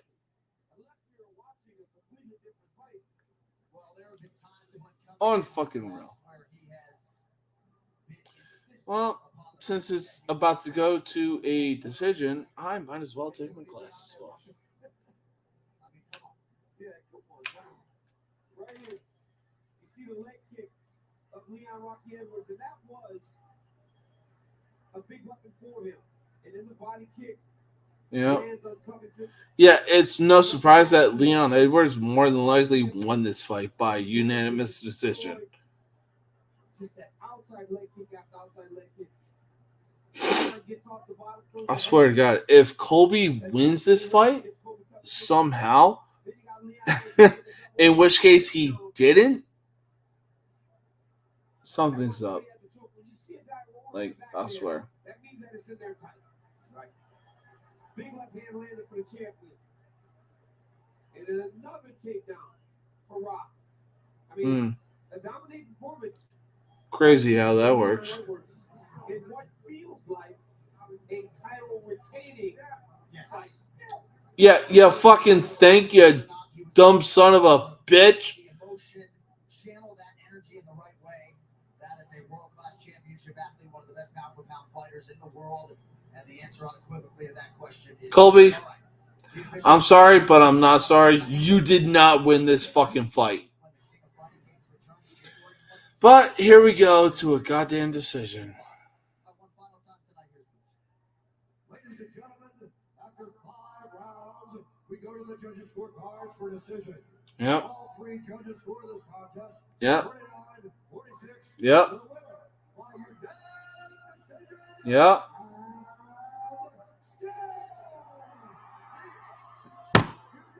No fucking surprise. No fucking surprise.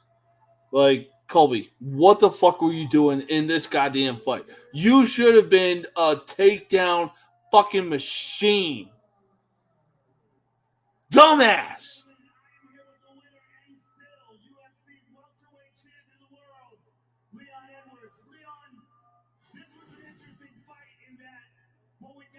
Unreal.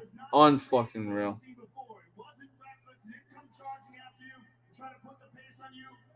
Seemed like you wanted to prove a point by grappling with him in moments. Yeah, 100%. Yeah, if anything, Colby Covington should have been going for the fucking takedowns, but he's too big of a dumbass to actually figure that bullshit out. Because that requires too much common fucking sense.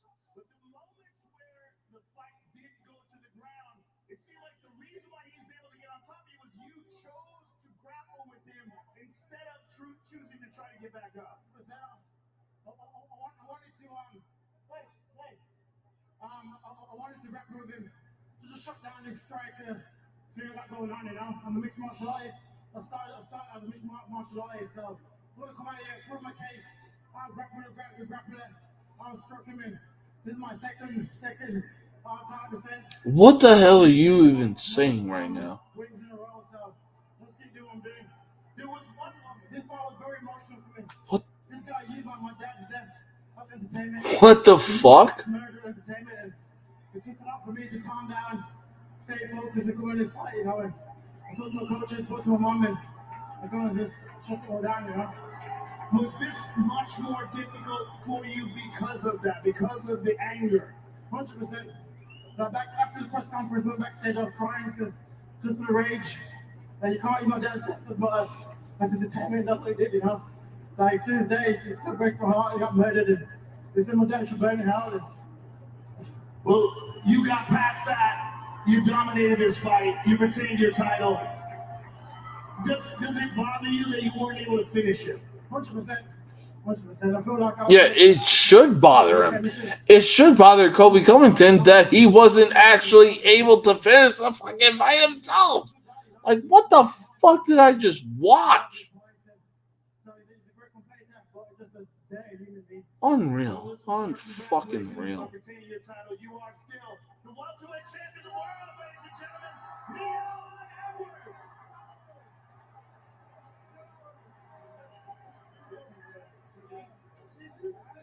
All right, I'm here with the loser, Colby Covington. Coming into this fight, what we had thought that you had an advantage was your pace and your grappling, but you seemed to, in the beginning rounds especially, not push that pace. Why was that?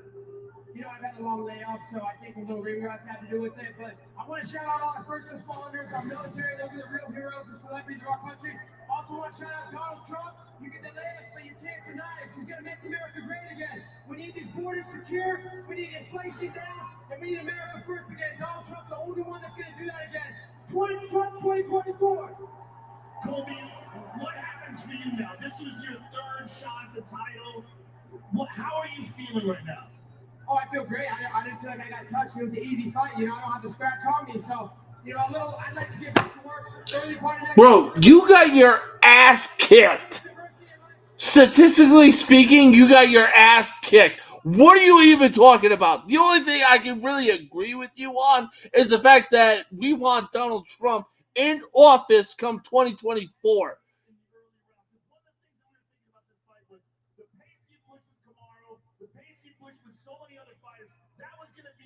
Chance for victory.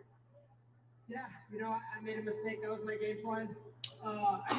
You made a mistake. You made a big ass fucking mistake the entire fight.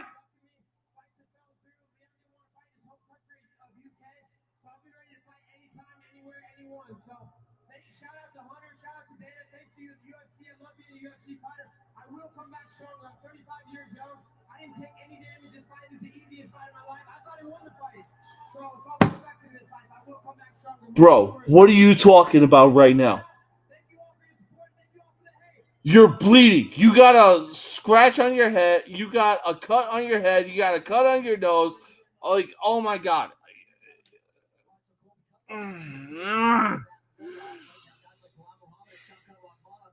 The only thing I can really agree with you on, Colby Covington, is the fact that we want Donald Trump in office.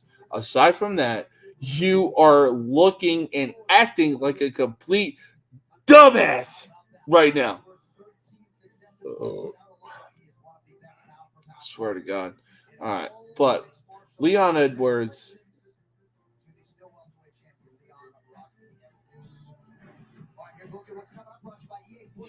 Anyways, so Leon Edwards is still the UFC welterweight champion of the world. Fucking Colby Covington is a goddamn dumbass because he's living in his own he's living in his own fucking world right now. And again, the only thing I could really say that actually makes sense is the fact that, you know, both him and myself want Donald Trump in fucking office because Joe Biden, what are you doing, my guy? What the fuck are you doing? You're looking like a goddamn dumbass. Anyways, so that is the end of UFC 296. I want to give a quick shout out to College Sports Villain, aka Andrew Anderson. Be sure to follow him on Facebook, and any other forms of social media that he has. Um, it was great having him on this show and reminiscing about the good old days of the WWE. There's not enough good things I can say about the guy that that make his show what it is, and make my show what it is as well. But like I said, again, be sure to follow Andrew Anderson, the host of College Sports Villain, and be ready for anything that he has to post. Um, I'm No Mercy Sports. I'm flabbergasted at some of the fights that took place tonight. But it is what it is. So were not the best choices to win the fight, but almost like to prove a point. Like he chose to engage. Point. Yeah, okay. Yeah, Leon did a great job proving that fucking point. Anyways, I'm gonna end this live stream before I say something I forget. Until then, I'm No Mercy. I am No Mercy Sports, and I will see you guys later. Peace out.